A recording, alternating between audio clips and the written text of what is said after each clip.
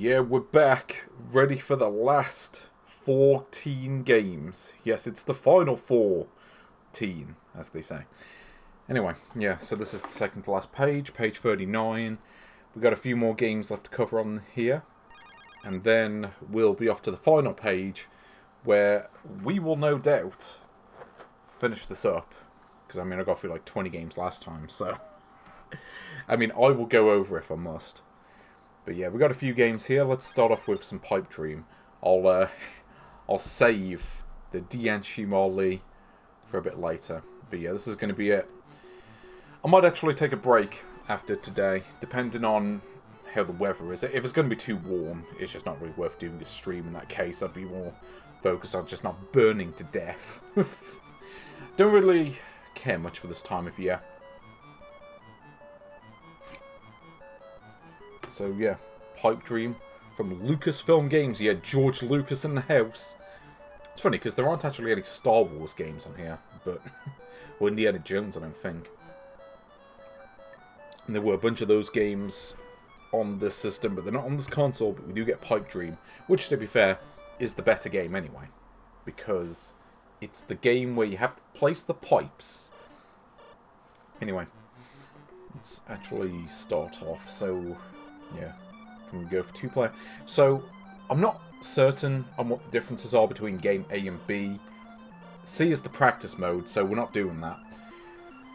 But yeah, if you go to A, you can change the starting level, and if you go on B, you can change the speed.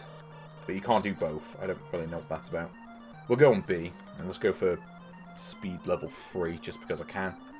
So yeah, not really feeling the music here. I mean, that's... Anyway. Oh, okay. No, we're doing this one.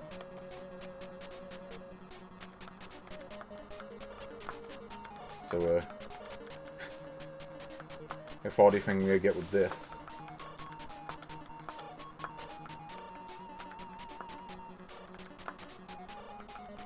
So this is just a game that's all about planning.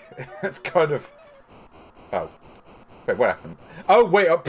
I was misreading it. I thought the pipe was...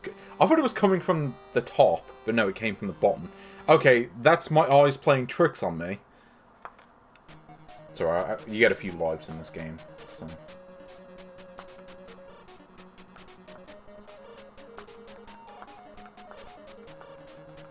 Okay, let's try this again, and try not to lose in the first 3 seconds.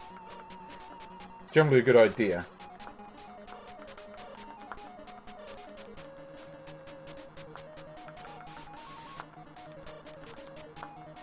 But yeah, this tune is a bop. You cannot go wrong with this tune. Okay, so now that I've figured out the correct way to go... let me see if I can figure something out here. Because I'm like, you know what? I've effectively beaten the level. Let's try to go for more points. Unfortunately, it's given me nothing but the wrong pieces, which isn't really helping. It's like, it's one specific piece I'm looking for, it's this one. There we go, let's just do that. Yeah, look at that crossover bonus. Wrong way, down a one-way street. Sorry. I had to. I was thinking of that song earlier today.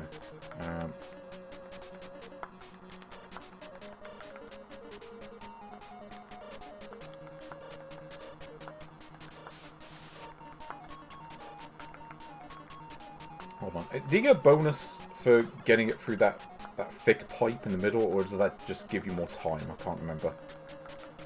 It's been a while since I've really, like, sat down to play much Pipe Dream. I think the last time I played it was actually on one of the Game Boy streams that had the game. Yeah, I don't really care about that.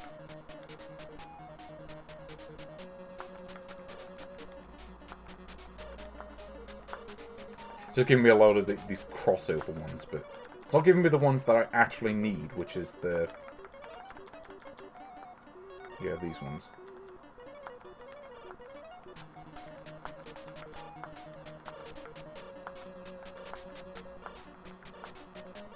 Yep, that's good.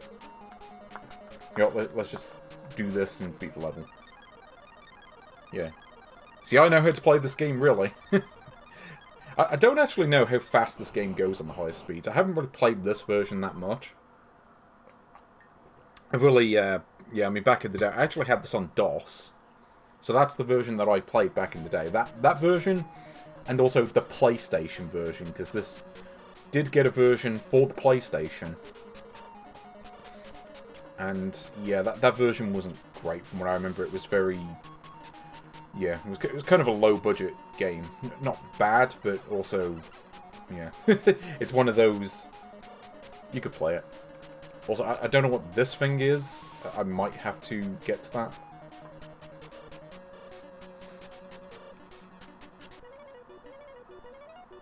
Hold on. No, I need the right piece. Here we go.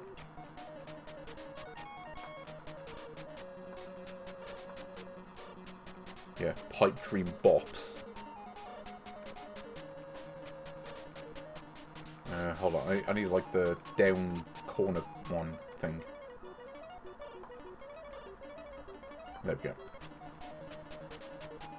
Yes, the problem, the game always gives you the wrong pieces, a bit like Dr. Mario, essentially. It's like, it gives you all the pieces except the one that you actually want in order to beat the level. Yeah, like, let's see how long it takes for me to get the right piece.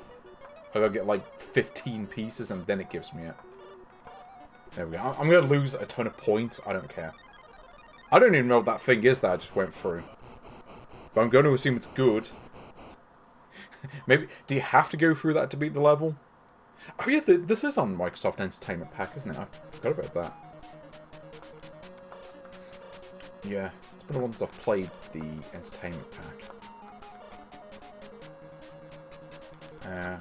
Oh, yeah, so this is the one-way pipe. And this one's going the wrong way.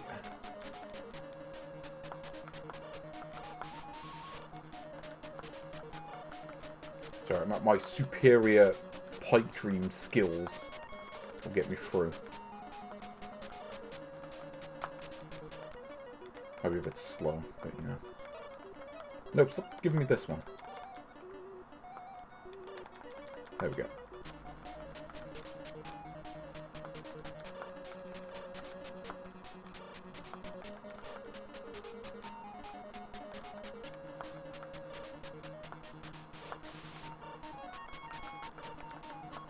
You know, it's funny that there's also that really awful, like, Nice Code rip-off version of Pipe Dream that's on this. Yeah, gotta be honest, this version might be a little bit better. Oh, hold on. No, give me the one piece I need. It's giving me everything except that. And let me just replace this, so I can get a few more points. Wait, is it really called Flues? Also, how am I in level 4-3 already? I'm like, this is like the 3rd level, isn't it? Is this just like... okay, is this like an abridged version of the game where it skips levels?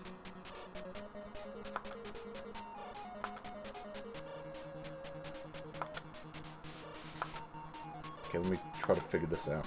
Oh, this is a bit like that Gorbachev game that I played recently.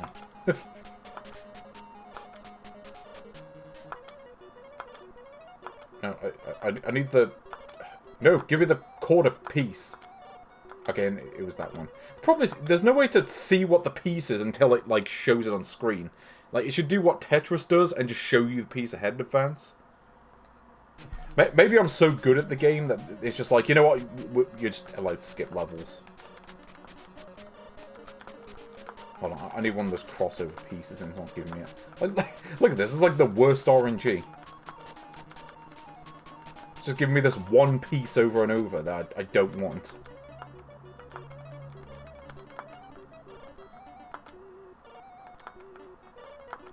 No. So that's the problem. Sometimes you just get bad RNG and then you're just forced to lose.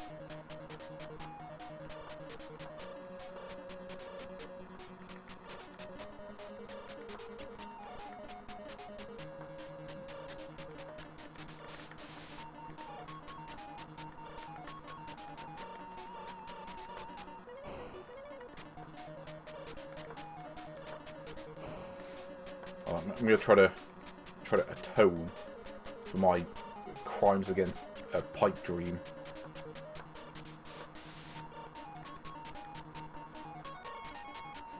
Can I loop the flues around from one end of the screen to the other? That's the real question.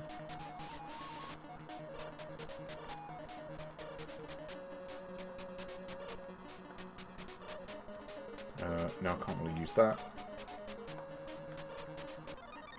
Oh, wait, what happened? Ugh. No, it's going to, like, speed up mode, unlike this.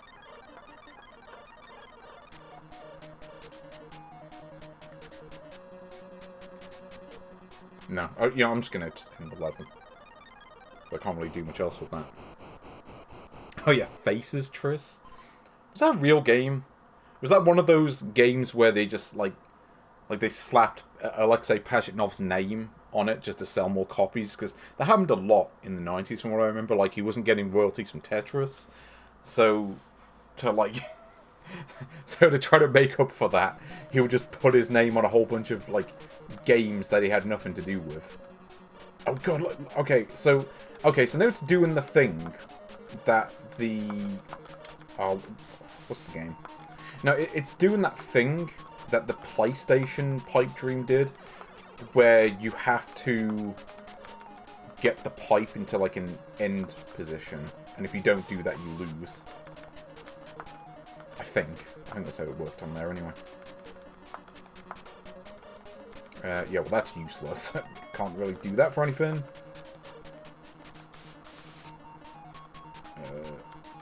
Okay, I don't know what to do this one. I'll just do that.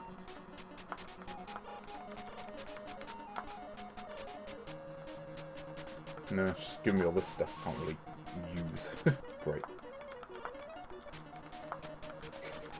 Oh, the music just gets intense for a second. It's like, oh, no, you're fine. You know, I don't care if I lose points, I just want to get to the end of the level.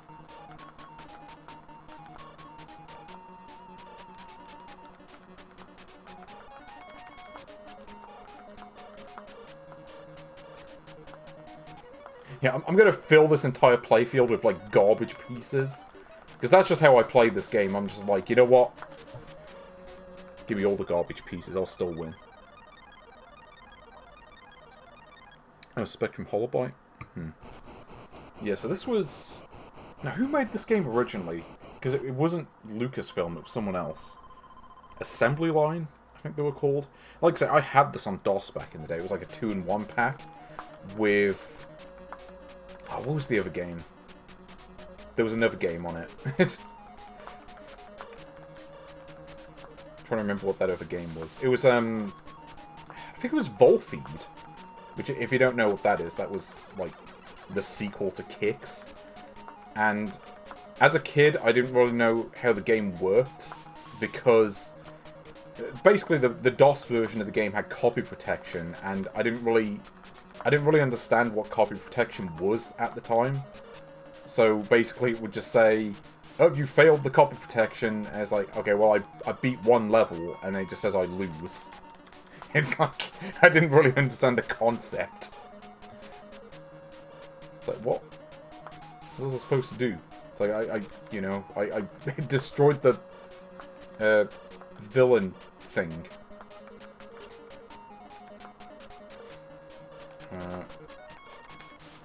Okay, I gotta do this. There we go. End the level. You know what's funny? It was a legit disc too. Like, I had the copy protection stuff. It's just that I didn't know how it worked. If I could read the copy protection information. I mean, I could read. I was just the kind of kid that didn't bother to read the manual. So I'm guessing this version... So, this I'm guessing is a mode that just kind of skips the game.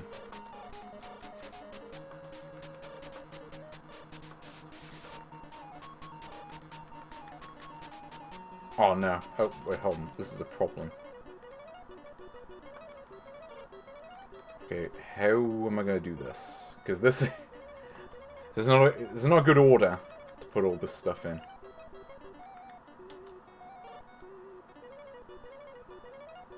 Yeah, okay, I don't know how to do that. That was just like, that was just kind of like a bad layout. I didn't really know how to go about it. Well, Q, Q, Q. Just because we all know Q is a cool letter. Well, there we go. I've got the second best score. Apparently there are at least 13 levels in this. I don't know how many there are in total, but... Also, yeah, Volfeed, also known as Ultimate Kicks. I think I've got the Mega Drive version of that. Yeah, this might be the same font, I'm not certain. But I mean, Bulletproof Software did make the Game Boy version of Tetris, which would kind of explain why. Because I mean, this is published by the same company that made Game Boy Tetris, so... But there we go. That is Pipe Dream. Couldn't quite beat it, but, you know, gave it a go. Maybe if I was playing on Speed 1, I could beat it, but... Okay, so we have a few other games here. We have Tsuppari Oozumou, we have bar games, and we have Lima Shindian. You know, I want to play some bar games. I want to get smashed. Yeah, I got my beer stein with me, with some squash in it. Non-alcoholic, obviously. Because alcoholic squash is not really a thing. So, yeah, there's no beer pong or air hockey or pool or anything like that. Nope, it's just a fruit machine. But I'll give it this. It's an aesthetically pleasing fruit machine. With, like, 8 different rows that you can bet on. So how does that work? Oh, I got 2 7s! Oh, look at that. Yeah, give me all the credits. Fine, we'll, take the score. Actually, what is the maximum bet? I want to see this. For a mouse mentality. You know what's really funny about this game, too? So this is by BitCorp, who also made Duck and a few other games that are on this console. I'm trying to remember what the other games were. Like, Othello was on this. Yeah, naturally, when I bet maximum, it just refuses to pay out anything. Yep, that's always the way. Oh, but look at this. Look at all them credits. You know what? I'm going to double up. Yeah, I win big! Look at that. No, that's a different game. I think that's called Shenghen Pao, usually. But yeah, this is... Well, it's known as Shuiguo Li for the original version. But this, weirdly enough, this actually got released in Australia under the name... What was the Australian title? I think it was just called Jackpot. Like, I remember there was a 4-in-1 cartridge that got released in Australia that had... It had this game and it had a few other games. I lost small.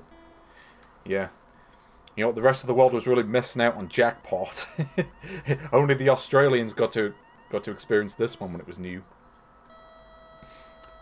They were so lucky, you know, they got this.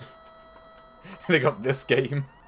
And they also got, what was it, Little Red Hood. That was an Australian release too. I've actually got a couple of those HES cartridges. It's like a 4-in-1. The one I've got has Pac-Man, and I think it has Duck as well. So I can play Duck. I've got a cartridge with Duck on it. Oh, you know what? No, I'm taking this. I'm not even going to gamble that. I'm like, you know what? 300 credits? Sure. Yeah, there's no American copy of Little Red Hood, I don't think. I don't remember seeing one. Yeah, they got Duck Eeg. But yeah, there's not really a whole lot to say about this game. It is literally... I mean, this is it. It's just, here is a fruit machine. Again, I actually really like how this game looks. I just think it looks cool. But, yeah, the game itself is... the game itself is hardly really existent. You know, you can play higher or lower. Kind of makes me wish I was just playing Play Your Cards Right, like the TV show. Does Australia have Play Your Cards Right? Because I know it was an American show, and then got imported to the UK. But, you know, our version had Bruce Forsyth in it, so obviously it was the better version. Way! Oh wait, was this in that promo video? Yeah, I'm getting all the 7s today. Yeah, give me the 7. Where's Grandad on this? It's like they don't have 7 Grandad? Actually, it's funny I mentioned that. The next game actually does have a bit of a connection with Grandad. So, look forward to that. And yeah, this game may look similar to another game, and we'll come on to that. Yeah, it's just giving me nothing but small. I don't want 2s, I want kings. And I want 10s, and I want game over, apparently. Now, what's really funny, too, so this was, you know, according to that intro, this was made for announcement only. But there is diagnostic data in at least one of these games where there may have been an intention to put this in arcades. Like, this was actually something you were supposed to gamble on in real life. I don't think those machines ever actually existed, because I think if they did, we would know about them by now. Yeah! I won twice! Look at that. I'm cool. I mean, you can't really beat this game, let's be honest. I mean, like, this is the whole game. Yeah, I mean, there do exist arcade Famicom clones, but it was mostly stuff like Play Choice 10, I think. You know, where it's just, here's a bunch of NES games built into just a machine. But, like, they're pretty explicitly just presented as NES games. They weren't presented as a gambling machine or anything like that. Yeah, it's a bit different. Great. Oh, yeah, and you did have those, I guess, bootleg Play Choice 10s. It's like you can play Mario free for like 10 minutes. Okay, well, I might as well gamble on this. There's no reason not to. It's like, oh, I can win. I put in 80 credits, I can get 20 out of it. Why am I still playing this? Like, what is wrong with me? Like, oh yeah, I want to play this fruit machine all day. And not like the other games have a bit more. Anyway, there's not really a whole lot more to say about that. Let's go on to Lima Shin Dian. This one may be a bit familiar. Oh, why is it green? Wait, what happened? And did the game glitch out? Oh no, it's the Hulk version of Fortran. What is with the colours in this version? Oh, you're not going to show us the push start to it? Okay. Now, I actually need to plug in a second controller to play this game, because the controls here do not make sense. For that last game, you just hold down A to bet, and then you press B to spin the reel. Okay, I'm trying to plug the controller in there. There we go. Okay, so literally you need 2 controllers for this one. So, if I press A, it bets on cherries. B bets on apples. Up bets on the bell. Down is watermelon. Left is the star. Right is 7. Start is watermelon. Or no, watermelon's the other one. What is that one supposed to be? Is that just a melon? Okay, we've got orange. A bets on bar. No, oh, sorry, I was pressing the wrong button. Yeah, sorry, I meant to press B. Yeah, here we go. I got an apple. Do you think I can reach? Yeah, maybe it is a line, actually. But, like, literally you have to use 2 controllers, because you press A to bet on bar, and B for the thing to start moving. It's like, why? Also, you have this thing that comes back, and you just lose every time. Fine, you know what? What happens if I just bet it all on bar? Yeah, do you think I'm just going to land on this? Yeah, just put 90 credits in this. And Fortran is just... Now, I think the strategy is to bet small on everything. And if it comes up with like a high value one, it's like, oh, you win! I was like, wait, where am I getting all these credits from? Wait, is that like a cheat code to get extra credits? Like, no, because it was doing it before. Yeah, I don't know why it does that. Like, I was like, wait, what's up with the colours? Wait, there's a way to get extra credits? I don't know what it did. Yeah, so like that time it just gave me 100 extra credits for no reason.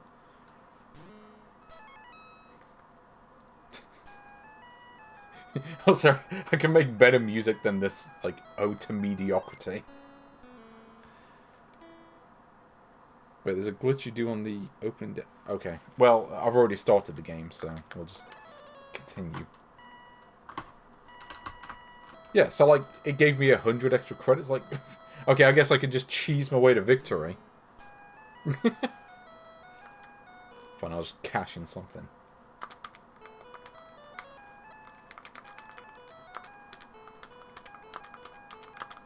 Yeah, my new mix called Fortran Burns in the Entertainment System. I love this animation too. Like, this is Bitcorp's, like, graphic designers at their best. You know, I mean, if you've ever played that, like, porno video poker thing they did, yeah, this is kind of, like, equal in terms of graphical fidelity to that. So, and you know what's really funny too? This game actually has, like, hidden diagnostic screens inside the ROM, which suggests that this may have actually been made with the purpose of it being for gambling, but for some reason it just, I don't know, it just doesn't. So I just like, once more. So I'm not playing this until I get to rich. Okay, when the game allows me to rich, we'll continue playing the other games. No, stop landing on the apple, you bastard! No, whatever, I don't care about the apple. Yeah, it's for a mouse but only. No, stop! No, give me the rich! I demand rich! I don't care that I've already got like 1,500 credits. Oh, you played the poker one. You know, it's funny, the poker game never really shows up on these consoles. Like, I see this game and, you know, the Fruit Machine one that I just played. Well, you say that, but I mean, you look at sports betting nowadays, and I mean, it's more prevalent than it's ever been. Thankfully, I'm not a gambling man. I never was, never will be. See, the trick to this game is just don't bet. See, that's the thing about me. I don't bet. Like, I just don't bet on anything. I'm just like, you know what? I'd rather just keep my money. You know, if I'm gonna play gambling games, I may as well do it where I don't risk losing actual money. Because that happens. I lose small. Yeah, just give me 27 bars. Yeah, I got the lime! It's lime time! As was a once popular catchphrase. Whatever happened to Lime Popsicle? Is he still around? Ugh. It's just game over. No! Fortran! Help me! I've only got 1926 credits. You know, it's really funny too, like, I remember, like, in the early days of YouTube, there was, like, this meme about Fortran. Like, Nonton D or whatever. Does anyone know what I'm talking about? It's like, how high can Fortran reach? Hold on, what happens if I bet more? Does that work? Is that the secret to getting the push start to rich? No, it's just not landing on it. Well, I get the... I mean, I get how this works. It's just I can't win on it. It just keeps coming up with the opposite to what I'm pressing. So I've got 24 to 4 credits now. See, I'm destroying this game. I'm not even trying. I'm just like... Yeah, just getting ace every single time because the game hates me. But it also loves me because it keeps just giving me extra credits every time. Like, is that just like a cheat code that they didn't get around to patching out? It's just, oh yeah, whenever you press the button to start the game, you just get extra credits for no reason. So it's like, they forgot to patch it out. And you know what's really funny too? I don't know if anyone knows this, but in the unhacked version of this, because this is like a hacked ROM of the game, but the unhacked version of this is credited to Namco Corporation, which is quite funny. And, of course, the real Namco had nothing to do with this game. Like, this was, yeah, you can see it's, like, obviously rigged. It's like, even then I probably still lost on money. But yeah, this was published by a company called Fiverr Firm, I think, who also... Well, after this, they went on to do a couple of Game Boy Color games, I think. What they were doing in the interim, I have no idea. Because this was from 1989. Obviously, Game Boy Color was like a decade after this. So, who knows? Wait, Starblade? Well, surely they would have gone from this to Starblade. I mean, considering that... I mean, when did Starblade come out? Like, 1993? It was after this. Actually, what happens if I just hold down the B button? Well, I can win big. You know, if I just hold down B, it's just going to keep playing itself. I don't even need to play it. I'm like, yep. I got 240 credits, motherfucker. Because I'm just that good. Wait. So if I hold down the B button, I don't even have to put credits in. Like, it literally... I'm not even joking. Like, all I'm doing is holding down B, and it's just keeping all the credits I've already put in the machine. I have figured out how to... the fix is on. I have figured out how to beat... how to beat Fortran at his own game. I don't even need to push start to rich. Or I just hold down B to rich. Holding down the B button, that's the secret. You can't once more me, Mr. Mario, or sorry, Fortran. You can tell it's not Mario, because Mario is an M on his cap. Fortran is an F. Is it possible to get to 10,000 credits?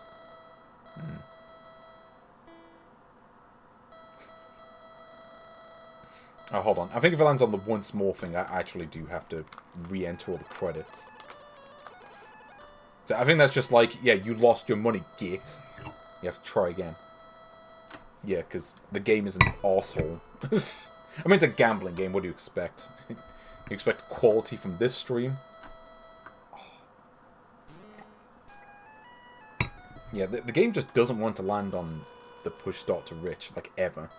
See, look at that. That's all you have to do. Is just hold down the B button, and the game constantly lands on the once more thing, which shouldn't even be an option.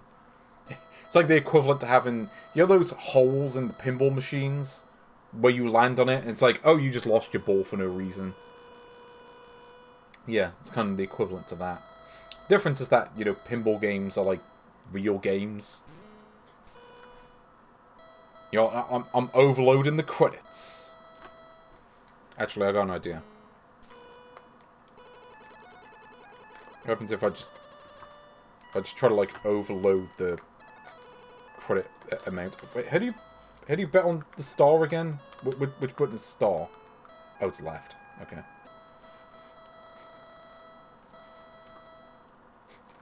Yeah, I got 60 credits. See, I didn't even. Actually, no. I guess it auto bets. Yeah, because I think it did use up credits to do that. But you know what? This is the speed option.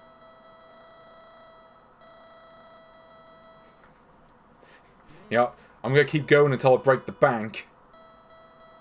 Even if it just lands on cherry every time. I'm getting all the money. Yeah, I'm gonna keep going until it lands on that coin on the right. Like, but it's amazing to me that they drew Fortran the way he is. They were like, yeah, that's good enough. It's like, yeah, we'll just make him look like a strangle murderer that's ready to escape into your nightmares, you know, Freddy style. Yeah, it just turns out, yeah, you cannot rich in this version of the game. They hacked it out. That's why it was green at the beginning. It's the sign that actually, yeah, this version doesn't actually work properly. It's just, no, this is the no rich version. Is there a trick to getting the push start to rich? Like, is there like a secret code? Also, yeah, oh, look at all them 200s! Oh, look at all that credit I got. Sorry, Link, I can't give credit. Come back when you're a little, richer. Yeah, you should have gone to Fortran. But yeah, you might recognise this design. Of course, it went on to be used in, what was it, Mario Fighter 3, which was a Street Fighter 2 hack. where you could play as Mario, who I think was just a broken Guile clone, wasn't he? In fact, there were multiple Street Fighter 2 clones where they put Mario into the game and just made him a clone version of Guile. I don't get it. Oh, I've seen the Fortran versus Morshu video. That is a real video. I was watching that, like, today, in fact. No, you bastard. Is there, like, a hack of this that just removes the once more thing? And replace... Like, just replace all of the spaces with rich. That's, like, the only option you have.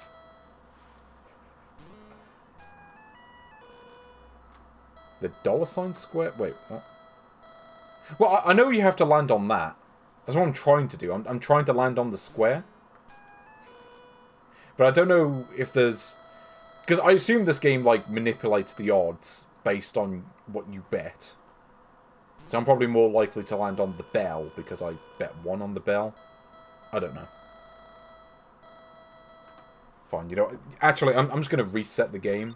I'm going to try to see if I can do that glitch that allows you to push start to rich. Because I won't be satisfied until I get to rich. I demand rich! Also, the colours were all messed up. Wait, how do you do the... I'm trying to spam the button. Hold on, let me swap the controller. Let me fix this. Because the controller 1 doesn't have turbo. Hold on. So, it's turbo A, isn't it? Yeah, the demo ended early, that's the problem. I don't know if maybe this is a hacked version where you can't do the glitch. I'm guessing that's what's happening. Hold on, yeah, let me try select, see if that works. No, I'm pretty sure it is A. Like, you have to press A to do it. It's not working there.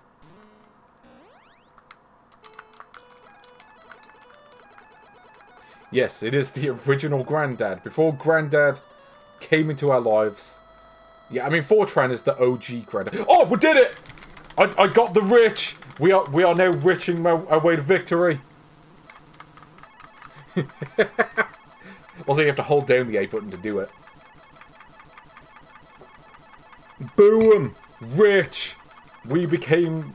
like, look at all those credits I got. You know what? I just beat the game. I beat the entire game in one move.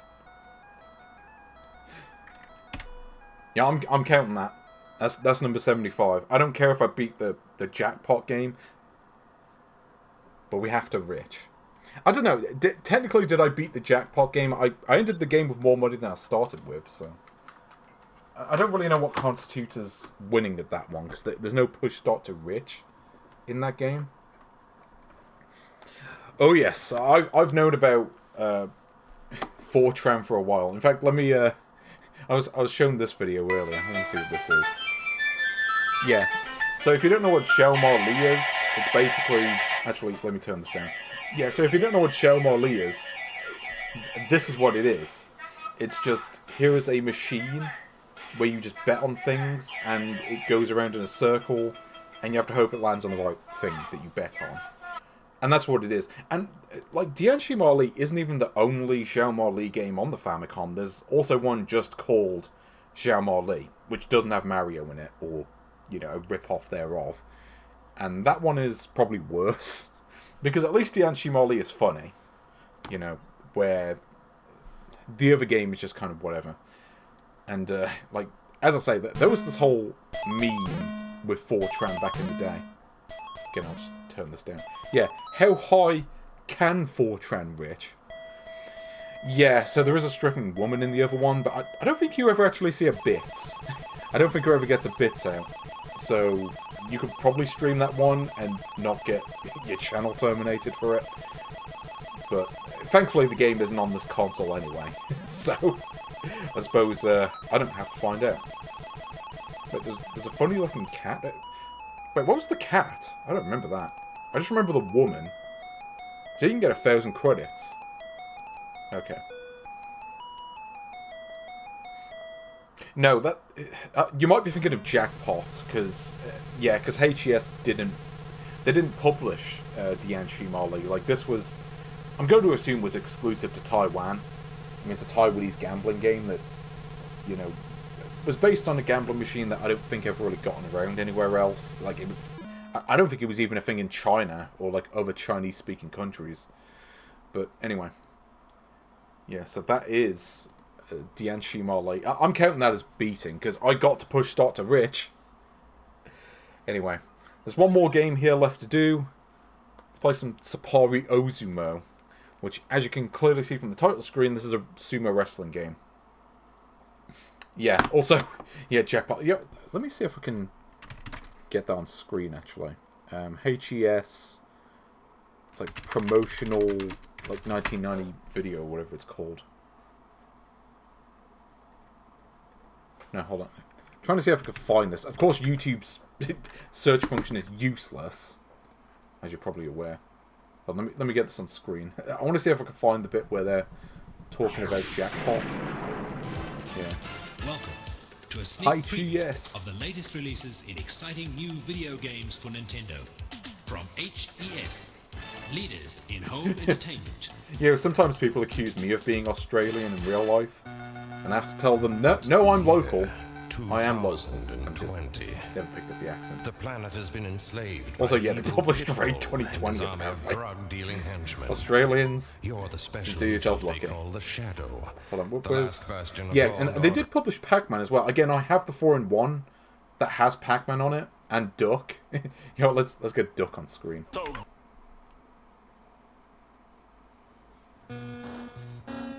Jack the Duck is what you might call babysitting.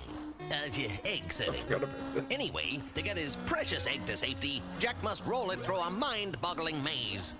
It's too much for him. He's going to need your help. I have to imagine this man is the Australian Cheggers. And that thought terrifies me. It's like having a UK version of Raid. It's just something that just shouldn't exist. But watch out for the sleeping bulldogs that where wake is up as Jack? you pass Yeah, here by. it is. What does HES have to say about it? Now you can get into the excitement of the clubs and casinos with your very own poker machine game. The latest electronic poker machine game is now available for your Nintendo system. And wow, talk about fun! Are you ready? Yeah, all the fun of a real fruit machine, except you don't get the money if you win. Yes, they changed the logo on the title screen, because originally it was in Chinese, so they had to translate it. Too bad. Or just change the name, I guess. Yeah, like, what is with the cat on the title? Try again. I never understood that. It's got like a weird nose, too. With ridges on it. Yeah, that sounds about right. I'm not gonna lie though, I actually don't dislike this game personally. I can play this for like 5 minutes and get something out of it, which is more than I can say for like pretty much all the nice code stuff that's on this console. Out now from HES. So you could do worse. You could end up with a bunch of nice code games like I've had to play on the last 20 streams. Thankfully, I don't need to play any more nice code games. It's only going to be good games from now on. Also, I can't read any of this. This is all kanji, so I'm just like, yeah, I'm just gonna be Star Door 7. Let's call myself that. Yeah, you ever played this one? I actually own this game on cartridge because this game seemed to sell a lot of copies back in the day, and this is one of the games that I just kind of randomly ended up with, and I still have it. It's been a while since I've played this one, but it's pretty simple from what I remember. Also, is my controller plugged in? Okay, it must be. Yeah, actually, maybe I should have got the turbo controller for this game. Ugh. Boom! There we go. Also, you can turn the other player around if you want. So there we go. On the one on the left. Also, you do eventually work your way up the ladder, so... Basically, you gotta fight all the other sumo wrestlers in the league, trying to become Yokozuna. Also, you've got that, what's that thing? The rabbit that appears at the start of a lot of other Tecmo games. Ugh. Ugh. My track and field skills don't fail me now. Ugh. Okay. Okay, and I can't remember offhand what the actual controls are. But this is kind of like you just mash buttons. I mean, I think there may be a bit more to it than that. This game was quite popular back in the day too, like in Japan. Yeah, this was like one of the big hits of '87. So this was like the first of several, not Mahjong, sumo wrestling games. Oh, there's like a super move you could do where you just throw them into the audience, but I can't remember how you do it. No. Yeah, like that. No, you know, I don't think I actually get NHK on my, like, satellite setup. So I never really got the chance to watch it. But, yeah, I've seen a few clips here and there. Also, wait, why am I fighting against a blue man? What's going on here? Oh, we got aliens. We got to fight the aliens in the Sumo Wrestling League. Oh. Oh no. I think B is like you turn them around. I remember that much. Ugh. Should have got the turbo controller for this game. I've forgotten about this.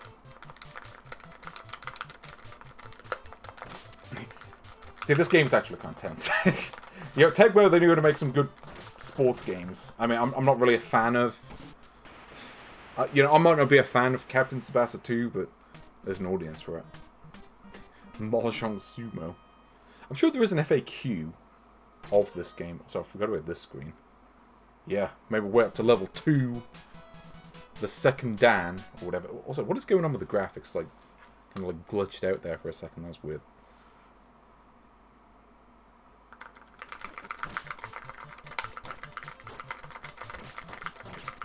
Here we go. Ugh.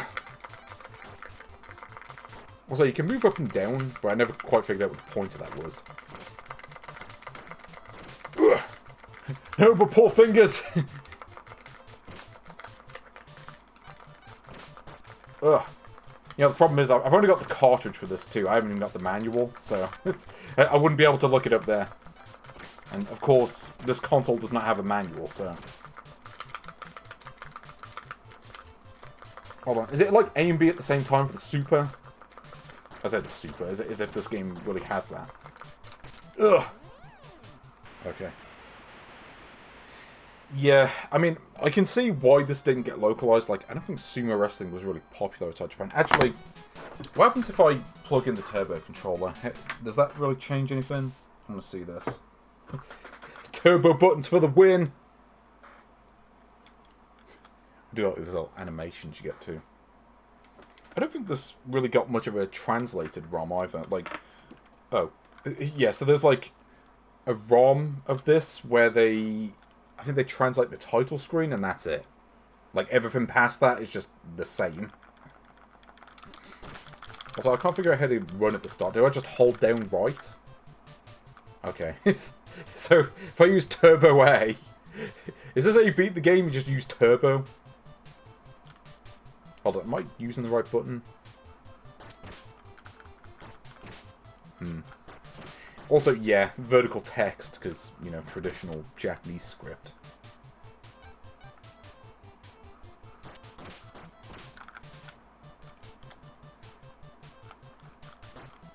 Yeah. I swear that I used to be able to do a thing where you just throw the other player into the crowd, but I can't remember how you do it. There's a way to do it, but...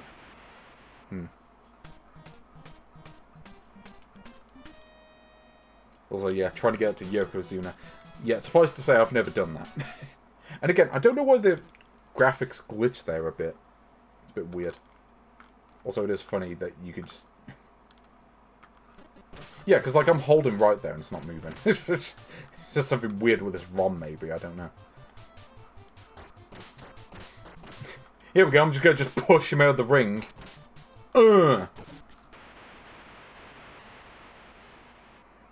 I like the way the crowd goes a bit crazy too. It's like... Urgh. So we go. We had the blue man, now we get the green man. The close encounter with the third kind. Here we go. Get me in the scrum and I'll win every time. Hold on. Is it like A and up, maybe? Or A and down? Yeah, I don't know. No! Boom! Yeah. It's a lot easier when you can just turbo away your way through the game. It's one way to do it. Yeah, here we go. Third Dan. Actually, is it third Dan or is it third something else? I don't know. Again, like, sumo wrestling's one of those things... I kind of know the basics of the sport itself, but... I don't know, when it comes to everything around it, not so much. There's like that one Canadian man who just, like, moved to Japan and then just kind of, like, dominated the sumo wrestling league. He just, like, destroyed everyone and they just kind of retired. It was sumo wrestling, wasn't it? It's always funny to me because, like WWF, you know, they had a wrestler called Yokozuna, who wasn't even Japanese, who was, like, Tongan, I think. But they just, you know, pretended, because wrestling being what it is. So yeah, I've got to... Yeah, how difficult it can be on the later levels of this. Like, even with Turbo. Can't really quite do it. Oh, okay, there we go. Just knocked him down that time.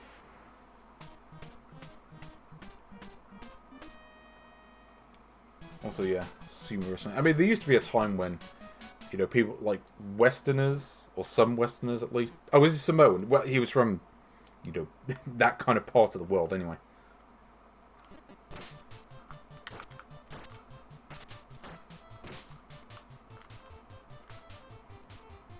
Ugh! No, that didn't work. But, yeah. I'm trying to think what else there was. Oh. Is that it?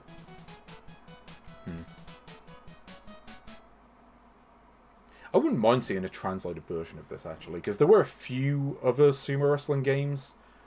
I think Jalico might have made a couple of them. Like, I know they made at least one. Like, there was this... There was, like, some, like, RPG game like this, wasn't it?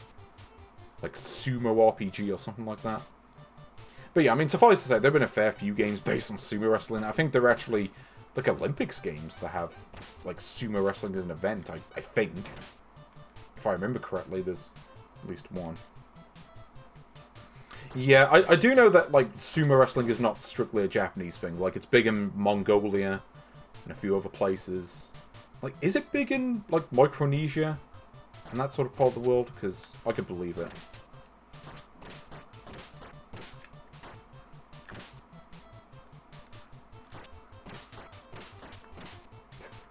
There we go.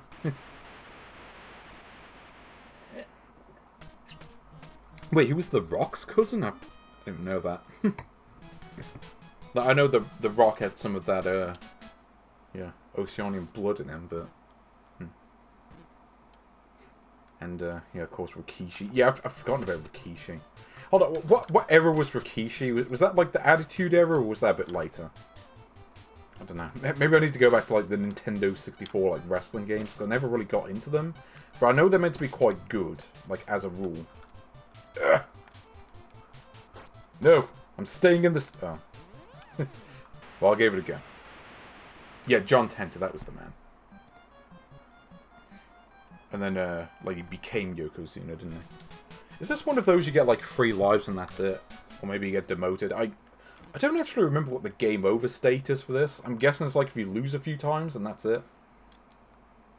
I want to say this game also has a password system, but I couldn't actually read the menu at the beginning. This is a very distinctly Japanese game. Like you had this. There was also that one adventure game that Nintendo made for Famicom Disk System. That was, yeah, like, also had the text written in vertical. Yeah, also you can just do that. It's like, oh, well, we just destroyed the ring, now we've got to rebuild it.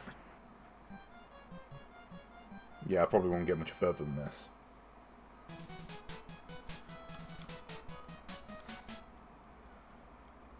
Mind you, there probably is some sort of strategy that you have to employ by the time you get to this stage of the game. Unfortunately, I don't really know how it works. Again, like I kind of have a surface level knowledge of this game. I'm like, well, I know the basics. You know, I know a little bit about what the sport is, but I mean, being a filthy limey I don't really know much about it. I'm just kind of like, yeah, this is about it. I think there is a 2-player mode in this at least, so you can mess around that. Yeah, I mean, turbo recalls win up to a point. Unfortunately, by the time you get to 3rd Dan, you kind of have to pray. Also, I can just do this. Yeah. Got to clean that. Got to sweep the field. Unfortunately, you cannot sweep the leg. This is not Karate Kid.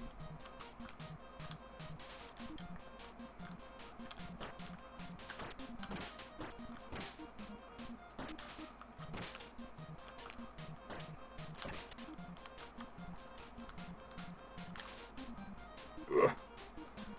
Yeah, too late to pray. I certainly feel that now. Is sumo wrestling big in Australia? I'm going to guess no, but I don't actually know. I think they might be too busy with cricket to really bother with that. I'll say this though, Australian football fans, they know what they're talking about. Yeah, I think that might be it. Okay. Oh, we've got the Tecmo News. Oh, look at this. See him just going out of the way to present this game. Okay, where am I on this? Okay, I guess I made it to... Is that 71? 51? Or, I wasn't really paying attention. I thought that was game over. I'm like, well, lost, so...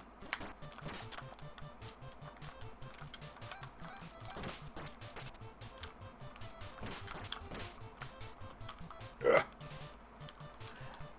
Is there an FAQ for this game? I genuinely can't remember. I think there might be.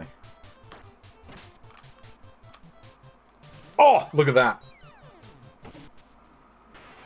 See, look at me learning this game. Boom.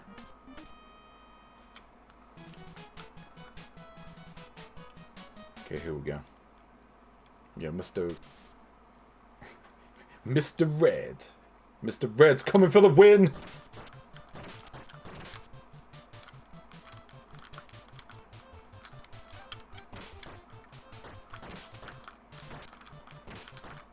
Ugh, no, he's gaining his stamina back. Ugh, there we go. Okay, I figured out how to do that now. You gotta drain the stamina and then try to throw them. Also, I don't know what's going on with that flickering too. Like, I think that is just a problem with this console. Okay, we're up to level 4. What have we got here? Unfortunately, I can't read any of this text. Yeah, that is unfortunate. I mean, again, to be fair, I do sometimes criticize this console for having, like, untranslated ROMs, but to be fair, this game doesn't really... There is no translated version, like, not like a proper one. Like, this is kind of it, really. You want to play this game... I'm sure that there are other sumo wrestling games that did get translated, but I can't figure them offhand. So how do you get stamina back? I don't remember. It's like you just keep hitting them over and over again, and then just hope for the best. Oh, is that it? Okay. And that's it. Well, I've lost quite a few. Okay, is there an FAQ on this game? And if so, does it actually tell you, like, if there's, like a win state or a game over state? That's what I'm interested in.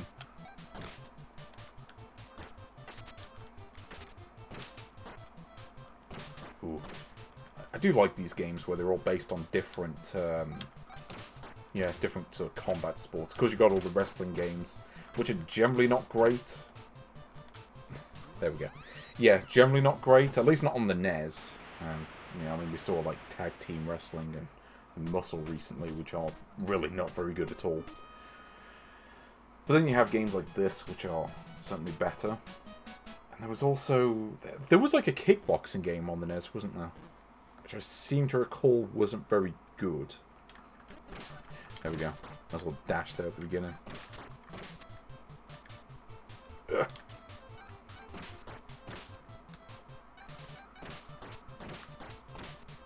Ugh.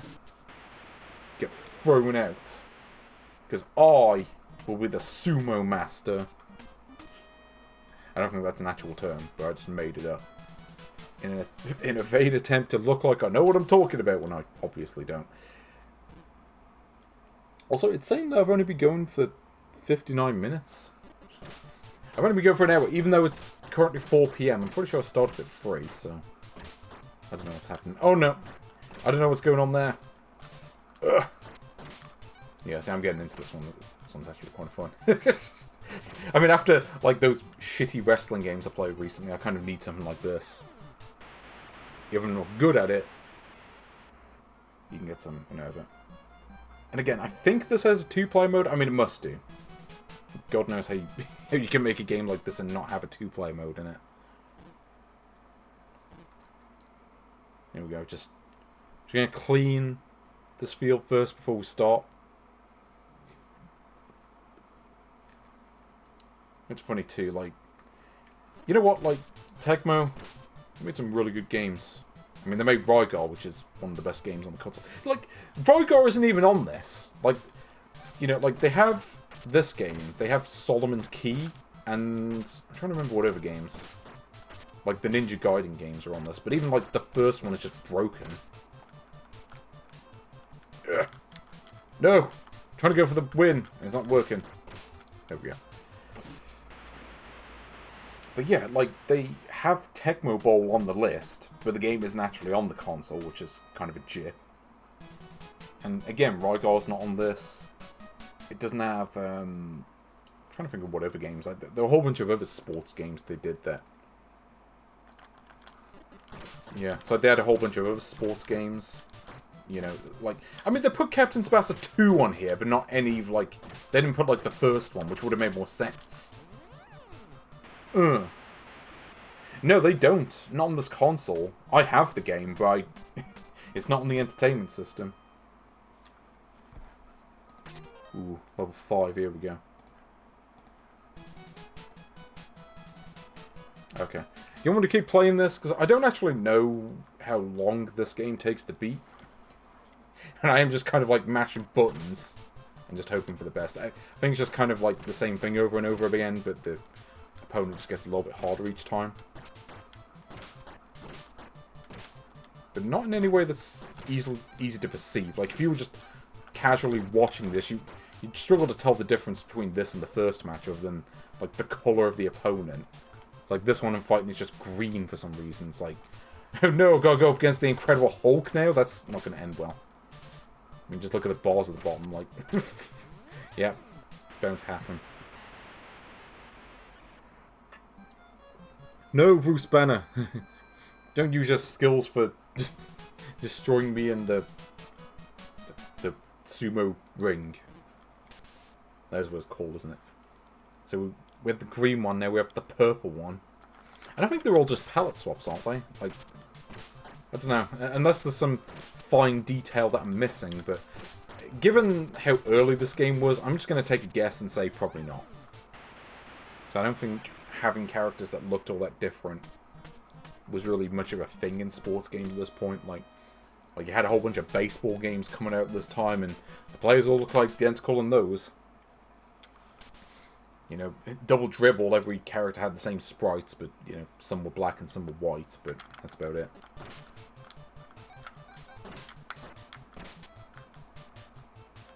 Ugh.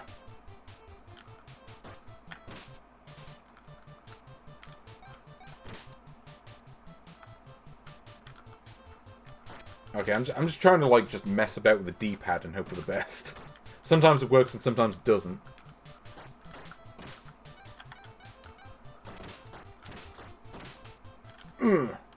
Oh no.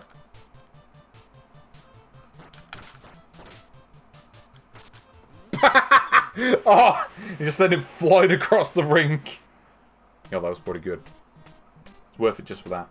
Yeah, there's no Blades of Steel on this, or Double Dribble. So there's so many great sports games they could have put on this console and they didn't. It's like, where are they? It's like you put that, like, black box ice hockey, but not Blades of Steel. It's like you got your priorities wrong, whoever made this console.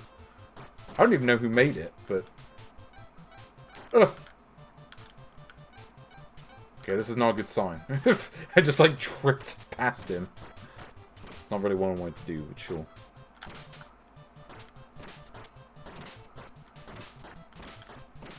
Yeah, I'm just going to be on this game all day. Yes. Entertainment system. Bin Ben Boo. You're my favourite. Win Tempo.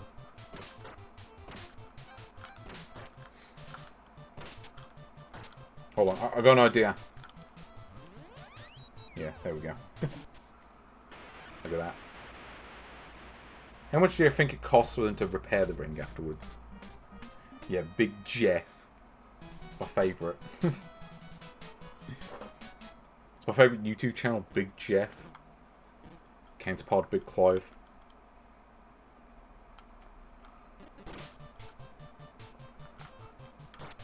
So it's like a news thing that comes up. I think it's hard to keep track of where I am in the game because I mean I've seen that you know, that big list of all the different competitors, contenders, whatever. I've seen that once this entire game since it started. Yeah. It's like, how come you never really get to see that much? I don't really get that. Yeah, so like, if I press select, it comes up with this screen. I do like the handprint on it, though. That's pretty good.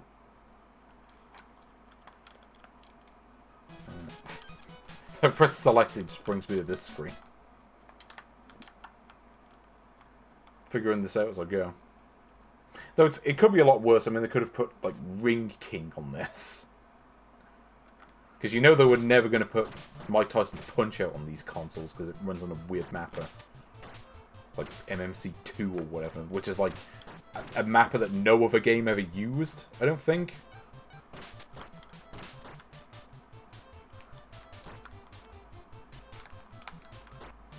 Ugh. No! I'm staying in this. I don't know if we're going to stay in, I'm going to win. He's out the ring.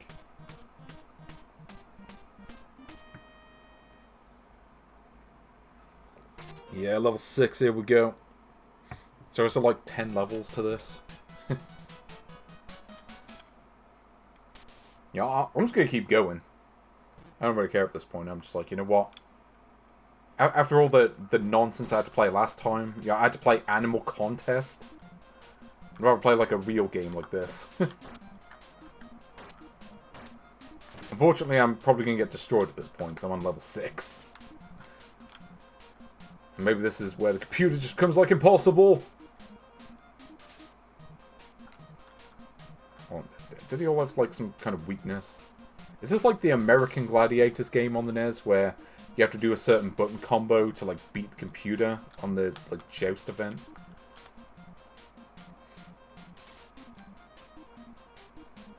Yeah, so it's like, it works to some level. Didn't work enough, though. Also, I do apologise for the flashing effect on this one. I've only just noticed that, but sure. What even is my character's name? Like, what's going on there? There we go. Ooh, we get the news report again. Because this game exists in the modern day. And by modern, I actually mean 1987. But, you know, close enough. Where am I? Oh. Wait, did I go down the rankings, or...? Almost looks like it. Not sure I'm really getting anywhere with this. Just kind of stuck on the ladder. It's like, well, I'm just kind of stuck in the middle. Actually, so that screen that just came up, was that like a password? Because I think this game does have a password system, but I'm not certain on how it works. I think it's just, you get the new screen, and it tells you what the password is. I'll have to look into that, maybe. Ugh. Well, it's a good thing this game works properly. I'm thinking about some of the other games I've played on this console before, like Bandai Golf and Choplifter, where they just don't even work. I wanted to play Bandai Golf as well.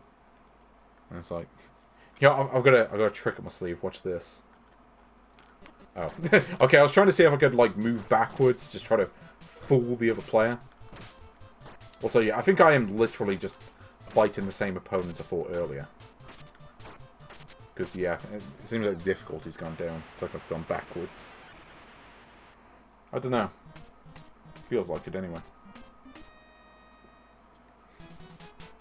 Anyway, I think I could keep going on this all day, but I don't think I'm really going to get any... I don't think I'm really going to get much further than I have. Maybe I'll look into that more at some point and try to figure out how the progression works, but... You know what? I think it is time to move on to the final page of games. So we've just done page 39, and now it is time to move on to the 40th page, which is, of course, page 4. Not page 40, page 4, which is this page. So, yep, the final set of games to take a look at. We have Adventure Island 2, 3, and 4. We got the Chippendale games, and we got more Kunio, because we haven't had enough of them, apparently. Okay, you know, let's get these Kunio games out of the way, because I'll probably only be playing these for a couple of minutes anyway. Especially this one, because I've never figured out how this game works. So yeah, Chippendale 1, 2, and 3, you know, because everyone remembers Chippendale 3. It's funny, actually, I do own that game on cartridge. I've got it, like, on my desk somewhere. Also, you can see they've hacked out the copyright for this one. So this is... I can't remember the title. Like, all these Kunio games have, like, stupidly long names. It's like Kunio Super Awesome Race Day or whatever this is called. But yeah, I'm going to play this one for, like, a minute. Because I don't know how this game works. I know the idea. But how you're meant to play this competently, I don't know. And to be fair, from what I've seen from other people talking about this game online, they couldn't really figure out how to get very far into it. Like, it's like, well, I know what I'm supposed to do. I don't know how I'm meant to do it remotely decently. It's like, you know, basically the idea is that you're in, I guess, kind of like a cross-country race. And you're trying to, like, get to the finish before the other players. Also, you just run through someone's house. Because this game just be like that.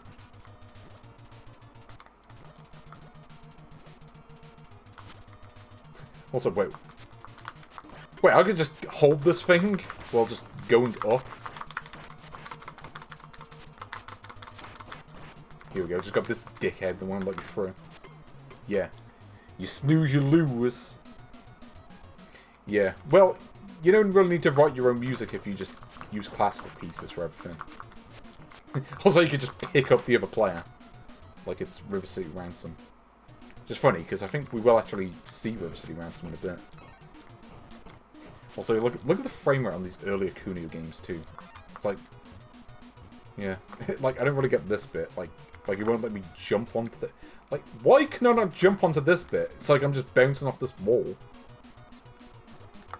Okay, so I have to go off the roof and then jump? Okay, whatever. Like I said, this is a game I've maybe played for like 5 minutes. But yeah, you just gotta get to the end. Also, that happens. It's like they tried to basically take River City Ransom and try to turn it into a cross-country thing, and I never quite... I can never make sense of this one, I've got to be honest. Like, I'm sure if you've got, like, 4 people to play this with, maybe this is really good.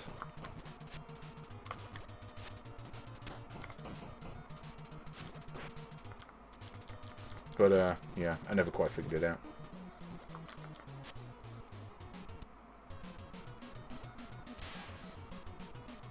Also, you just get scrolled off screen. There isn't even, like, an indicator to say where you are.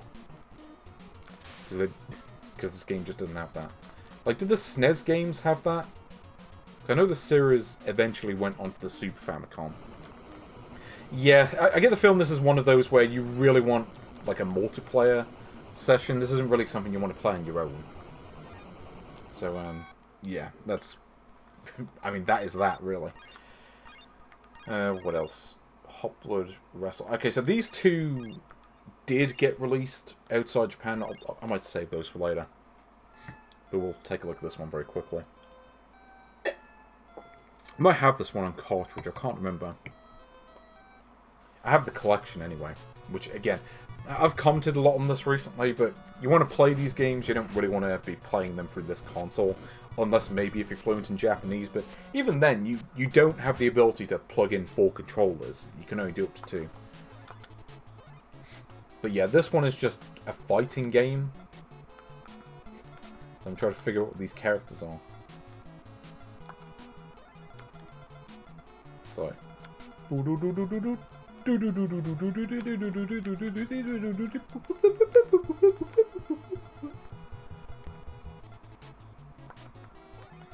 Fine, I'll just type this in. Hold on, which one is no? I think that's no, isn't it? Mr. No. Well, you know, let's put in today's date, which is the 20th of June. I don't know if this actually affects anything, or if it just... Yeah, I don't know what it is. Like, Japan is just obsessed with blood types for some reason. Like, literally, I don't even know what my blood type is. I couldn't tell you. Plays Kunio, I guess, because why not? Here we go, Kunio. There we go, his birthday. So now you know what that is. A few weeks away from Christmas. Do you think he gets birthday presents? Or Christmas presents? Or are they too close together and his family's cheap and only goes one with them? Yeah, so I know this one. This is basically a one-on-one fighting game. So I'm not Kunio, I'm like the other one. Also, one of them just... What even happened there? Yeah, so this is just like an arena fighter, I guess. Like, before this sort of thing became popular. Kind of funny, I was just playing sumo wrestling. Now we have a game that's kind of similar in certain ways. No, not really. Because obviously this is not sumo wrestling, this is completely different. This is just closer to street fighting, I guess. Which, you know, I mean, this is literally a series that came from Renegade. Wait, can I do like a... No, he does like a slide.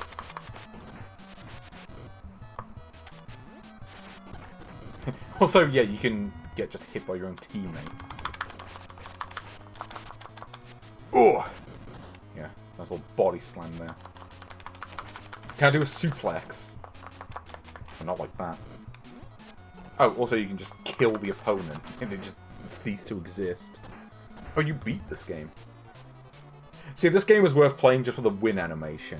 Like, that animation on its own justifies this game being on this console, even if it's all in Japanese. So I don't know what level 5 means. I guess you can change the difficulty, but sure. Oh, it changes the character? Okay. Okay, so what options do we have? I guess this is continue. What does that say? Stereo? No.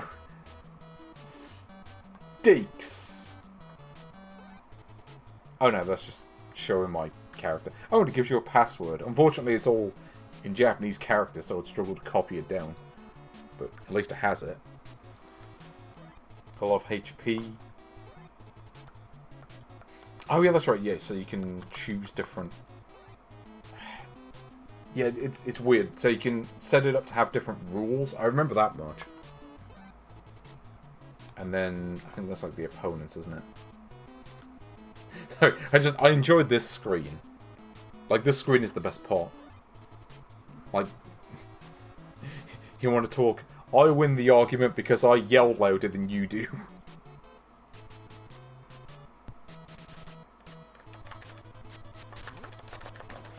Also, the opponent can just do that because they feel like it.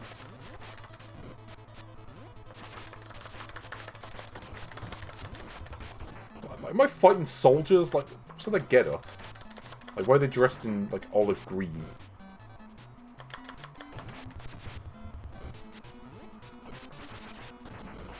No, better get killed. Maybe not.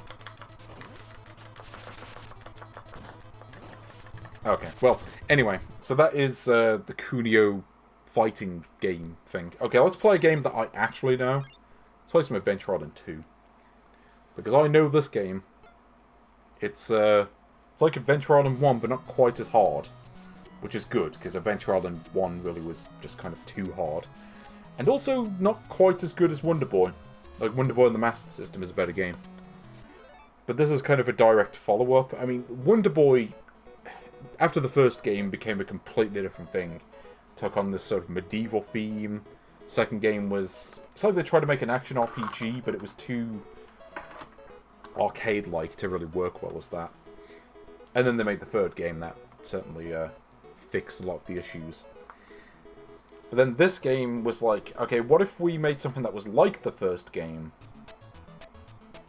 But, you know, it's the 90s and we updated the feel of the game a bit, modernise it.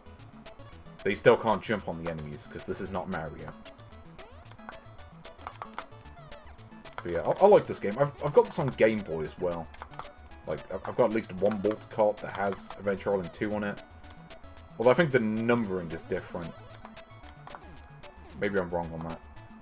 But, so like, on the Game Boy it's like Adventure Island 1 and 2, but they're actually based on 2 and 3, I think. I'm trying to think how that works. Also, I will play Adventure Island 3 immediately after this, just because I can never remember what the difference is between these games. I know on the Game Boy, Adventure Island 3 looks and sounds closer to the NES version, but it's also... I remember that game being, like, notably kind of cheap compared to the second one. Like, you don't really get much time to react to anything, which wasn't really a problem with the second game. It just became a problem with the sequel. I don't know why. If anything, you'd probably expect it to be the opposite, but sure. Also, I'm sure these graphics were used in a bunch of bootlegs too, like the background at least. Like, I remembered Adventure Island 3 as being like the one that added the animal helper characters, but no, this game has them too. So I must remember that. Like, what did Adventure Island 3 have that this game doesn't? Like, literal questions, I don't know. Like, I've played them. And I feel like I should know, but I really do not. I'm like in my head they're the exact same game, even though I know they're not. Different levels. Also, yeah, Shiver the Didio. But yeah, well, it's the 20th of June, the day that I finish playing all the games on the entertainment system plug-and-play thing. But yeah, you ever played Adventure Island 2? It's probably better than the Game Boy version, actually. Just because it looks and sounds better. Got a bigger screen, which kind of helps you to see what's coming. Also, you can spawn honey, and you become invincible for a few seconds, which is great. Actually, it's funny, I was playing, like, Mario 3 recently, because I'm like, you know what? I never really sat down and, like, played Mario 3 that much. Like, I'd beaten the game, but haven't really played the whole thing. And now I've gone back and done that, and I'm like, yeah, this game's fine, but like, I don't know, people calling it like the best things in sliced bread, which is, it's like the internet wants you to think it's like, I don't even know, like the Citizen Kane of games, and it's just, yeah. I mean, like, there's maybe an argument to be made that the first game is that, but certainly not the third one. Yeah, I don't know, like, I never really beat these Adventure Island games. I have the first one on the SNES, which is similar to these NES games. Also, I don't really remember what these eggs do. Oh, that's right, yeah, you can basically hold them in reserve. That's how it works. Also, you have, like, the evil aubergine that takes away your health. I do remember that being a thing. Certainly was a thing in the first one, and I think this game has it too. So it's like, yeah, welcome to Dinosaur Island. Or whatever this one was called. There's like a bunch of different islands, and you have to traverse them all. I wouldn't mind trying to play through this game at some point, but I imagine, because I've played it enough, the Adventure Island 1. Yes, so we are in Adventure Island 2. I did do the first game on a previous stream, because it's on a different page. But yeah, playing this one for a bit. Because I like Adventure Island 2. But yeah, it's kind of the problem. Again, the first game is just too hard. This one, I don't know how hard the sequels get. Actually, I'm just going to just swap this out, because we're in the water level. Yeah, wouldn't really be much use anyway. But yeah, this game certainly isn't nearly as hard to start with, which makes me think that maybe the later levels of this game aren't too bad, but I haven't played far enough into this to know. I just remember that, like, World 8 and Adventure Island 1 is, like, insanely hard, and most people can't beat the game. Like, even with, like, the continue code, it's like, yeah, no, you get you so far. It's funny, too, because it's not a long game, it's just that the game is so hard. Well, it's probably a good thing I didn't try to beat the game, because I thought the game was okay, but I also never made a serious attempt to try to actually finish it. So, maybe that's for the best. And yeah, Adventure Island 4, very different game, actually. We'll see how that goes. Unfortunately, that one never got localized, so it's probably going to be in Japanese on this console. Guess we'll find out. Oh, I remember this. Yeah, this is, I want to say, is where the game starts to get hard a little bit. Or at least it is for me. I'm not exactly an expert on this series. I've played a little bit more like Wonder Boy, like the sequels at least. Maybe that's an idea, just play all the Master System stuff. Because Master System, you don't really tend to see it much online, outside of certain circles maybe. But it's a big deal in the UK at the time. Unfortunately, I kind of missed out on that. I kind of started at the tail end of the 16-bit era. Whoa! No, yeah, you get hit once and you lose it. Well, so be it. Also, you can jump higher in this game, which helps quite a bit. Like, in the first game, you had to hold down the B button to do it. Oh, no, it's fine. I mean, I have a load of, like, really bad opinions. Like, you really should not take me as an influence. The day that I become an influencer is the day that you should just shut down the internet forever. Just, oof. Oh, we at the boss already? Nice. Yeah, welcome to Fern Island. Okay, what do we have on this level? So you can land on this thing. Doesn't that, like, rotate? Or am I thinking of Mario 3 again? I know Mario 3 does that. I don't know if this game does. But this game came out a few years later. This is like 90... Just 91 or 92. No, this had to have been 91, because Adventure Island 3 was 92, I think. And then, like, the fourth game came out, like, the end of the Famicom's life. Like, literally... I think it was the last Famicom game to be released. So, you know, maybe I'll do that one last.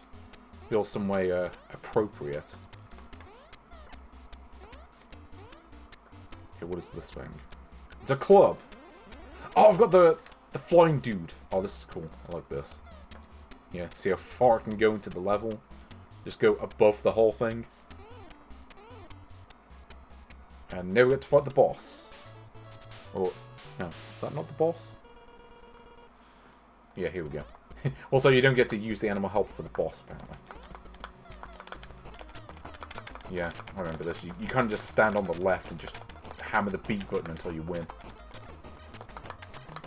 Yeah, it's a bit like the first boss in Contra, actually. Oh. You try not to get hit, because those things can go anywhere. Yeah. You can see I've played this game at least a little bit. So, what's the difference between this version and the Game Boy version, other than the graphics and sound being a bit dinky on that version? It's funny, because I actually do remember it being the better game on Game Boy. I have to play both of them again to be certain on that, but yeah, it's like I had the Adventure Island 2 on Game Boy, and then Mario World 7, which was a hack of the third one. It's like they just pretended it was a Mario game, even though you can't jump on enemies. You know, like Mario's most famous attack, you can't do it in that game. So well done on whoever made that ROM hack. It's a bang up job. Oh, also apparently that one was carrying. Yeah, great. Well, if I get killed here, at least I'll know what to do next time. Yeah. Wait, there's a Pikachu hack of Adventure Island 3? I don't remember that. I remember that there were Mario ROM hacks of this on the NES. What was it? There was one called, like, Mario World 9. It's like, oh yeah, you saw the first 8 worlds, now get ready for the 9th one. And they turned out to be a completely different game. It's like, this isn't even the right thing at all. And then there was... No, there's definitely an Adventure Island 3 hack. It was like Mario 11 or something, wasn't it? I think. Okay, what's in this egg? I want to know. Aha! I got the spade! It's the only car... Oh, bastard. Yep, I got to use it for a whole 1 second and then died. And somehow went into that enemy and didn't die. That was weird. Yeah, I'm probably going to die a lot starting here. Because I don't remember getting much further. Okay, so it is Mario 11, because that's the thing about those Mario ROM hacks, like, there were so many of them on the Famicom, and most of them were numbered. So, okay, you have, like, Mario 1 through 3, which are all just the actual Mario games, but... Well, no, because, like, Mario 2 was, like, the Japan one, wasn't it? And, like, Mario 5 was, like, Mario 2 USA or whatever. And then Mario 4 was Armadillo. Mario 6, I think, was Tiny Toon Adventures. And then you had Grandad, obviously. You know, the one that everyone remembers. Which, funnily enough, is not on this console. But you do get Mario 14, which, as we established recently, is really not good. So I forgot about that. I jumped, but not on time, apparently. Yeah, again, I never got much further than this. I think this is one of those where you really have to sort of memorize the enemy placements to really get far. So yeah, this is where my my powers come to an end, and there are no checkpoints in these levels either. I don't think. Like, I think even if you get to like a boss level, and then you die, it's like you gotta do the whole level again. Yeah, don't fool me twice. Trick me once, but you won't trick me twice. Boop boop boo da boo. No one knows that song. I'd be impressed, because I don't think anyone remembers that apart from me. Maybe hearing on the radio every now and then, but I wouldn't put money on it.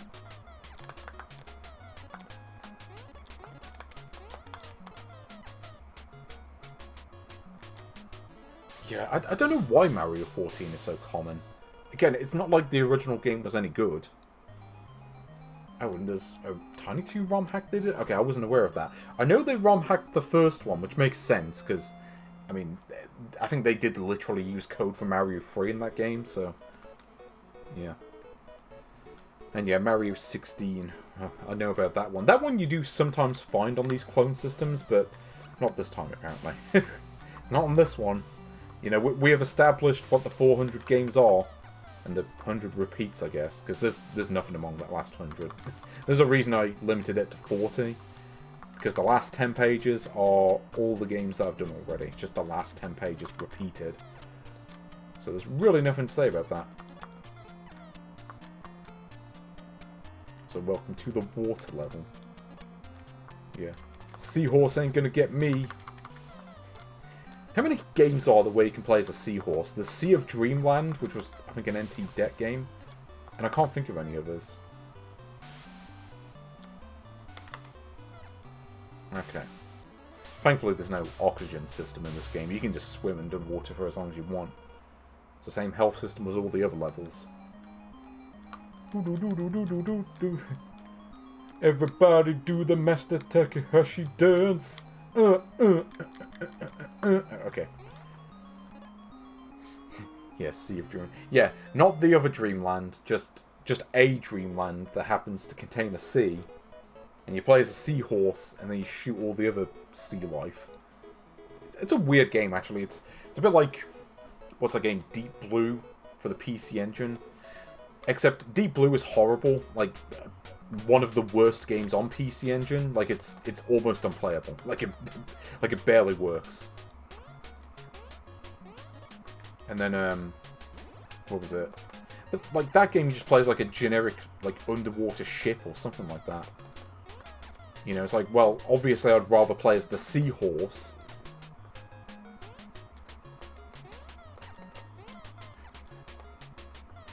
Yeah, like imagine the alternate timeline where those Mario ROM hacks were official. I mean, those certainly were reskinned games.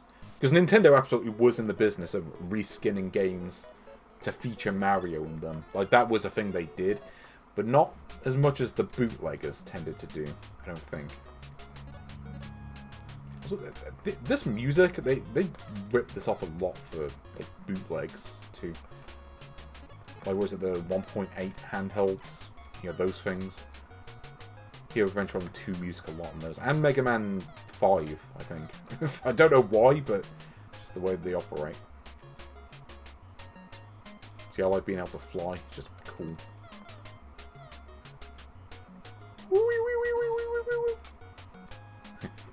What was that sound?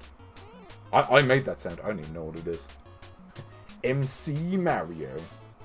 But MC Kids kind of was a very Mario-like game, to be fair. I mean, I get why they made that one. What happens if I just... I was trying to fly up to the top, but I guess I got the one up, so it worked. It worked out. But yeah, like... I mean, you had things like... I'm trying to remember. I mean, Dr. Mario was original. That wasn't a reskin of something else, but you had, like, Tetris Attack. You had... I feel like Yoshi's Cookie and, like, Mario and Yoshi were planned to be other things entirely. And then they were like, no, we'll just stick Mario in it. And, you know, I mean, you had Puzzle League, where they just changed... They just reskinned it to Pokemon for the Nintendo 64 game. And it's funny, too, because there wasn't even a Japanese release of that one. Like, they just... I think there was one planned, and then got cancelled, and then... Okay, here's, like, the Pokemon version. Which, I mean, it's fine, but unfortunately the soundtrack is pretty poor. It's like these really bad MIDI versions of, like, the Pokemon theme and stuff. You know, I never played much of Kick or Cubicle. I know about Kick or Cubicle, but I never played it enough to really have much of an opinion on it. Was there ever a Mario Kick or Cubicle like? I don't think there was. Yeah, here we go, Lake Island, with its one whole lake on it. Okay, let's go into water.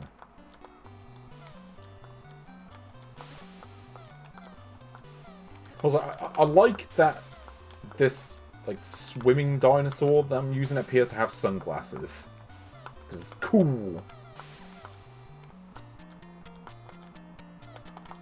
So, do the seahorses actually do anything other than just fly back and forth?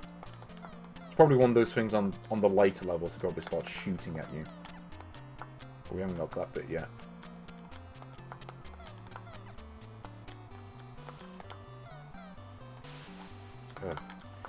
Yeah, I mean, I have to say, this is absolutely a better game than Adventure Island 1. Just because I can get further into it. It's kind of my criteria. It's like, hey, I can actually beat a couple levels of this.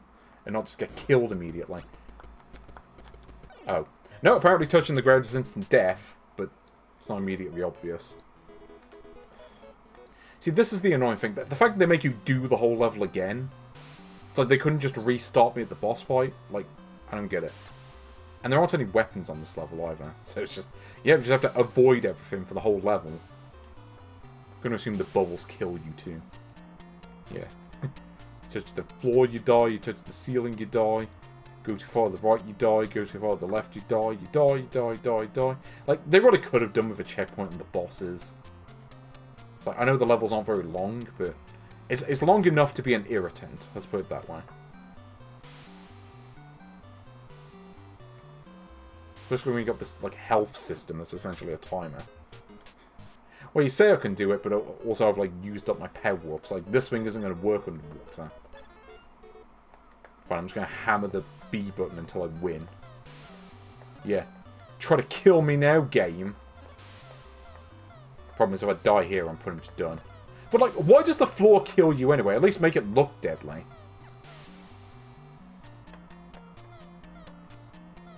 It's like Mega Man could do it. That was years before this. Also, there's like 8 levels to this, I think. Someone tells me I'm not going to beat all of them, because... Yeah, there's quite a few. But hey, I've got 75. Let's see if I can add to that total. Probably not. Especially since the game just likes to kill me at any moment. Like, what am I even supposed to do here? There aren't any weapons on the whole level.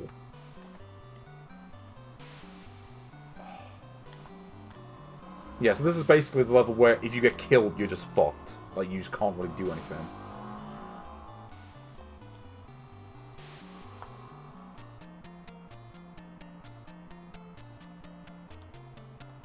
So yeah, I'm just going to just walk down here and just pray for the best. Doesn't help that the enemies all have, like, irregular pattern stuff, too. So what is this, Silver Surfer? Okay, it's hard enough having to, like, manage my diet. Like, I have to eat airborne fruit every 2 seconds. It's like, oh, we accidentally made the boss level impossible. We'll just ship the game anyway.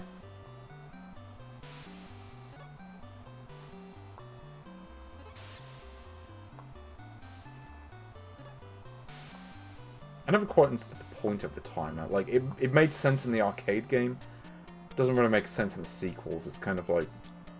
It's like, well, we had to make the game harder somehow.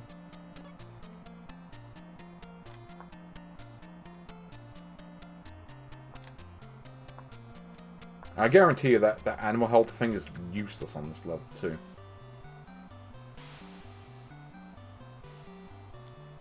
So, okay, like, what am I supposed to do to avoid this thing?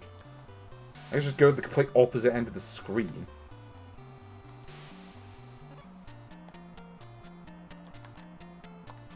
Also, I'm pretty sure this is one of those games where you can't duck. Because apparently ducking is illegal in Adventure Island World.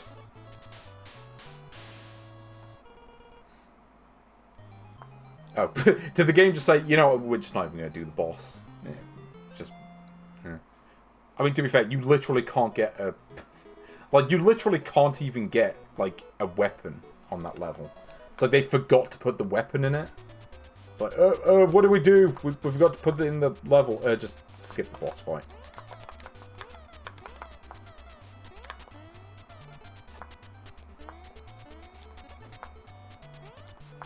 I guarantee there's going to be one of these pits that was just an octopus just jumps out as you jump.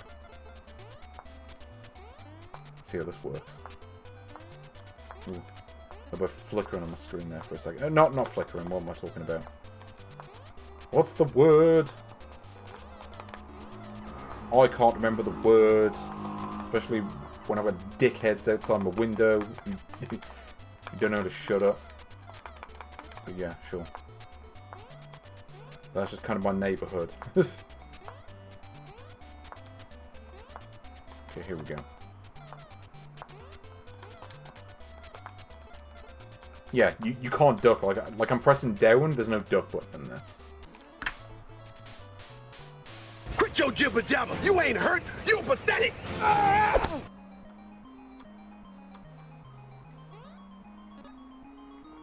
2,000 points. Okay. So, we forgot to make it so you can get a weapon for this level. Was this a different... No, this is a different level, isn't it? Doesn't look like the other one. Okay, so this level has a weapon. So what was with that other area where I just got killed immediately? Like, was that supposed to be a boss or, like... That doesn't make any sense.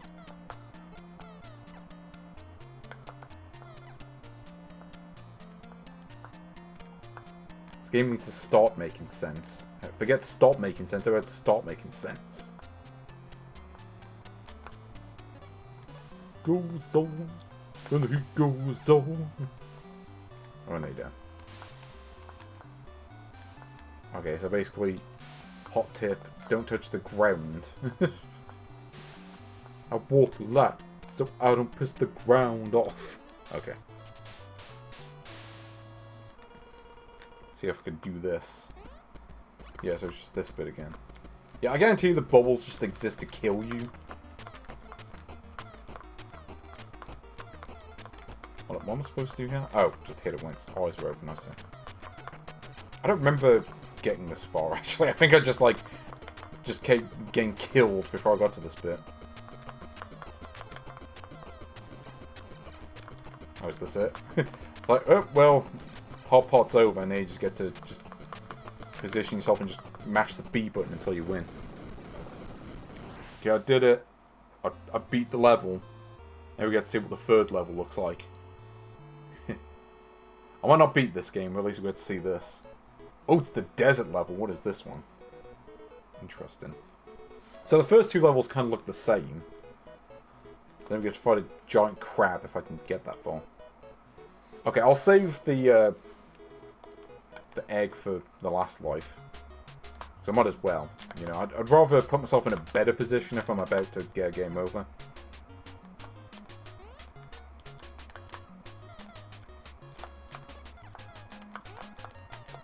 Ugh. So much harder to get the fruit, though. Actually, if you're riding the skateboard and you hit a wall, do you lose the skateboard, or do you stand there forever until you jump? I mean, I suppose you could do that, but... Well, no, because it just seems to just despawn them anyway. Unless I'm misreading that. I don't know.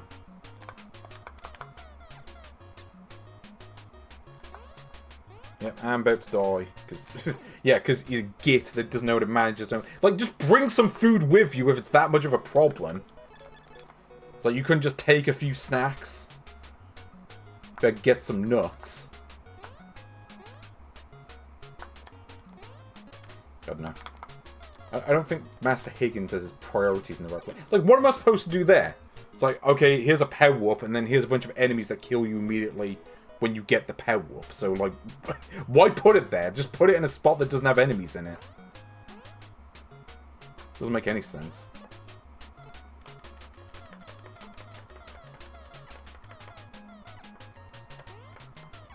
Actually, let me try this out. It's like, yeah, he's just jittering angrily in place. Yeah, so you have to collect all of the like, if there's one thing that I really have learnt that I just generally cannot stand in games, is time limits. There are certain cases where it makes sense, but a lot of the time it just exists to be annoying. Like, time limits are your enemy. But, anyway. Oh yeah, I know the first game is a lot worse, but doesn't mean I necessarily want to play through the others that much. I suppose there's a reason why I've never really played through these. Anyway, I'm going to take a quick break because I've run out of drink, and I will be back in a minute, so don't go away.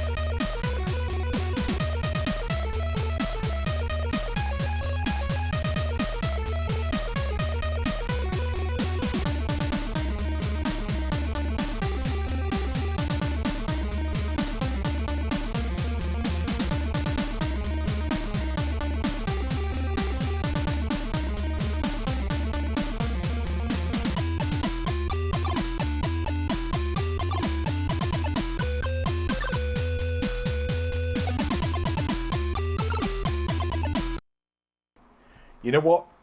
That does mean a thing. You know why? Because it's tea time.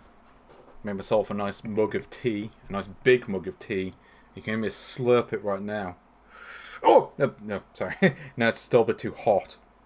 Put some milk in, but not enough apparently. Okay.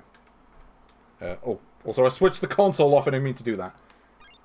I meant to press reset, but the button's reversed for some reason. Okay, yeah, let's play Adventure Island 3. So we've also got Adventure Island 4, and we got these games, and like these games. Okay, we'll just do all of these. Adventure Island 3. Let's see if this is literally the exact same game as the previous one, but with slightly updated graphics.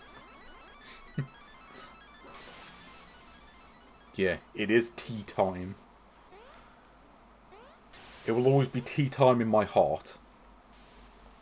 Okay, what did they actually do compared to the previous game? Oh, they got the map looking a bit different. Now it's not a bunch of islands anymore, now it's just one island and the mainland. Yeah, it's like the geography just changed so much over the last couple of years. Also, for some reason, the environment is a lot more angular than it used to be.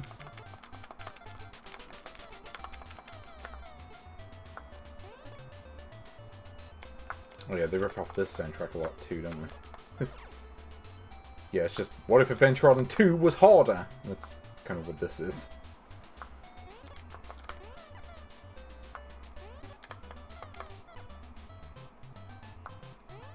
Yeah, I definitely remember on the Game Boy this was a lot harder than the second one. I don't know if there's any truth to that, or if that's just me being weird, but... No, I'm sure Adventure Island 3 on Game Boy was a lot harder than the second one, so... Maybe I'd rather just play the second one, and I can maybe get a bit further in it. Certainly on the Game Boy at least. But this one you get boomerangs, so, you know, who am I to judge? I guess that's the thing, it's like, oh, you can duck in this game.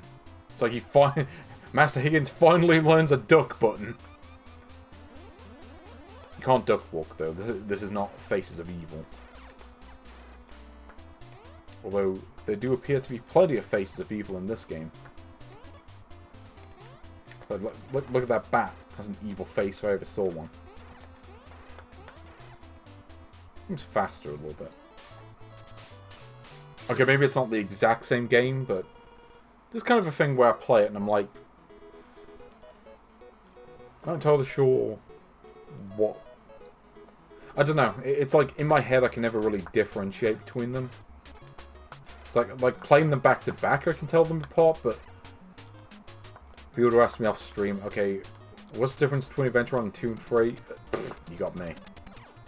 Adventure Island 3 is like weird graphics, and you can duck. That's about it. Also, there's a bit of lag there. Is that normal to this game, or is that just a problem with the console? Because you don't actually know. Yeah, it's weird, because, like, Adventure Island 1 isn't, like, good necessarily, but... Depends on your perspective, I suppose, but, like, Adventure Island 1... yeah. It's mainly just... Yeah, this is, like, the super hard one. But, like, I can easily tell you the difference between Adventure Island 1 and 4. The first one is just the Wonder Boy conversion. And then the fourth one is... Well, you'll see, but it's very different. Here we go, so we got Sunglasses Dude from the second game. Almost got myself killed there.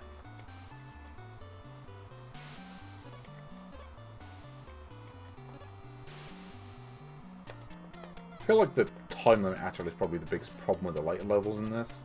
They just don't give you enough fruit to deal with it. Okay, so you can just burst the bubbles, okay. See, I knew the bubbles were evil. As are the seahorses, because you touch them and you just die for no reason. Because that was kind of the thing on the NES. There were so many games where you just like touch random things, and it's like, oh no, it turns out they're actually just made of, they're just made of phosphorus or something. I don't know. Made of some sort of corrosive acid.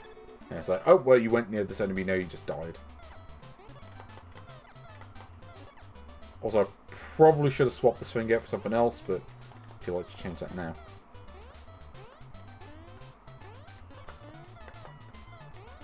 Yeah, it's kind of weird, like... Because really this is like a very obvious evolutionary step from the first game.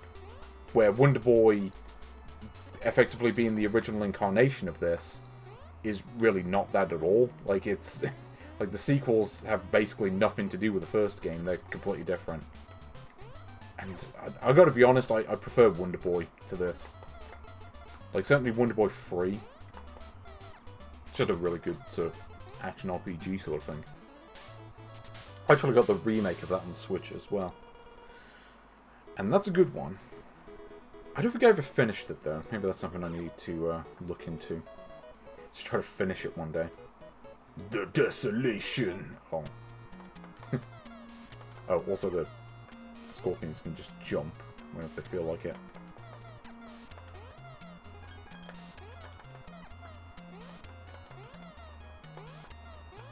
I've ever seen the sand just kills you in this as well. Some of those things like, it's just, oh, you're waist deep in the sand, now it's just instant death. Just kind of how games from this era usually worked from my experience.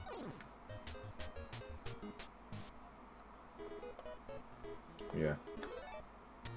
The standard is the standard, and it will always remain the standard. It's kind of the problem with these NES games. Like, they were just like standards that sometimes just didn't make a whole lot of sense, but so few games strayed from that. Again, it was just kind of like every game, you just go near an enemy and you just instantly die for no reason, even if, like, it doesn't really make sense. Just in kind of like real-world terms. I mean, obviously these games are not simulations, but I can't help but feel like there are certain rules they could have added to this that would have actually improved it.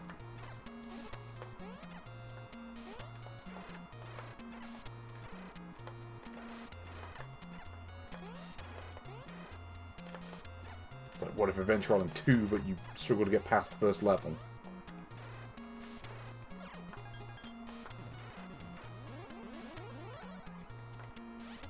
Also, my ability to just destroy things without even touching them. It's just despawned.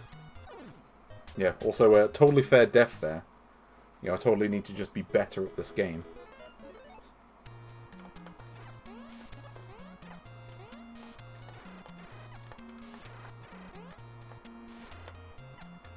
Don't know. Well, actually, thinking about it, Adventure Island 4 does kind of go in the sort of action RPG direction, doesn't it? So I guess that is more closer to Wonder Boy than this. In terms of, like, sequels. I don't know. It's like, it's such a confusing tapestry of games. Like, so you got these two different series that kind of go on at the same time. And, like, what... exactly how they connect to one another, I don't know. It's confusing.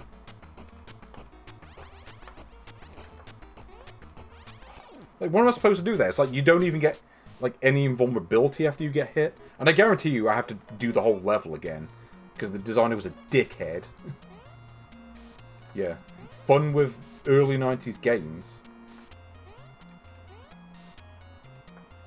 I don't know. Does anyone talk about Adventure Island anymore? I suppose when they're doing retrospectives on, like, this and Wonder Boy. So, like, why does it look like the birds are in wheelchairs? That's weird. Some interesting sprite work going on, I have to give them that. But, like, I don't even know what you're supposed to do on this boss. Like, the first one, you just kind of stood there and pelted it.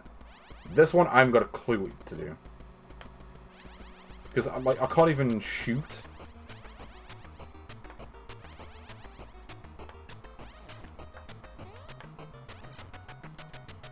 Guess I'll just do this. Pray I don't get hit. Because, yeah, like, as soon as you get hit, you just die half the time. Ugh, okay. Ugh, I actually beat a level of this. Who can believe it? I'm officially not the worst gamer alive. It's like, I've officially upgraded myself to not the worst. You know, I'm no longer a nice code level gamer. Now I'm merely, I don't know. I was about to say Hummer Team, but I don't think I'm quite at that level. Yeah, I mean, what am I? Like, Jungle Tech level, maybe? Ooh. Oh, I got the boomerang, though. Anyone who's played Mega Man 2 knows boomerangs are powerful. Unless you happen to fall into a spike pit, or lava pit, in which case they're not really going to help you there. Well, I'll just use the axe, why not? I mean, I'm on my last life anyway, I might as well equip myself with something. Does the point system even do anything? Like, do you get extra lives, maybe? Or is it literally just there for show? So that was, like, again, just a common thing that a lot of games in this era did, where you would get a point system, but it wouldn't actually do anything. Like, some games you would get extra lives, and then other games it was literally just, like, just there as window dressing. Like, it didn't actually affect the game in any way. I mean, there are certain games where you could use the points to, like, buy items. Like, Chase HQ, for instance, where you had...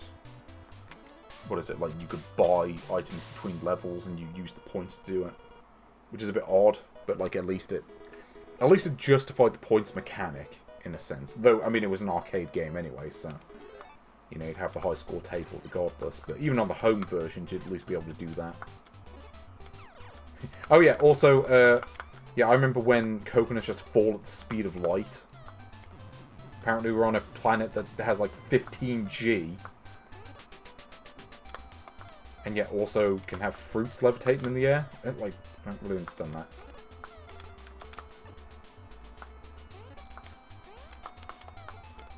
Like, what am I supposed to do here? It's like, yeah, I didn't even touch that thing and I just died randomly. Fine, I'll just do this. It's not like I'm gonna get to... It's not like I'm gonna get to another, like, water level anyway. What's the point?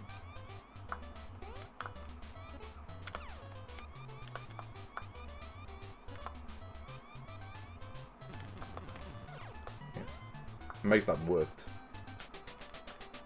Just did that as a wild guess. I'm like, oh, better get hit. I might as well press the B button. It's not when your attack just goes over everything, so the enemies are all too small. I know there's like bonus areas and whatever. I don't care to look for them. I'm just like, you know, it's hard enough just trying to stay alive. Trying not to get killed in the first 3 seconds. Yeah. See that ball mechanic though.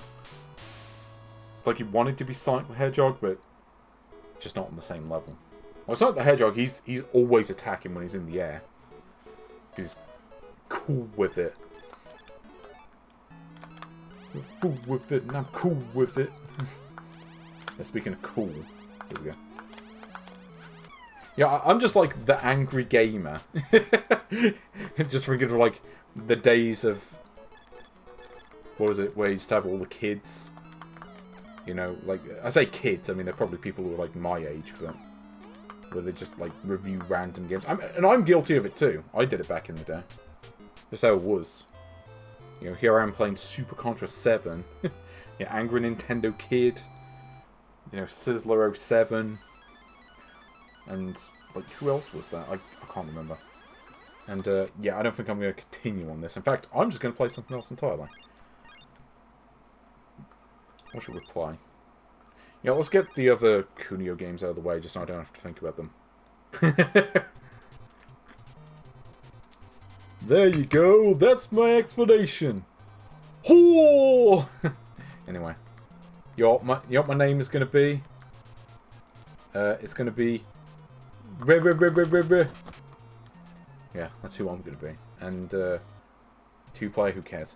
See, this game... So this version, so this is the Japanese version of River City Ransom, in case you haven't figured it out. This version, you can disable friendly fire, and you couldn't do that on the NES version, which makes this the better version, because I don't want friendly fire in games. Maybe if I'm playing, like, COD or something, like I used to. It's like, you couldn't just have that in the other version? It's like, why? Nice walk. Well, I haven't done much walking today myself. I mean, I did do the shopping, but... Also, the pink gang? What's going on here? Well, this gang was, like, a different colour in the American one. But yeah, River City Ransom. Classic game. Not really a game I want to be playing in Japanese, though, to tell you the truth. Like, this is a game where you look at it and go, you know, this is a game I want to be able to read the text. just because you do get a whole bunch of menus and stuff. Like, again, like, I'll give him credit for, like, okay, you really can't do a translation of, like, the sumo wrestling game I played earlier, but, like, there was totally an English language version of this. It's like, there's really no excuse. Also, yeah, like, my name is cool, too. So, yeah, where's Boff?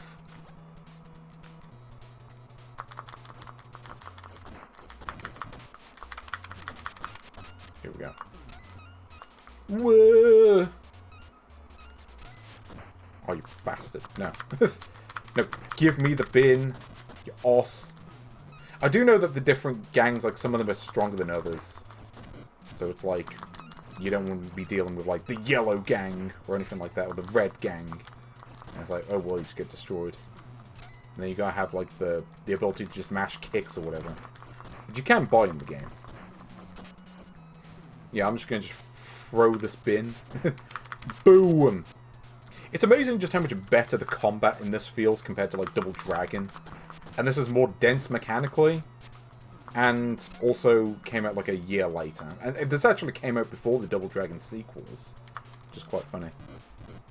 Yeah. So this is why I'm not really going to play this for more than a few minutes, because you got all these menu systems that you have to look through. It's like, okay, I don't know what I'm buying here.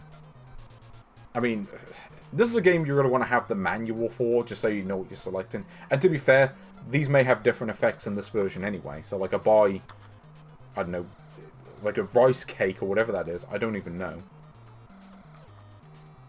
Like, one of these has to, like, give you your health back, surely. Maybe I'm in the wrong place to do that. But yeah, Techno's in the house. So, they haven't even got the... Like, there was a period drama one that was kind of like the sequel to this. Like, it plays very similar. But the annoying thing is, it's not on this console. Not that I'd really be able to play it anyway, because they wouldn't have translated it, but...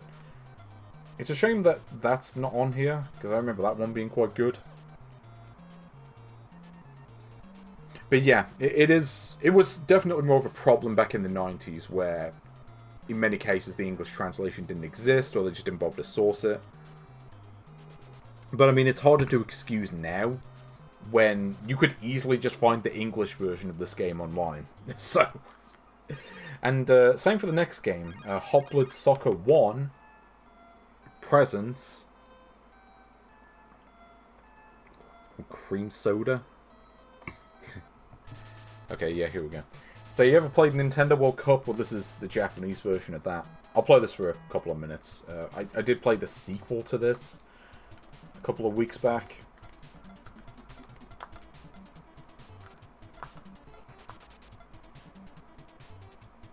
Hold on, which one is that Tackle? Yeah. So yeah, this is the original game. So this is like before they did the League game. This one you could just kind of score at will. Like, note the fact that I scored in like the first like 5 seconds of the game, or 10 seconds, whatever. In the other one, I managed to score 1 goal the whole match, and it took until like near the end. Yeah, I probably should have told him to pass there, actually. Yeah, like, I actually beat this game a while back. Again, I think it was the Game Boy version I had, or the version I played. Okay, what was he doing there? But yeah, I think it was the Game Boy version I played. Yeah.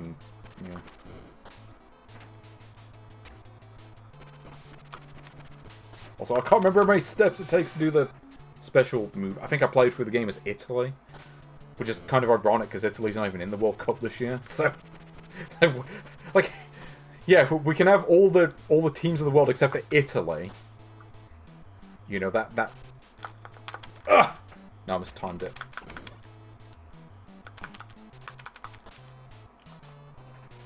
But yeah, you ever played Nintendo World Cup? Well, this is like that, except you can't choose the team. And I'm trying to remember. So you can't choose the team. And there's also less features in this compared to the sequel. Like that one, you had sort of weather effects and like, bastard. No, sod off with your glasses. I don't care that I wear them too. Also, apparently my players aren't very good. So they just keep doing They're badly managed. Also, I can do that. I was actually trying to tackle the dude, but whatever. Anyway. So we've got a few games left. Well, let's do the Chip and Dale games while we're here. Here we go. Chip and Dale Rescue Rangers. Again, couldn't be bothered to source an English language version of the ROM, so well done there. But I want to play as Chip because he's got a hat. Yeah, and that the power of Chip in his hat. So Dale, I think, had a red nose, didn't he? That's the difference. One of them had a hat, one had a nose. But like, he didn't actually have a hat in the like original Donald Duck cartoons from back in the day. Like, I have a DVD that has some of those older cartoons. I don't have the one with Rescue Rangers. That bugger. Yeah, I don't have the one that has Rescue Rangers on it. I've seen it on TV back in the day when they're doing reruns, but aside from that, I don't really know a whole lot. I'm not an expert on the show. Although I have played Squirrel King for the Mega Drive, which is kind of was like a third Chip and Dale game. It was, I think, based more on Chip and Dale 2, actually. There we go, I've got my health back, so we're good. So this is like a weirdly long section to start the game out with, because like you die on this and you've got to redo the whole bit again. But yeah. It's been a while since I've played this game. Like, I've beaten the Chip and Dale games, but it's one of those, like, I have these on cartridge, but I haven't really played them in a while. So, again, you have to excuse me if I'm being rusty on this. I know how to play these, I promise. Oh, also the bee just kind of went through that. That was interesting. Also, yes, the Bleb music. You know about Bleb? The origins of Bleb come from the Chip and Dale Rescue Rangers game. Also, yeah, I'm probably just going to skip the cutscenes on this since they're not in English, so why would I bother reading them?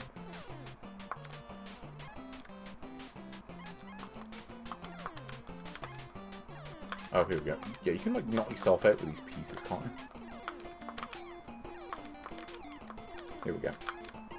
Yeah, see, I know how to play this game.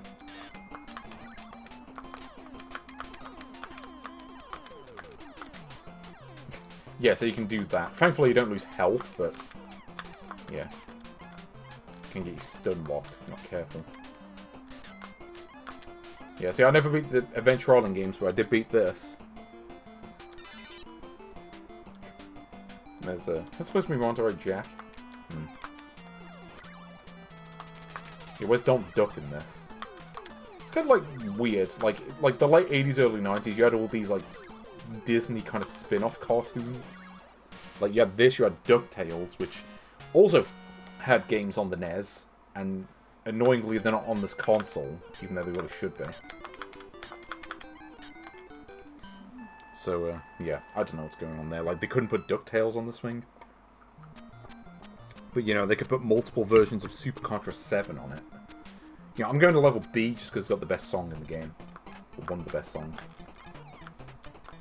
Yeah, like level A and C, I don't like that theme as much. I'm just picking these levels based on the music. Okay. Also, yeah, while you carry the apple, you can't jump. See, this game is more grounded in reality, because, you know, you can't jump while you're holding an apple, you crazy? Have some sense.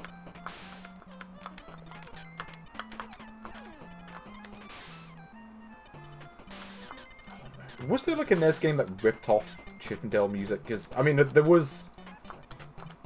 I think it's called Eggs. You know, the one that has Bleb in it. I think it was called Eggs. It's not on this console. You know, they really could have done with including that over Wonder Ball or Magic Egg or whatever. Oh, here we go. Gotta be careful now. Also, yeah, don't fall in the pot because you take damage. Yeah. Lesson learned.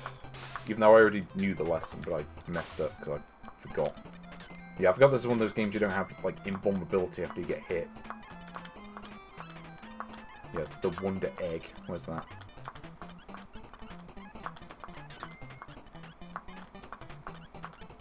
Yeah, see how far I get into this one. See, if I practice on this game, I could probably beat it, but... I don't know what's happening. Yeah, it's like, what am I supposed to do with the bees? Figure something out. So, I know some of these levels don't actually have boss fights in them. Like, only some of them do. Can't remember if this is one of them. Also, I can't... okay, now I can pick it up. But it wasn't letting me do it earlier. Oh, I forgot the thing just explodes randomly. So basically, you just don't want to go anywhere near that. You're actually better off just avoiding it completely. Yeah, maybe I should just pick level A instead. Just because it doesn't have these levels. Also, these enemies, which... I don't know, maybe they're more of a hassle in two-player mode, but in this mode it's like, whatever. It's like, oh no, they look like me, but I can pretty easily tell which one is me just by the fact that I'm the one in the middle of the screen. Oh yeah, here we go, I remember this. See, that looks like a sprite that, like, Nice Code would have ripped off for, like, one of their games.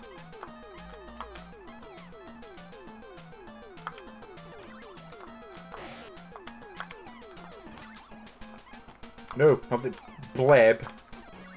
Yeah, the Bleb can't defeat me. I'm better than that. Here we go, Zone B. Well, I'm only going to get 5 of these anyway. Aha! 1-up get! Okay, we're good. So now we have to go to Zone D. Unfortunately, I can't read any of the plot, but I can read the letter D. I mean, I probably could go back to levels A and C if I wanted to, but there's not really much reason to do that other than maybe if you want to get the highest score. But who really cares about that here? Also, yeah, if I'm struggling on level B, like, there's no chance of beating level J, I can tell you that. Oh yeah, this one could be a bit of a problem too, actually. There's, like, certain things you have to avoid, and I haven't quite figured it out. It's like spin things. Oh, give me that. And these, I think you get 1-ups if you collect enough of them. Yeah, I can never remember what you're supposed to do here. I think you wait for them to go in the box. But, like, this one where there's, like, 2 of them, you basically have to... like, tank the hit and move on. I forget how this bit works. I don't remember the strategy. Oh, it's that. Ooh. You gotta be careful with the jumps, too. You gotta jump at just the right height, so you don't, like, jump into the things you try and pass. Oh, I remember this. Yeah, so they, like, pull the rug.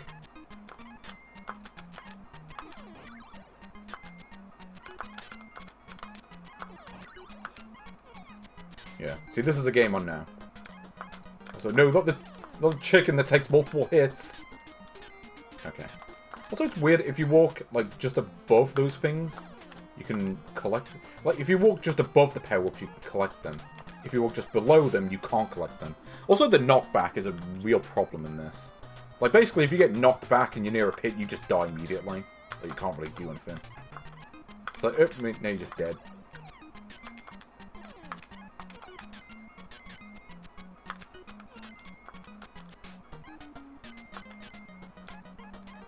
Yeah, like, I don't remember what you're supposed to do on this bit. Just pray the thing doesn't spawn at the wrong time, or you just get killed.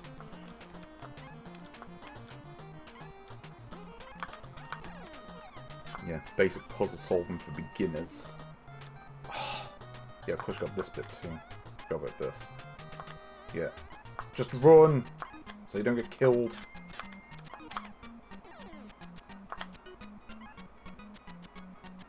Also, there's only 1 box on this, so you basically have to take a hit. See, I know to run under that, at least.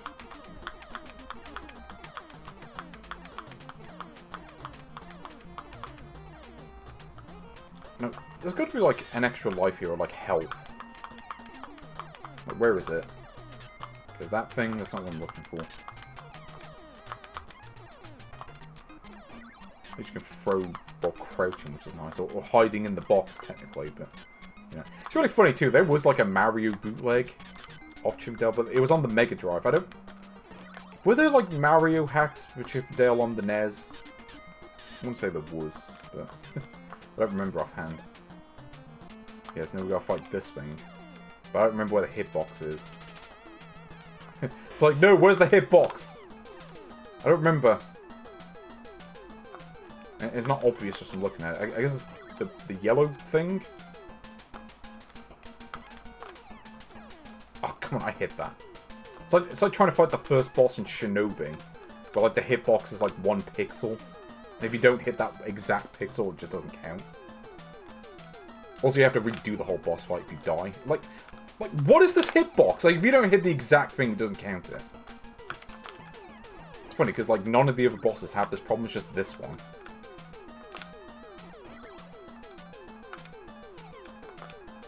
Ugh, okay. Yeah. Oh, yeah, Mario and Sonic 2. Oh, I remember that. But yeah, there's, like, multiple versions of that. Like, there's one where it just crashes on the first level, I think. And then there's other versions that don't crash on the first level. Maybe, but... I remember there was... like, a pirate cartridge that I played at some point, and it did crash after the first level. I don't think it's a bad dub, necessarily. I think it's just a case of, like... yeah, I can't remember. Also, the hitboxes on these things are just a giant square. Be careful with that. What's about DuckTales on this? I can beat DuckTales any day. This, it's one of those I like have to play it off stream, and then I could probably do it.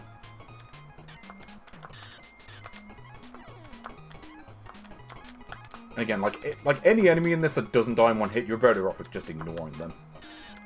Oh, yeah, thanks for spawning the extra life, like, as I was about to exit the screen. Alright, this is a problem too.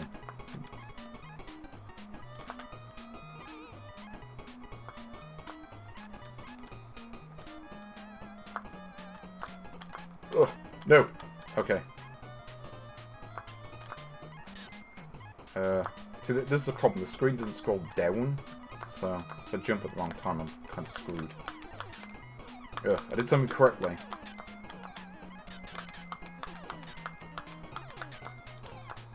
Here we go, just desperately trying to farm extra lives. Yeah, I might have to look into that.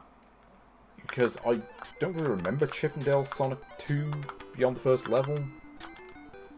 Okay. Yeah, I think the strategy is go to the top floor. Go to level G! Here we go. How many lives do I have? Oh yeah, you can't actually look it up. I don't think, anyway.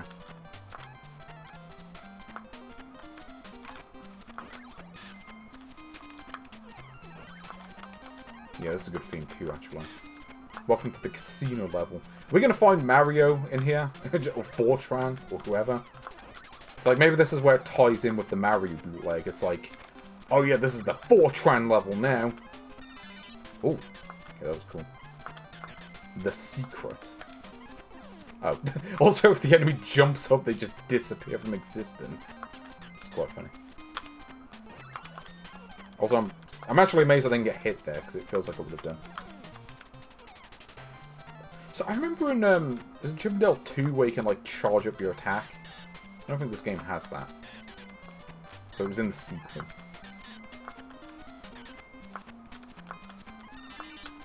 Oh, no, passed through it, but there we go. Ugh. Okay. Desperately try to stay alive and collect that thing that I can't remember what it does. Koopa football players! Okay. Okay, so these actually do die. Yeah, those things actually do die in one hit. Yeah, so these flying enemies are the worst, because you don't really get time to react to them. You just have to hope that you're not in their line of sight.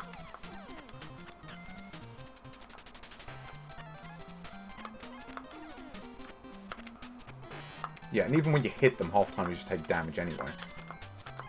Doesn't help it's also one of those they just spawning constantly, like they never despawn. And I could probably do with that. Like, this is like the hardest part of the whole game. Except for the last level. Because, like, the last level's a lot worse, but... yeah, like, what even is that thing? I guess that's just the P power-up, but I don't actually know what that does in this game. I never figured it out. Yeah, basically just try to speedrun through this bit, because these Bs are the absolute worst. Just get me out of this room so I can actually, like, try to progress in the game. Also, the enemies turn around randomly, and it's not obvious when. Also, Derby? Isn't it supposed to be Derby with an E? Okay, there we go. Not my last life, at least. Okay, give me that. Ugh, another one. The game's handing out the one-ups now. It knows I'm struggling, so I need the extra help. And I don't remember what's in this room. Basically, just don't get hit. Okay. When in doubt, move out of the way of the pits.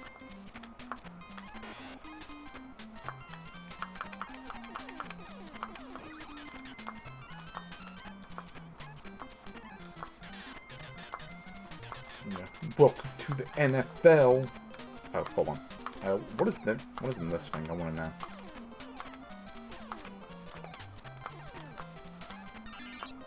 Oh, walnut. Cool. Give me that. And just to make sure I don't miss the jump, I'm going to do that. Oh, yeah, thanks for spawning me next to the thing that hurts you. It's one of those things you come within, like, 10 pixels of it, you take damage. Okay, here we go. See if I can do this. Oh, I did it. Yeah, again, I think it's supposed to be Derby with an E. But I guess they spelled it phonetically. No, I think it might be random. Maybe. Yeah, here we go. So, here's Gadget. Yeah, I remember this bit. Now, isn't it meant to be like a fake Gadget? Like, just turns out to be a robot? I also love this bit, by the way. So, we go all the way into space. And then we kind of just land at the exact spot that we took off from. Like, we just flew straight into the air. Like I've never understood that bit. It's like, what? Like, why did we have to go into space just to... Like, maybe we traveled, like, 2 miles to the east. And it's like, oh, no, we're in this part of the map. That has levels H, I, and J. Okay, here we go. Also, I don't know how you get up there. But whatever. Kind of a minor thing. Now we have to deal with the flying squirrels of doom.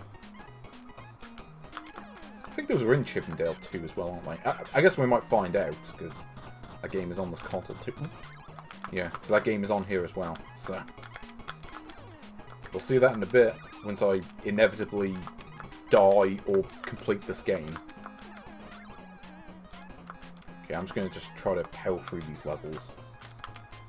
Ugh. See, that's the problem. You get hit anywhere near a pit, you instantly die.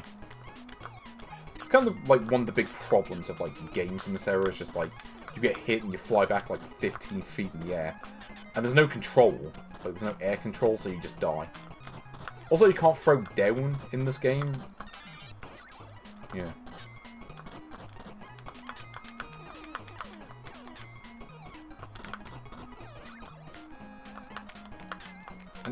Like I said, like, some of these areas are quite long, like, considering that you die and you have to do the whole thing again. So you Adventure Island problem all over again. But, no, because, like, even Adventure Island 1 had checkpoints, and then, for some reason, they decided they couldn't be bothered to do that for the sequels. Which is like, it's like, you do that for the first game, but you can't do it for any of the other ones.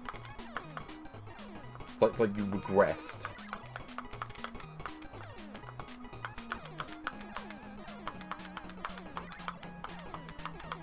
Okay, is there health in any of these boxes? I'm going to assume no. Tell this thing to sod off.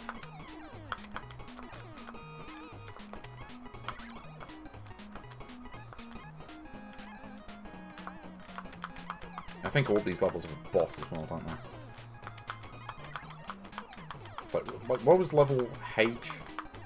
What was the deal with level H? I can't remember. Level I. I don't remember what's even on level I. Like, this is the sewer level, and the level I, it's got, like, the same song as this, I think, but what's on the level, I don't remember. It's just, like, That's one of those jump, and it's like, oh, well, the enemy just despawned out of existence.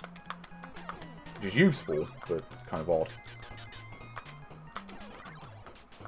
Yeah, thankfully the enemies don't spawn like in Ninja Gaiden, at least.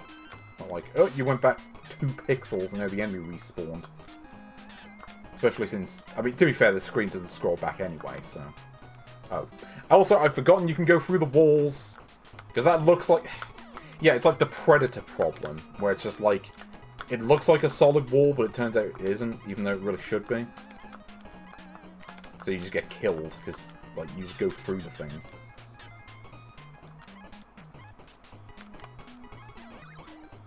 Yeah, like, they wrote 93. Like... Well, no, because it wasn't made by Capcom at all. Like, the sequels, they were outsourced. It was like Make Software, or whoever they were. Was it Make Software, or Mackay Software, however you pronounce the name? I don't know. But to be fair, like DuckTales 2 was quite good. And, very underrated, I would say. Nope, I'm not going to spawn a 1-up this time. But I do have 4 lives. I don't know if they hacked the ROM to give you more lives, because I feel like with the amount of times I've died, I probably should have gotten the game over by now. But, who knows? Maybe I'll... Maybe I can not mess up too much and actually try to finish this one. Yeah, they were making software. Yeah, thankfully not that one. If it was Mackin software, you would know. Like, it would just be obvious. Oh yeah, this is the Cups level that has invisible enemies. And, yeah, I remember these pelicans, you just want to avoid them. Because they just, like, spit out the boxes back at you, so... Yeah, that's just... Actually, no, isn't the... Yeah, that's right, you have to throw, like, well, crouched. And then it works. Oh, I remember... Yeah, so this is where you gotta, like, slowly run up to the thing and turn it off. Actually, you can't even turn it off. Yeah. So this is the problem, because... It's like, suddenly go fast! Okay. So just jump over the pelican, because it's going to spit the box anyway. Is there anything cool here? Yeah, apparently not. Also, yeah, Mac and software. Yeah, there was recently, like, a hidden logo that was found in one of the games that they did. I can't remember which game. It was, like, one of the later ones. Like, yeah, here's a badly coloured Mac and Soft logo. Because they were so proud of their own work, they had to make their own logo and stick it in the game. Okay, there we go. That worked. Okay, so it is Make Software. Okay, I wasn't... You can never tell with, like, Japanese names half the time. Because, you know, it's like the game that you think is called Same Game. Technically, it's called Same Game, I think. Even though it just looks like it's a Same Game. But, yeah, it's just one of those. But, I mean, you are matching up things that are the same. Like, that are adjacent to one another, so... Like, the name Same Game does kind of make sense. It's a game where you got to match up the same. I got my health back. Oh, I got the invincibility, great.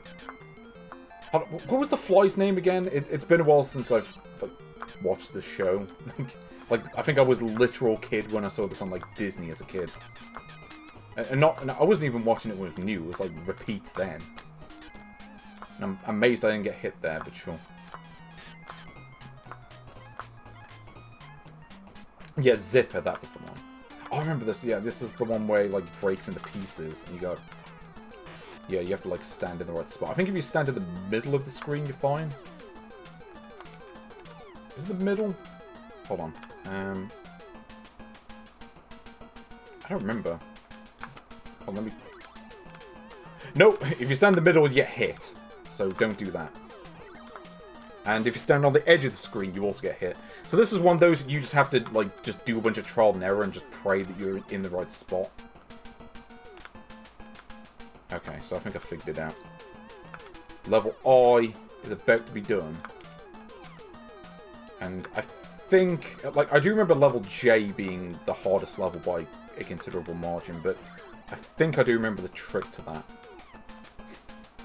I'll find out soon enough. Yeah, Zipper. But Something really messed up in like the Chippendale film they made though, where it's like flying, Zipper and Gadget were like married or something. And it's like, what? Like, how does that work? Actually, I'm better off not thinking about that. Yeah, here we go. So level J, let's go. Yeah, I remember this level actually being quite hard, but it does have the best theme in the game. Oh, of course, there's the annoying bee enemies because we haven't seen enough of those apparently. Also, you apparently can't jump down off this thing. Even though you can jump down off like everything else in the game, but you can't do it here. And yeah, the screen doesn't scroll back left, so... Whatever that was in that box, I'll never find out, because I can't get to it.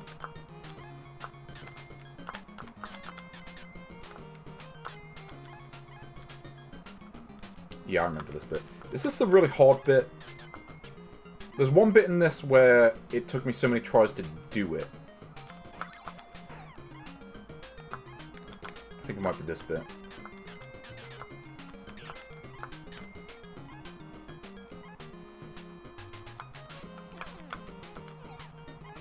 Yeah, because this part's actually quite hard. This part isn't too bad, just in case of timing your jumps and you're okay. But this conveyor belt makes it a lot harder. And I'm not even going to bother collecting that. Like, basically you get hit early on and you're kind of just done. Because this part goes on for a while too. So, and I don't think there's any health, or if there is, it's like too far into it to really be helpful. Yeah, just desperately trying not to get killed every few seconds. I think anyone who's like really sat down and played through this game knows the pain of trying to beat this level. Especially because this bit you don't really get much to hold on to, like... Ooh. And yeah, you see the real like lack of power-ups on this bit. Like, you get to this bit with one hit, you're pretty much done. So I remember this bit being particularly hard. Where, like, okay, how am I supposed to avoid getting hit here? Like, I know this bit. It's like, obviously you throw the box upwards, but then you get enemies that just come in to just kill you. Oh no, okay, there is a health power up here. Okay, this is the hard bit. Where you just get a whole bunch of enemies that just show up and it's like...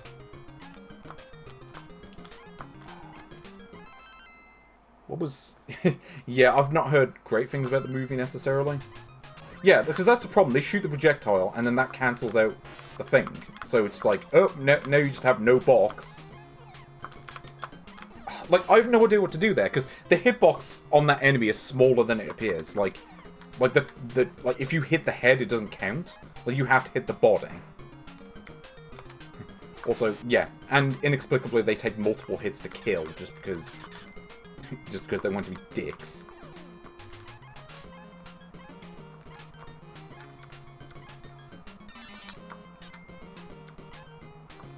Okay, full concentration for this bit. The problem is, I don't remember what to do with the enemies here, because they pretty much all take, like, multiple hits and throw projectiles. And if they throw projectiles, you lose the box. Yeah, like, I don't know what you're supposed to do on this bit. Yeah, well, the problem is, if you're on your last hit, then that's really not going to help at all. And again, like, the only thing you can do here is just, like... is basically just hide in the box the whole time.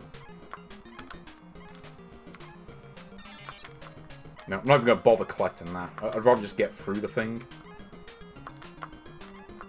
But it's hard enough if I'm not, like, not trying to just go for a bunch of power-ups and stuff. It's like, yeah, you want to beat this game? Welcome to hell! Or something. I don't even know. Okay, there's nothing really of worth in these boxes anyway, so...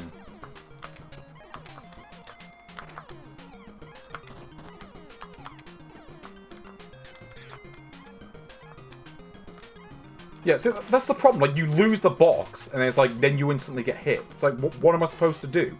This part never made any sense to me. Because the problem is, these enemies with the plunger guns take multiple hits to kill. So unless you've got 2 players, you can't kill them. Like, you essentially have to, like, get killed. And then just, like... like, I have no idea how you meant to do that without getting hit 3 times. Like, again, if the enemies all died in one hit, it wouldn't be nearly as much of an issue. Or if the, like, projectiles went through the box and didn't, like, despawn it, because there's, like, not nearly enough boxes there, so you just get hit. It's like, what, like, this is, like, one of those, like, bits where you're like, yeah, this is what save states were made for. The problem with, like, so many games, they just make the last part just impossible just to spite you. That was just kind of, like, the trend. So you want to beat this game? Well, too bad you're not beating it. Also, I've forgotten where the health is. There it is.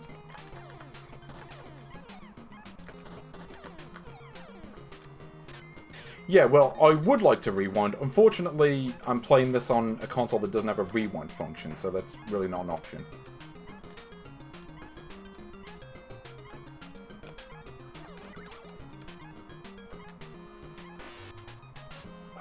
Like, look at this. Like, it just passes through the enemy. Like, what am I supposed to do there?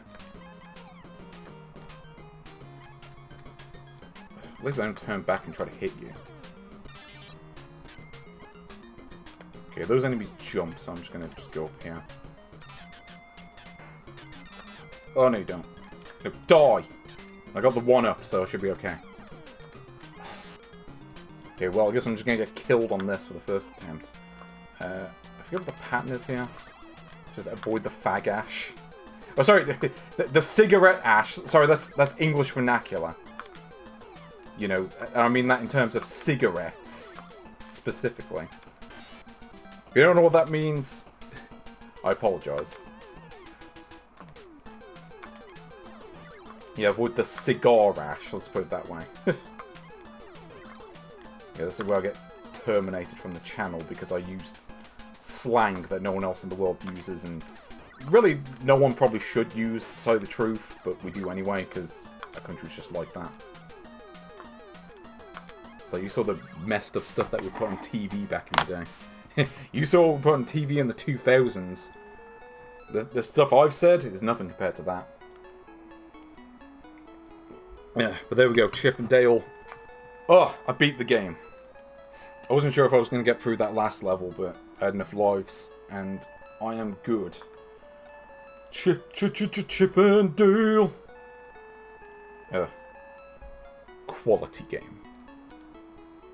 I kind of want to play this co-op at some point. See how that works. And, oh, well, I'll see you later, Hazard. Yeah, I don't want your battery to die entirely. But, like, you can't just plug it in. Like, you could have just brought a charger with you. Well, I'll see you later, but... Well, we can add that to the count. That makes it 76 games completed. So that's Chip and Dale Rescue Rangers, but... We still have a few games left. What else do we have? We have Chip and Dale 2, which is much like the first one. And I can tell the difference between this and the first game. For one thing, in this game you can throw diagonally, which you couldn't do in the first game. And, well, the levels are quite different as well. I don't like the soundtrack in this one as much, though. I've got to be honest. Like, you got this somewhat more muted version of the Chip and Dale theme. Yes, this is the game where you will perform a hard. You know what? Since I played as Chip in the first game, let's play as Dale. It's his time to shine. Oh wait, this is a hacked version? Okay, I can check that in a second. Once we get past this opening cutscene with Fat Cat. So, clearly you know more about Chip and Dale ROM hacks than I do.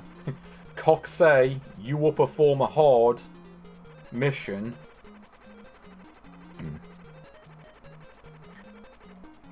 Also, who's that in the background? Just a random doctor that isn't even in the show. There we go. Your boy Chip in the house. Well, I can't read the text. Let's just start the game. How do we look this up? Yeah, you're right. So you just start with 9 lives. Is that what happened with the other game? Like, is there a ROM hack of Chip and Dale 1 where you start with more lives? Because I've got the, like, ROM hacks... Oh no, I have, like, these Chip and Dale games on, like, pirate cartridges, but I can't remember if they give you more lives or not. Or if it's just, like, the normal version of the game. I guess I'll find out if Chip and Dale 3 does the same thing on this console. But Chippendale 3 is a real interesting one if you haven't played that. But yeah. You ever played Chippendale 1? Well, Chippendale 2 is a lot like it. It is news. It's news to me. And I'm no Dennis Miller. Which is good, because if I was Dennis Miller, like, no one would watch this stream. Like, fewer people watch the stream than they already do. You know, it's one thing to be, you know, in character as an arsehole. It's another thing to be an actual arsehole. Let's put it this way. See, I just pretend to be an arsehole on TV. But, I mean, to be fair, I like these Chippendale games. I do need to play through this one to know how I feel about it compared to the original. I remember not liking this one quite as much. Kind of, I don't know. It kind of like doing what the first game did. And there are like certain improvements made. Like if you just like walk in a straight line for a few seconds, you can do like a charged up move. Like that. It just like passes through the enemies. But I don't think there's ever really much of a chance to use it. Also, I'm not even going to bother with the lives. I mean, I start with 9 anyway, so there's not really much need to do that. So here we go, Zipper's back. Yeah, I might have to play these co-op as well to know which one I would like more overall, I guess. They're kind of similar in terms of quality in my head. Yeah, I think this was like the biggest problem with Chippendale 2, was the boss fights. Some of them just kind of just drag on, just for longer than they need to. And because of that, they just kind of end up being a drag. Like there's one boss in particular where it's got like 2 different passes, and one of them is basically is just invincible the whole time. So you have to just hope it does the other one. And it's not especially well designed. I mean, this boss isn't too bad. You kind of just do this. Just hit them over and over with the boxes that spawn in. See, I like what Capcom did with the Disney licenses. They always had interesting ideas on what to do with these licenses. They didn't always work. Like this is quite good. Also, bit of luck there. But yeah, they didn't always work, but when it worked, you got stuff like this and DuckTales. I mean, on the other hand, you had games like Little Mermaid, which is just kind of boring, to be honest. I've played that game. I'm just like, eh. It's a game I can kind of live without. Oh, there we go. Nice little 2 up there. That's my skill. I wonder if you can line it up so you can hit all 3 of them, but maybe not. There we go. Gadget just shows up. It's like, oh, I remember this. You have to like pick the right colour, don't you? Hold on. Does that come up on this? Not that I can read this, but yeah. So I'll like pick the red one, I think. Oh, we're good. There is a timed level in this, but I don't think it's this one. So, well, blew up, but it really kind of imploded, which isn't normally how dynamite works. Anyway, let's continue. So now we've got the sewer level. It's a NES game, so there's got to be a sewer level. Though actually, I say that I don't think the DuckTales games ever had sewer levels. It was just this.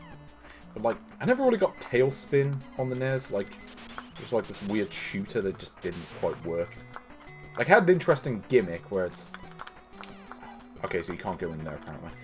But yeah, it had an interesting gimmick where you could, like, turn upside down and start flying backwards. And I liked that. I just didn't think it was a very good shooter, to be honest. It's kind of like, well, I could play this, or I could just play Zanak. Or Xevious. Yeah. But yeah, I mean, the levels in this, they're very alike to the first game. But yeah, you see there, like, you can throw diagonally, which, again, doesn't really seem to have much of a use. But also... Okay, so that time you threw down, but it wasn't doing it earlier. I don't know what that's about. Yeah, doesn't seem to work as reliably. I'd say it that way. Yeah, so here's the next boss. How do you beat this one again? I can't remember. Yeah, sometimes he just does that. And it's like... Gotta avoid him. And then he despawns the block because it's a gate. Which you can throw upwards. gonna try to speed through this one. I mean, again, this boss is okay, I guess. I'm not sure if the pattern is randomized. I think it might be. Or maybe it's the same 3 passes every time. Or 5, or however many.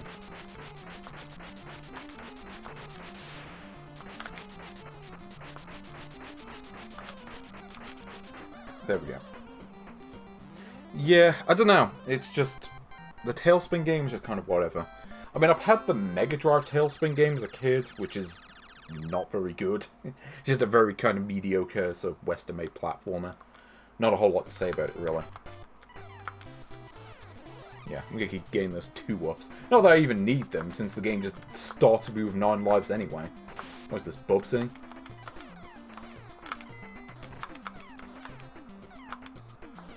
Oh, also you have to fight the hedgehogs! Because it's 1993, therefore there has to be hedgehogs in the game. Oh, I remember this. Yeah, you've got to use these to cross this pit. Oh. Also, I forgot you can actually just kind of throw it in the air.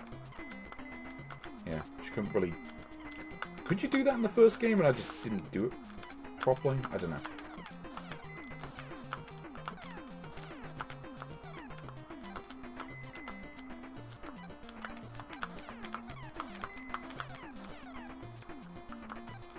Chip and Dale, fighting hedgehogs. Okay.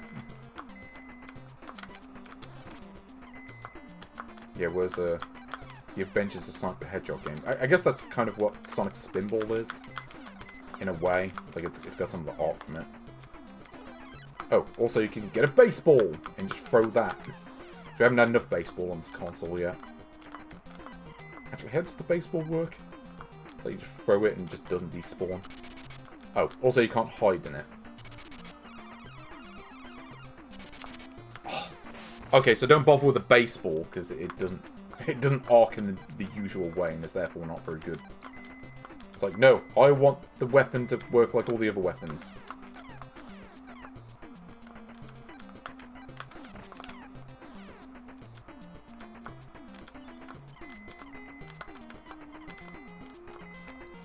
Oh wait, you can't get more than 9 lives? Okay, so getting the extra lives is kind of pointless then. Unless I lose a whole bunch of them.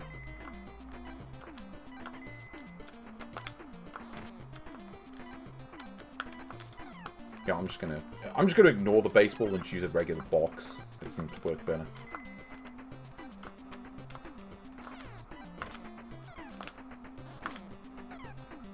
Yeah, because you know why the box is better? Because I get hit, that's why. No, it's because I can just do that. I was like, where's the health when you need it? It's not anywhere in this level. Okay, I'm actually better off just ignoring the enemies, I think. It's one of the things about this, you can just run past most of them.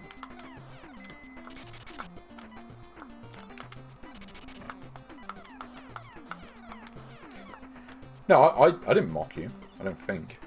If I did, it was surely in jest. I remember this. Yeah, this is yeah. The screen kind of scrolls upwards very slowly. Ooh. Hold on. Okay. No, you can't pick that up. Looks like maybe I could. Yeah, thankfully this boss is pretty... Well, it's got a very simple pattern at least. Let's put it that way. Yeah, the free stage is interesting. We'll probably come on to that in a bit. I think that shows up soon. Yeah, I think the strategy here is just kind of generally try to stay in the middle. Oh, you bastard.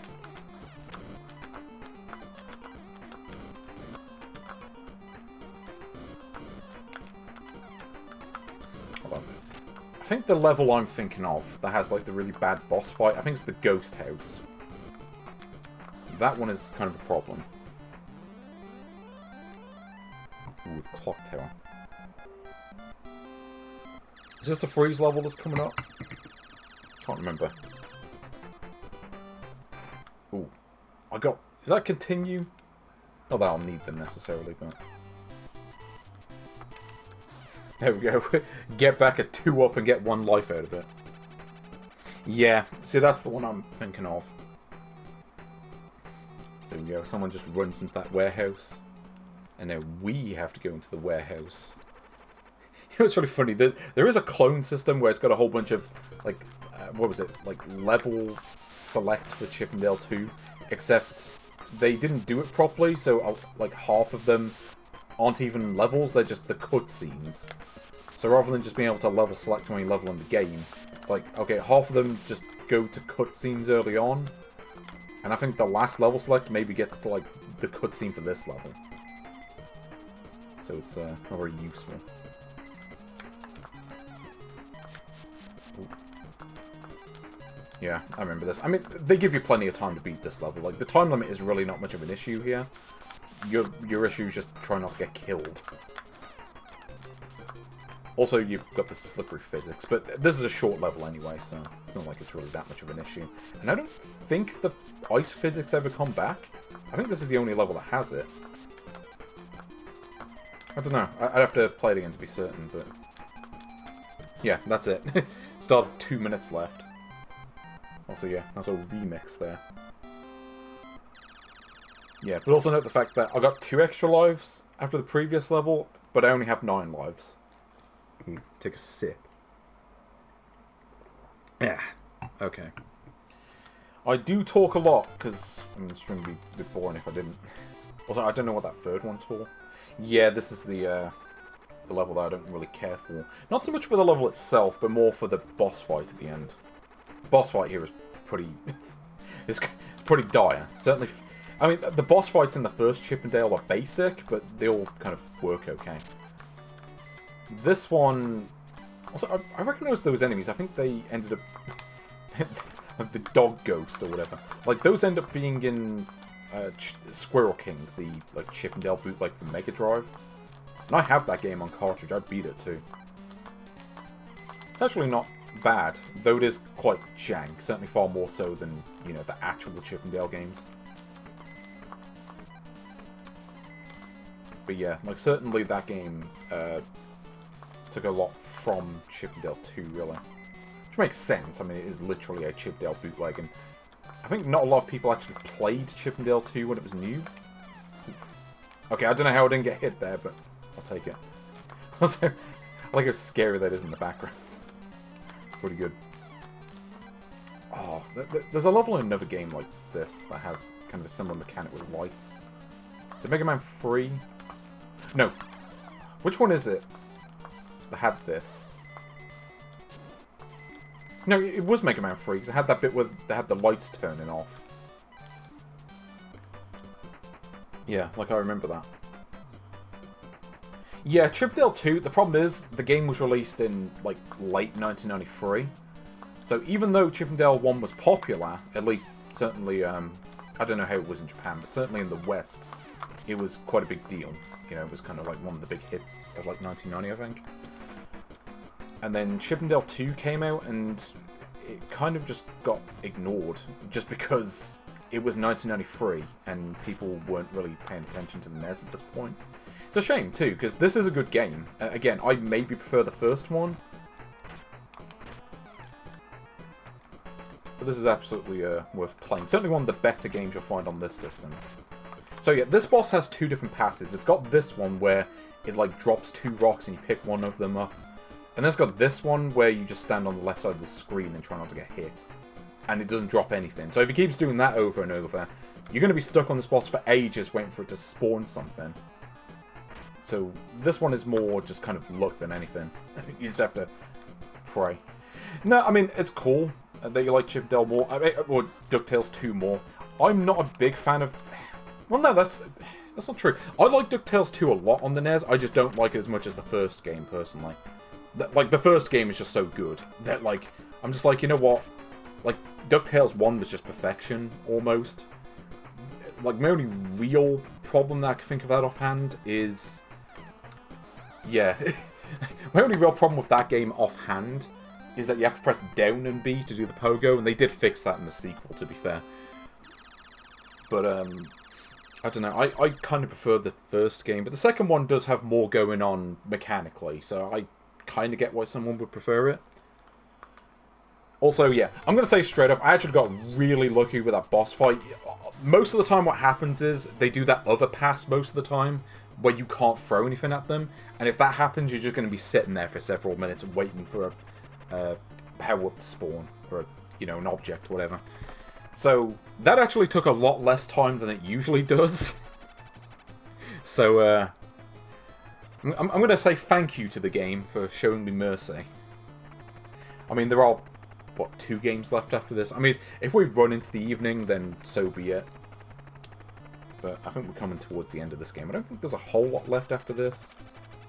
Also, I can't actually skip this cutscene. Like, I think this is where you get the 3 levels towards the end. So you can pick these in any order. So you got the Clock Tower, the Western World, and the Future World, I think.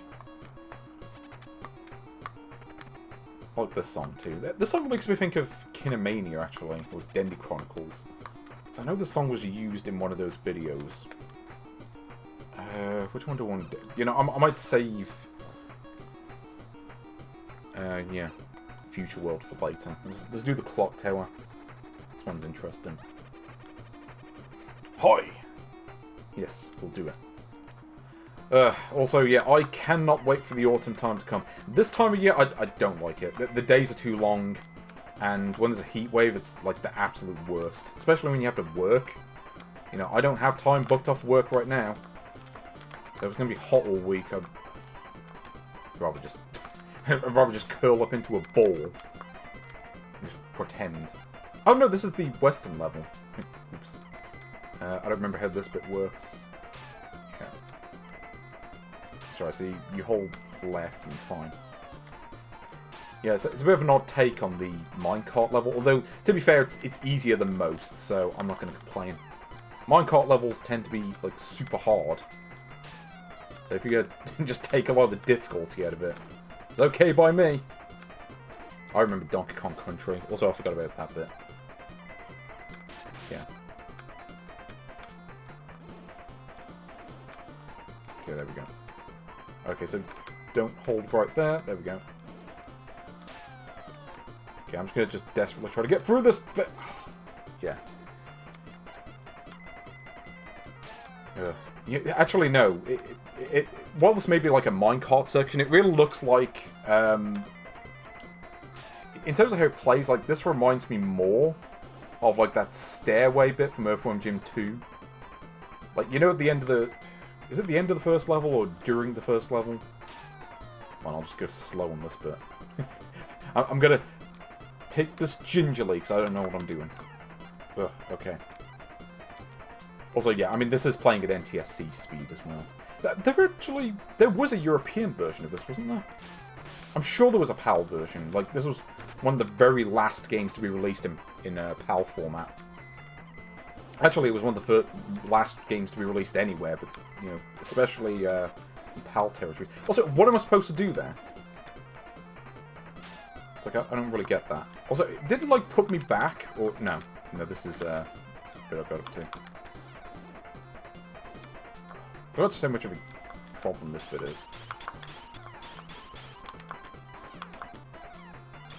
Okay. Oh, and we got this bit. Yeah, where he, like, throws the cards. And then you gotta throw the cards back! Also, if you land on the card, you take damage, because it's like that. Oh no, not the rabbit.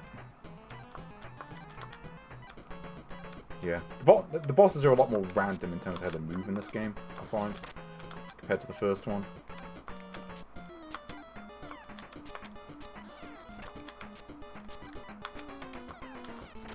Okay, I can do this. Ugh! Now if the thing doesn't stay on screen long enough for me to get the thing. Okay. I feel like Chippendale 2 is one of those games that's more popular now than it was when it was new. Just because, again, like, no one played this at the time. Even though this got released in, like, Europe. I'm sure there was a European version of this. Star Tropics 2. I've never really played Star Tropics. I played the first one for maybe half an hour, but I never got into it. Was Star Tropics 2 released in Europe? Because I know the Lion King game was, and that game is horrible. Like, Lion King is, like, one of the very worst NES games, I think. just a horrific version of that game. It's a shame too, because like, I mean, I'm not a fan of any version of Lion King, personally, like the game.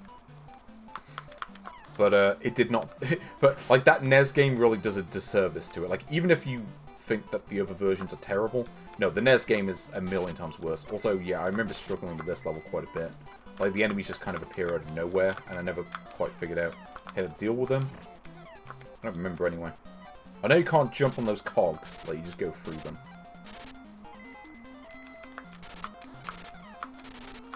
So, is this enemy just invincible? Yeah, it looks like it. No, I guess you have to wait for its animation to finish. Okay, fine. Whoa! Okay. Great. It's one of those enemies that only spawns when you get near it. When you get in range to get hit.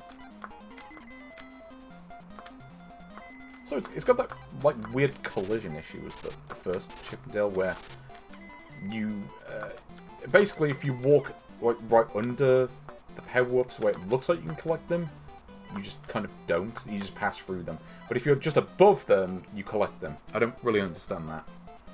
It's weird too. Like I remember Samari had the same thing, and maybe a few other games. I think Mario 3 did that actually. Now that I think about it, and the collision was just a little bit off. There's a lot of things about Mario 3 that are just a little bit off now that I think about it. Yeah, like the magical self-electrocuting mouse. It's like, what's going on there?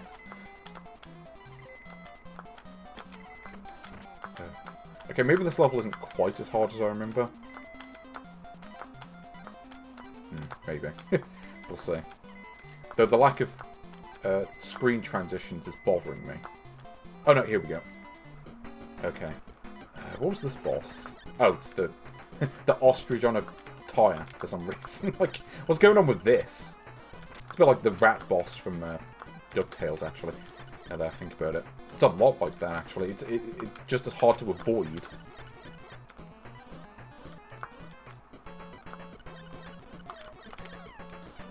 I forget what the strategy is here. Yeah, I think as long as I jump there, I don't get hit.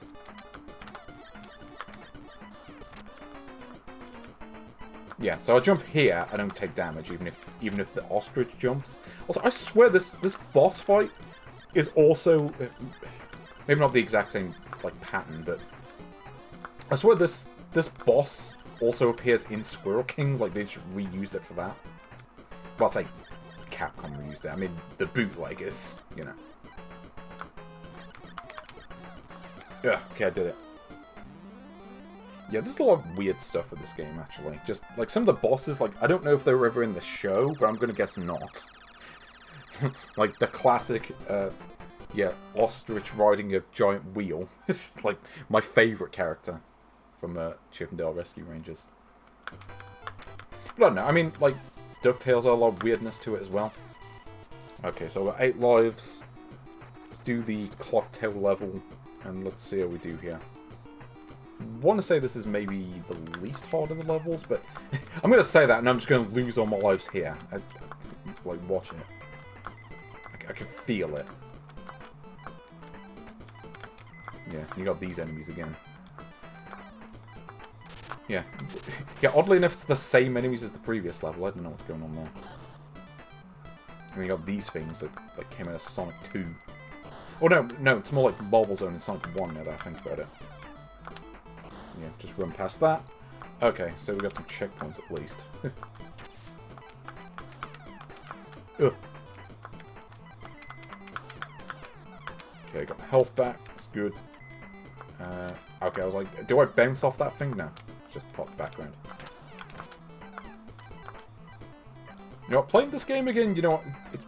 Oh no, this is the things from Mega Man 3 where they just disappear, don't they? Yep, I've played Mega Man 3. You can't fool me. Wait, what happened? Okay, I guess it's just the next pot. Oh god, now I've got to fight McGruff the crime dog. Or whatever that is. Oh, that's right, this is like... Yeah, you grab this thing. Except I don't remember how to do it. I might have, like, positioned it a bit wrong. And, okay. So time it just right and you can avoid that. So that's fine. The thing I wanted to add, I can't remember. Okay, I remember this boss. This is the one where you have to attack diagonally. So if you've gotten up to this point, and you've never figured that out, you'll just get killed over and over before you figure it out. Yeah, Mr. Angry Crocodile with a crane. What do I do here? Do I just sit here on the left? Yes. Okay, that's exactly what I do. Fine. Yeah, you just hit him a bunch of times and you win. He does look a little bit like Dr. Popo. But he looks like the evil version of Dr. Popo. Like if he was using his engineering powers for evil, rather than to clean up the world's trash. Yeah, this is the law. I've decided, like, this is the alternate universe version of Popo Team. Okay, here we go. Yeah, thankfully the wheels don't, like, the tracks, it looks like they would hurt you, but they don't. It's really bizarre, like, with a lot of these old games. Because, like, touching those tracks as they're moving, I feel like could feasibly hurt you. Especially if you're a chipmunk, but... Yeah, somehow that doesn't hurt you, but, like, just touching a fly hurts you. It's... I don't know. That's just, like... just how games were back in the day. I never quite got it. Yeah, this is my Popo Team sequel. It's the closest one you can get to, anyway. It's a shame I don't actually own Popo Team on cartridge. I wish I did. And yeah, because he's Dr. Popo, you don't actually kill him. He just surrenders. He just goes, oh! No. Okay. So, we got one more level to go, I think. There's just one more level after this, isn't there? Okay, so let's get one extra life, and let's do it. So we've made it to Fat Cat's giant building thing that we saw at the start of the game. Does that glowing thing hurt you? No, it's just in the background, I think. So here we go. Slingshot Man. Oh no. Not the deadly slingshot, please, anything but that. Okay. Do I want to go... yeah, I'm going to see why not. Oh. Well, took damage. Well, whatever. It's a case of learning. And for what it's worth, I don't remember this being nearly as hard as the last level from the first game. Because the first one's kind of like you have to do it a specific way, otherwise you get killed. Although, I think if you do co-op mode, you don't get sent back to a checkpoint unless both of you die at the same time. I think that's how Chip and Dale works, like these games. I might be wrong, maybe I'm thinking of Russian Attack, I don't know. But it was something like that. One of those, like, co-op platformer things.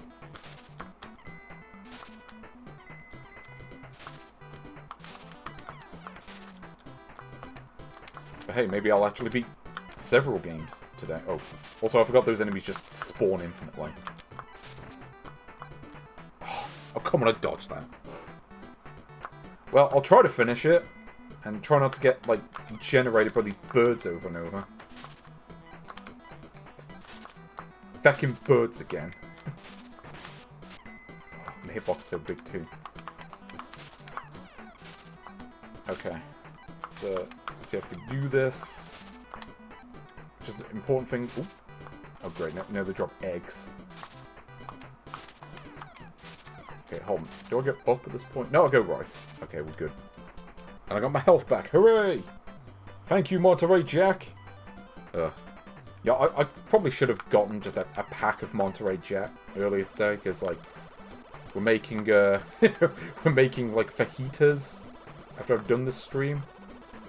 And, yeah, Monterey Jack goes perfectly on that, but, nope, I've just got the regular old cheddar. Okay, so I think I just want to leave it like this, don't I? Yeah. Yeah, I've forgotten, like, the finer details of Chip and Dale 2, other than, like, being able to throw diagonally. I couldn't really remember much else. You can't throw diagonally down, can you? No, you can't throw down at all. It's not Contra. Though it's not a bad alternative, to be fair. Camembert. Yeah, I do have some brie. I've got some brie in the cupboard. Or well, not even the cupboard. I've got some brie in the kitchen. In the fridge, let's say. Okay, can I attack this thing? No, you have to avoid it.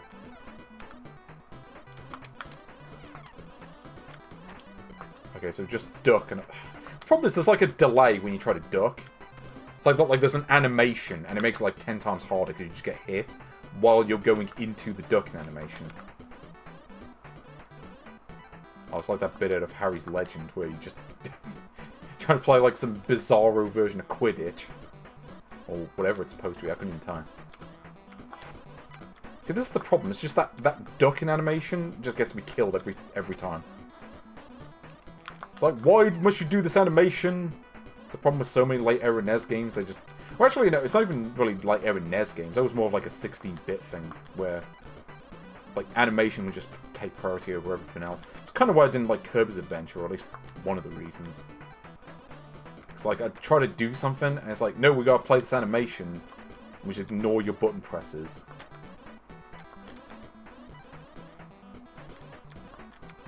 Okay, I think I figured it out. Because I gotta throw this stupid box out of the way. Okay. Yeah, collect the D. Collect the... Dan. Danger? Oh, I thought I was about to say Dale. Okay, sure. Yeah, collect all the R's. Except I'm not going to bother doing that because I'm not playing for points. Yeah, quite possibly. Although, actually, I don't think I've died that much in this game, to be fair. I feel like, even without the extra lives, I probably would be able to beat the game anyway.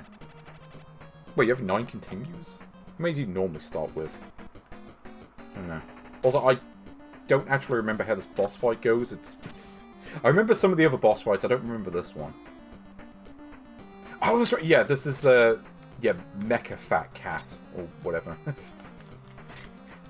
Yeah, it almost looks like a reject from Mega Man, but maybe a little too cartoony for that.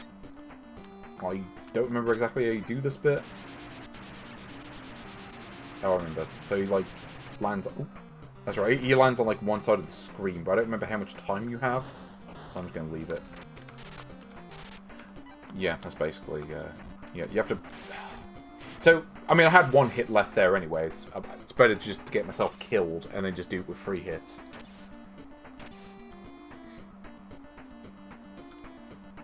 Yeah, so here we go. This is how you do it. You just have Mecha Fat Cat just land on his own bombs a bunch of times and then you win.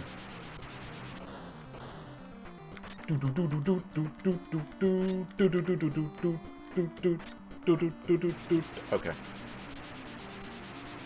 So let's see what happens here. So danger, yep, I'll just... yeah, I'm just going to sit here and just wait for him to get himself hit. And then take damage anyway, because I don't remember what the attack patterns are in this game. Or this boss fight anyway. But you gotta do perfect timing? Ooh. Well, if he keeps just doing this over and over, maybe I can do it. As long as I don't keep messing up. Yeah. The problem is, I don't know what you're supposed to do on that bit. Like, I guess you have to run under it? Maybe. Nope, that doesn't help. It just goes off the screen.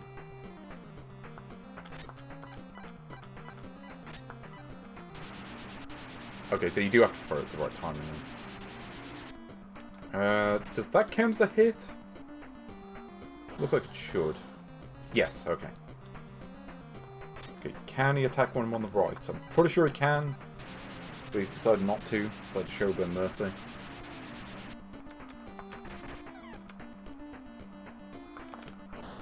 Ugh, okay, that didn't work. I think just because it hit his hand.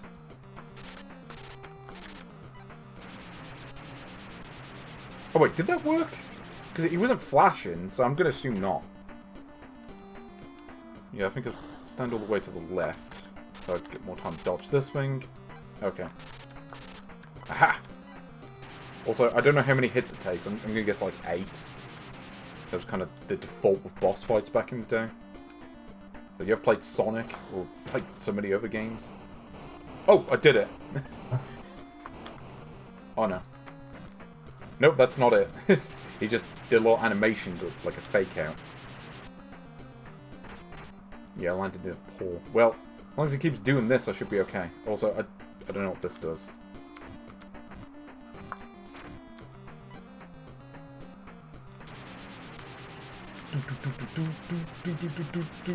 Okay.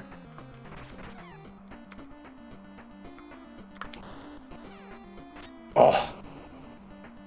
Okay, so what's the timing on that? Like, do I have to throw it, like, right before he lands? Or do I just have to... Yeah, because I don't really get that. Yeah, because the problem is, if I throw it too early, it just goes off screen entirely. Because there's no walls on this bit. Okay, well, thankfully the attacks aren't too hard to dodge anyway. Yeah, well, I kind of figured that much. It's just kind of a case of struggling to figure out the timing on actually throwing the things. Ugh. Okay. So it seems like if I stand in the middle of the screen, it's more likely that he'll just land on his own bomb. I think I've figured out the secret. You just do that.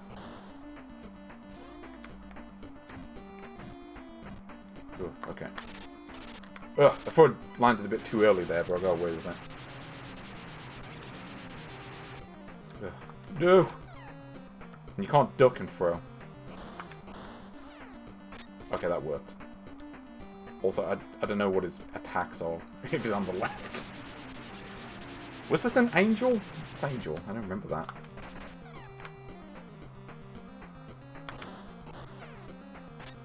Oh! Did I do it? Guess we'll find out.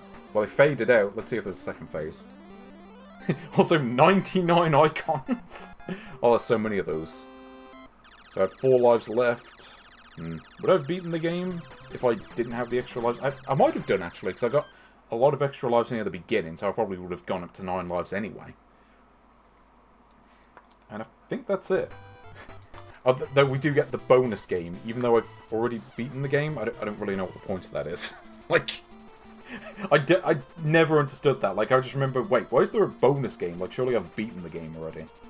It's the fake-out bonus. Like, imagine if you, like, beat Sonic the Hedgehog and then, like, it comes up with the, like, screen. Like, you know, you beat the final boss and then you get a little cutscene. Then it goes to the bonus level. It's like, Yeah, it just feels like they forgot to remove it from the end. It was like a last-minute thing. But, yeah, I think we completed the game, because I don't think there are any more levels. It's just like, yeah, you get the bonus level, then you get the ending cutscene. So there we go. That's Chip and Dale 1 and 2 completed on stream. Beat both of them. So that makes 77 for today.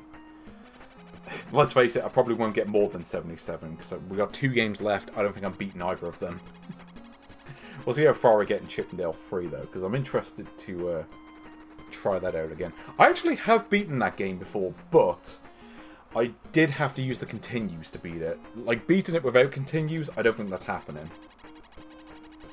But we'll see how it goes anyway. Just let this cutscene play out, so take a sip.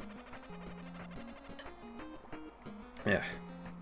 But hey, it's nice to play the Chip and Dale games again. I do have these on cartridge. It's kind of a shame they're not in English, though. Would have been better. But certainly among the better games you'll find on the system. And you won't find them on the NES Mini. The NES Mini does not contain the Chip and Dale games because they couldn't get the license. So there we are, the end. I don't think there ever was a third Chip and Dale game. Not officially. But there is one on this console. And yeah, I don't think the game ever advances beyond this screen. I think you just have to reset. So, let's do that. Let's do these last 2 games. Chip and Dale 3! Oh yes. You ever played Chip and Dale 3? This is not Squirrel King, this is Hip Ale 3. The classic. From 1995. Not made by Capcom, apparently. Yeah, heavy Barry. Is Barry White in this game? What am I gonna do you? Yeah, I remember this. So if you don't know what this is, by the way, so this is, yeah, obviously not a Chip and Dale game at all, because there were only 2 on the NES. And then, as I say, the second one was out basically at the end of the console's life, so if there was a third game, it would not have been on the NES. Let's put it that way.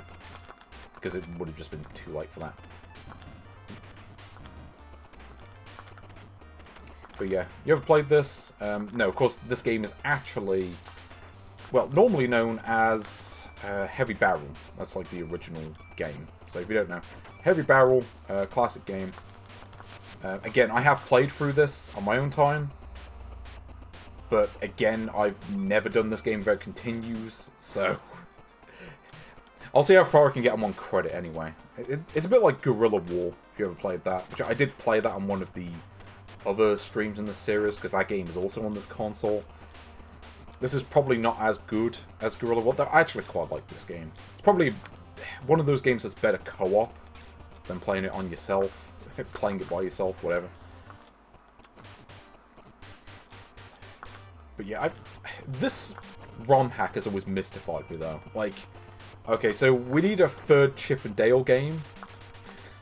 What game should we base this on? Let's not base it on, like, a Disney game. Or, like, you know, even just a game based on a cartoon. No, we're going to base it on, like, a run-and-gun shooter. Where you're just, like, on some remote island trying to blow up a base. It's like, what? It's like, yeah, just Dale goes postal, I guess. Dale gets drafted. The long-awaited sequel to Donald Gets Drafted. Also, yeah, I'm going to tell you right now, these blue grenades suck. Like, they're, like, almost useless. Also, yeah, managed to get all the way up to the first boss before I died. That's how short that one is by comparison. Because I haven't played it in a while. Well, time to end this with the final Famicom game that ever got released officially. Play some Adventure Island 4. And again, I guarantee you this is not going to be the translated version. Nope. So I ain't going to have a clue what's going on here. So, yeah. For what it's worth, this actually is quite a bit different to the other games. It's closer to Super Adventure Island 2 on the SNES, I think. Sort of. But it's like, oh no, the evil nice code face has transmogrified in the Adventure Island dimension and abducted all the sprites so they can use them in their terrible games. I don't know. But, I don't remember what the point is of this room. This is like, yeah, it's just a password room, okay. Yeah, there is an English version. I must admit, I never really sat down to play this game. I know what it is, but I haven't really played it enough to really have an opinion on it. I know the consensus is meant to be that this game is quite good, and, you know, for being the last game on the Famicom, I'm sure you could do far worse. I mean, I think of, like, the other games that were released on Famicom in, like, 1994, and there's really very little. It's like, you had a re-release of Legend of Zelda, because that was a disk system game originally, and then it got re-released on the Famicom. I think because they, like, Nintendo realized, oh wait, there's no Zelda game on Famicom cartridge, so we need to redress the balance. Oh, there's an egg? Oh. Well, to be fair, I don't think this game really has a life system or anything like that. Like, you die once and then that's it. So, since I'm playing this for one... Effectively, I'm going to be playing this game for one life, so I don't think the checkpoint thing is really going to help in this case. Maybe if I sit down to play this more in my own time. Maybe that's something to look into, but... Yeah, since I'm effectively just playing this game for one life, just because of the way it's set up. Yeah, probably just try playing it like this. Oh, you get bonus stages? Nice. I do remember the bonus games in this. Like, I think this might be one of them.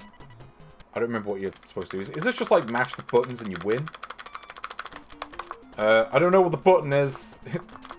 Yeah. Did I have to press A? Because I was pressing A and B. And that didn't seem to work. Yeah, I was going to say, I don't think I'm going to be beating this today. Especially since, again, I'm not really familiar with this game. I've played it a little bit, but not enough to really know it very well. Yeah, let's see what this is like. Again, this is, yeah. Is this like a full-on action RPG, or is this, I don't know, like a Metroidvania or something? I don't really know. Great, so basically because I didn't collect enough fruits, I lost. Not that I would have known that the first time. Or, like, ever, without being told. But hey, I got the hammer, at least. It's hammer time! It's good animation. Boom! Yeah, Wonder Boy 3 is really good. You want to talk about the best Master System games? Like, I'd look past that one. Though, I've got to be honest, my favourite Master System game might actually be the first Sonic game on Master System, because that one's so good. I'm sorry, it is. It's just, ugh. Like, they nailed it the first time, and then the sequels just weren't quite as good. It's just one of those. Same for, like, Mario.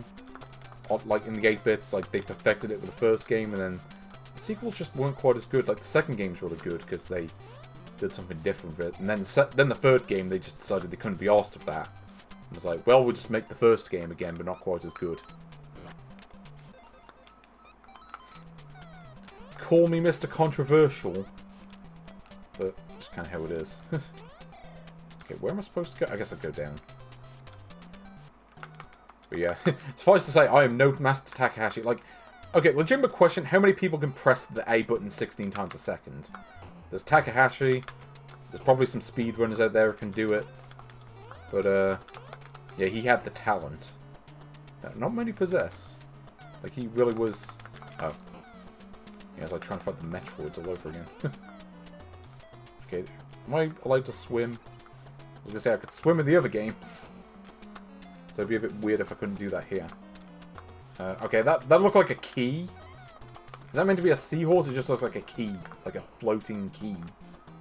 I guess not. Yeah, again, I do wish this game was in English. Of course, this game... Again, this did come out in, like, 94, so it never got localized. And okay, I was holding A there, and it just wasn't working there. And there we go, and that's it. That's all of the games. That is it. So, yeah, I guess that's it for the Entertainment System series. And, yeah, so you see I lost my power-up, so anyway. That is, that will do. But let's, you know, while I'm here, let's actually just take a look at all of these games. I'm actually just going to put some background music on while we discuss these games. Also, I may take a break from streaming after today. It depends on what the weather's like. It is the summer, and the summer tends to be horrible, and I spend most of my time just focusing, trying not to burn to death to have any time to stream. So, if the weather decides to relent, maybe I will do more streams soon, but if not, you might have to wait a bit. Depends on when I'm feeling good to do more streams, we'll have to wait and see. Now, what I want to do here, I actually want to compare the Entertainment System with the NES Mini. In fact, what I'm going to do here, let's bring this thing up. Okay, so one is going to be NES... Oh, hold on, let me change the crop thing. Wait, hold on. Where's the crop? Let me fix this.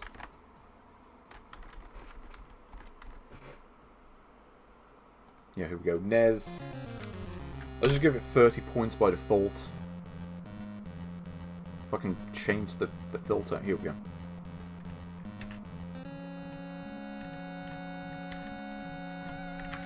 Okay, that's good.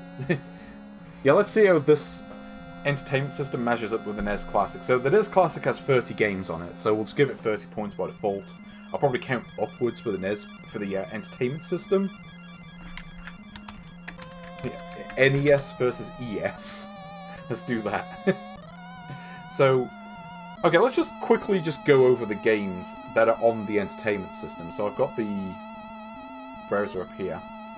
So, we've got 30 games here, so let's see just how good these are. So, Balloon Fight, good game. Bubble Bobble, good game, though probably better with a second player. Castlevania, a good game. Also, yeah, there's no Alien 3 on this, and probably for good reason. Alien 3, not a very good game from what I remember. But Castlevania 2, people make fun of that game, but it's a good game. Donkey Kong, good game. Donkey Kong Jr., also a good game, but I'm actually going to deduct like half a point from the system. The reason why I'm doing that is because they could easily have just combined these two games into one, because there was a 2-in-1 cartridge that Nintendo released, Donkey Kong Classics, which is literally just these two games on the same cartridge. They could have done that, and just had Donkey Kong 3 alongside them. Because Donkey Kong 3 isn't on this, and that annoys me. Because it's certainly better than Donkey Kong Jr., I think. Double Dragon 2. Definitely the best of the Double Dragon games on the NES, so I'll give him credit there. Dr. Mario, good game. Excitebike, good game. Final Fantasy, I don't care for it, but there really aren't many RPGs on the NES, so whatever. Galaga, good game, though I prefer Galaxian personally, but I realise I'm in the minority. Ghosts and Goblins, fucking terrible. In fact, this game is so bad, I'm actually going to, like... I think this game counts as minus points. Most of these other games are, like, worth a point. This one is worth, like, minus 1 point. Because it's such a bad version of the game. I mean, the arcade version is already bastard hard. And the NES version is, like, 50 times worse, because you have the Micronics jank added to it. And it's also just kind of harder anyway, even without that. So it's like, why would I want to play this version? Like, this version is only on here for nostalgia reasons. Without that, this game would be nothing. So yeah, I'm deducting points for that. Like, there's a reason Micronics were dropped after making this game, is because they weren't very good. Gradius, good game. In fact, a far better arcade conversion than Ghosts and Goblins. Ice Climber, not a huge fan of it, but it's a pretty good 2-player game, I think, so I'll let them off. Kid Icarus, I never got into it, but I'll give them the benefit of the doubt. Curb's Adventure, I don't like it, but again, I kind of realise I'm in the minority for that one, so whatever. Mario Brothers, good game, though there was a better version that got released in Europe, and maybe they should have included that instead. Mega Man 2, I prefer the third one personally, but this is a close second, so whatever. Metroid, good game. Ninja Gaiden, not a big fan of it personally. I prefer Ninja Ryukenden 3 personally, but it's a good game. Pac-Man, Ms. Pac-Man is better, but it was unlicensed, so it won't be on this console. Punch-Out featuring Mr. Dream. Actually, I'm taking half a point off of this one because Mr. Dream is an idiot and should have stayed in the Madman's dream. But otherwise, a classic game. Star Tropics, never played it for more than like half an hour, so I'm not going to comment on it. Super C. Yeah, actually, I'm deducting a point off this console because it doesn't have Contra or Rygar, which are clearly the best games on the NES, and they're not on this thing, so it loses points for not having either of those. And Super Contra is just not as good. Like, Super C is just a terrible name for a video game. Like, what's C about this? Like, you couldn't just call it Contra? Just... no. Of course, you got the Mario trilogy, which is, you know, good games. Tecmo Bowl, actually, I'm deducting another half a point, because Tecmo Bowl is a pretty good game, but Tecmo Super Bowl is 10 times better. Tecmo Bowl is just not as good. It's just like, Tecmo Super Bowl has far more modes, it plays better, has more teams, it looks and sounds better, it's got far more going on. Why would I want to play Tecmo Bowl when Tecmo Super Bowl exists, you know? Legend of Zelda and Zelda 2, classic games. I never got into Zelda 2, but that's probably just a me problem. So, can the entertainment system beat the NES Classic score of 25.5 points? Can the ES score more than 25.5? That's the question that we're going to answer right now. So, we're just going to look through every single game on this list. So, Ninja Turtles 1, not a very good game, but I'll give it half a point because it does have a level select, and that does enhance it a little bit. Ninja Turtles 2, 3, and 4, all good games. I'll let them off with Ninja Turtles 4, because even though you can't really beat the story mode, I don't think, the other modes, you know, they make up for it enough. I'm willing to give it a point. Oh yes, this console is going to have to build up a pretty big score to make up for the Nice Code games, let me tell you that much. So Contra 1, actually, I'm going to give 2 points for Contra, because Contra 1 is so good, it's like the best game on the system, and it's not on the NES Mini. And this version has trainer menus. And the trainer menus bring it up even further. They took the best game on the NES and made it even better on this console. Contra 2, again, I'm going to give it 2 points, because it's better than the version on the NES Mini. It's got a better title, and it's got the trainer menu options, so, yeah. Contra 3, meh. Contra 6, you know, it's losing points for Contra 6. It's getting like half a point for Contra 3, but Contra 6 is worth minus a point because it's a repeat. In fact, I'm taking off another point for the last 100 games all being repeats, they would have been better off just not having those at all and just making it 401. Oh, we'll get to Animal Contest. Contra 7 is worth... I think these two kind of cancel each other out. I kind of like Contra 7, but this one is a real waste of a space, so I'm just going to leave it. Kickmaster, good game. Mortal Kombat 4 sucks, but it's funny, so I'm going to say 0 points for that one. It's bad, but in a way that's kind of amusing. Snow Brothers, good game. Kage, good game. Final Mission, they would have been better off including the NES version, but I'll give it half a point because it's still pretty good. Tiny Toons, I'll give them the benefit of the doubt for this first game. Maybe this one's good and I just never got into it, so I'll give them a point for that. Tiny Toon Adventures 2, I'm giving it 0 points. And Tiny Toon Adventures 3 is maybe worth half a point. So we've already got 11. Ninja Gaiden 1, I'm giving 0 points because it's broken. But it's kind of interestingly broken, so there's at least a little bit of merit. Ninja Gaiden 2 and 3, I'll give them 1.5 points. Ninja Gaiden 3, I really wish this was the Japanese version, because it's the better version of the game. This version is, like... This one is for, like, the most hardcore players only. And the Japanese version is for people that want a fun game, like myself. Now, these Double Dragon games, I'm going to say... These two are worth a point each. They're pretty good. These two are maybe worth half a point each. So we're going to say... Yeah, that's 15.5. We're inching towards the NES Minis total. Robocop 1 is worth a point. But Robocop 2 is one of the worst games on the console, so that's worth minus a point. Robocop 3 is worth 0 points because, again, the game doesn't work properly. Actually, it's still far better than Robocop 2, though. I would rather have 2 levels of Tokyo Shirei Soul Brain than Robocop 2. Robocop 4, not a very good game, but whatever. Adventure Island 1 is like half a point. And then, I guess the sequels are all worth a point each. The Chip 'n Dale games, these are definitely worth a point each, so I'll give them points for that. I'm going to give these games a point each, but I'm taking off a point because they're all in Japanese, and they really should have included translated versions. So that's 25 points. We're coming up to the total. Street Fighter 201, I don't like it, so I'm giving it nothing. You know, these 3 games are all repeated from the other page, so they all lose a point for being repeats. Mod Final Fight, that's worth 1 point.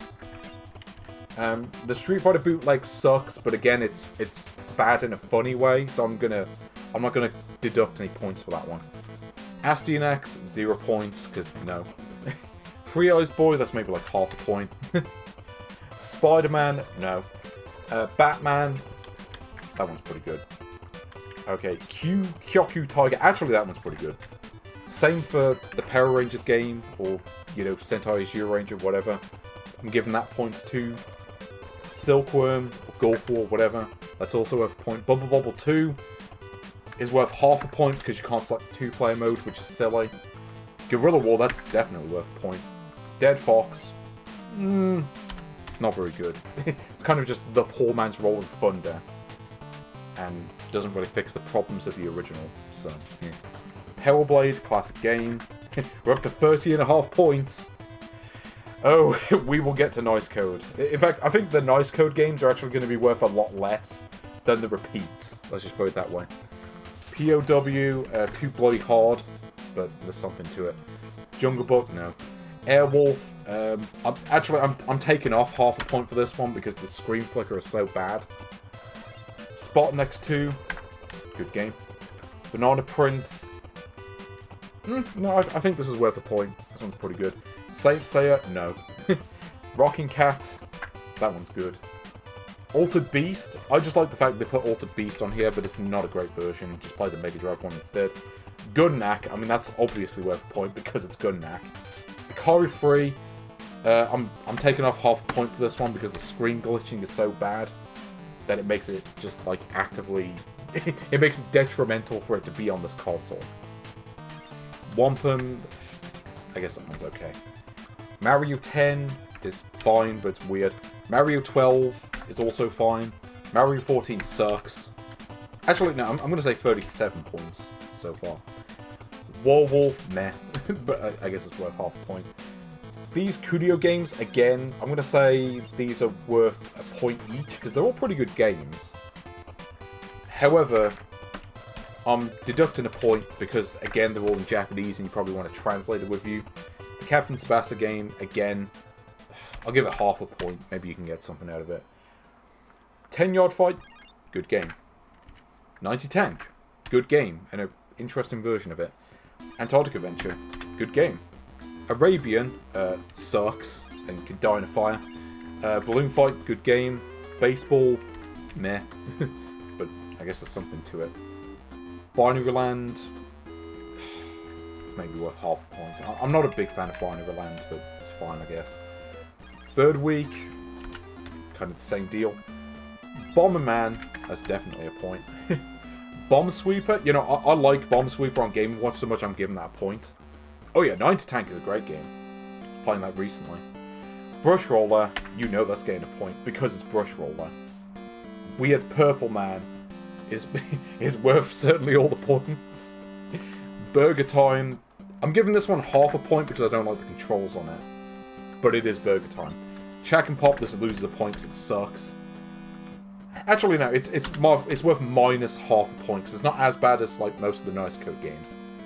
Chess is not chess, but you know, I suppose you can maybe have a bit of fun two-player. Circus Chablis, yeah. Clue Clue Land, that's a good one. Field Combat is great, and one of the unsung heroes of the Famicom. Defender 2, also good. Devil World, quality game, and no one talks about it, and they should. Dig Dug, good game. The Donkey Kong games, those are all good. Well, actually, no. Donkey Kong Jr. Math is... I'm going to say 3.5 points total. So, we're running on 58 points. You know. I mean, this is looking to be a demolishing of the NES Mini so far. Door is broken, so I'm giving it nothing. Excite Bike, it's a good game. Xerion, also a good game. F1 Race, a great game. Formation Z. You know, I like Formation Z quite a bit. Frontline kind of sucks, but not bad enough to be a liability. Gallagher and Galaxian, both great games. Golf. Golf has problems, but I kind of like Golf. Raid on Bungling Bay kind of sucks. Not enough for me to take points off it, though. And Hyper Olympic, that's worth 1 point. And this one... I'd give this one a point, but I'm taking the point away because you can't beat the first level because it's broken. Ice Climber, good game. Though, kind of a questionable version of it. Joust, good game, though maybe not the best version of it. Karateka, I kind of like Karateka. It's not a great game, but I kind of enjoyed it anyway. Load Runner, good game. Luna Ball, also a good game. Macross, kind of a... I wish this game had more to it. It's just the one level that just repeats over and over, and I wish there was more that you could do in the game, but whatever. Magic Jewelry, good game. The Mahjong games, I guess those add up to 1, and they're fine enough, I guess. Mappy, good game. Mario Brothers, also a good game. Milk and Nuts, good game. They may be a bit fussy with the controls. I mean, Karateka's okay, but there's better versions of it. Millipede, good game, though there are better versions of that too, but I'm giving it a point because it's Millipede. Muscle sucks. I'm taking away half a point because fuck Muscle. Just no. The Shogi game, you know, actually, I'm going to give the Shogi game half a point. That one's okay. Nibbles, kind of frustrating, but kind of liked it.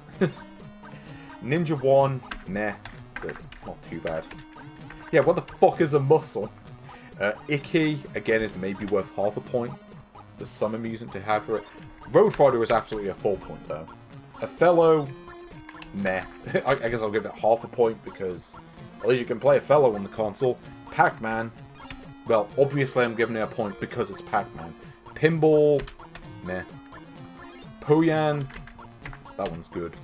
Popeye, that one's good. Sky Destroyer, that one's okay. Space E.T., aka Space Invaders. It's not a good version of the game, but I like Space Invaders too much to not give it at least half a point. I'm just a Space Invaders mark, what can I say? Star Force. Well, it's flipping Star Force, of course I'm going to put that on here. Tennis, also pretty good. Urban Champion, not great, but there's some amusement to be had with it. I mean, it's worth it just to have a fight outside the discount store. Warpman, good game. Yi Kung Fu, not a great game, but it's worth playing, I guess. Zippy Race, I like Zippy Race quite a bit.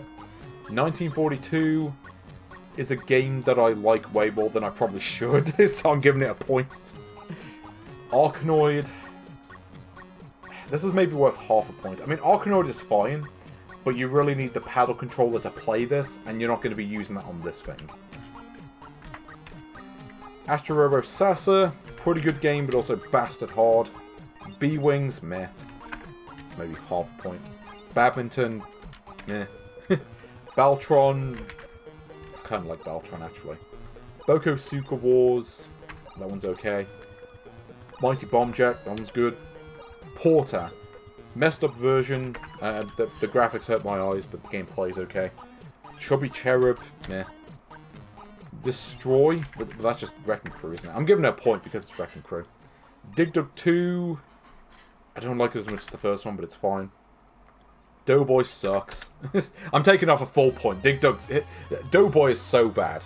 It's just, no. Fire Dragon, yeah.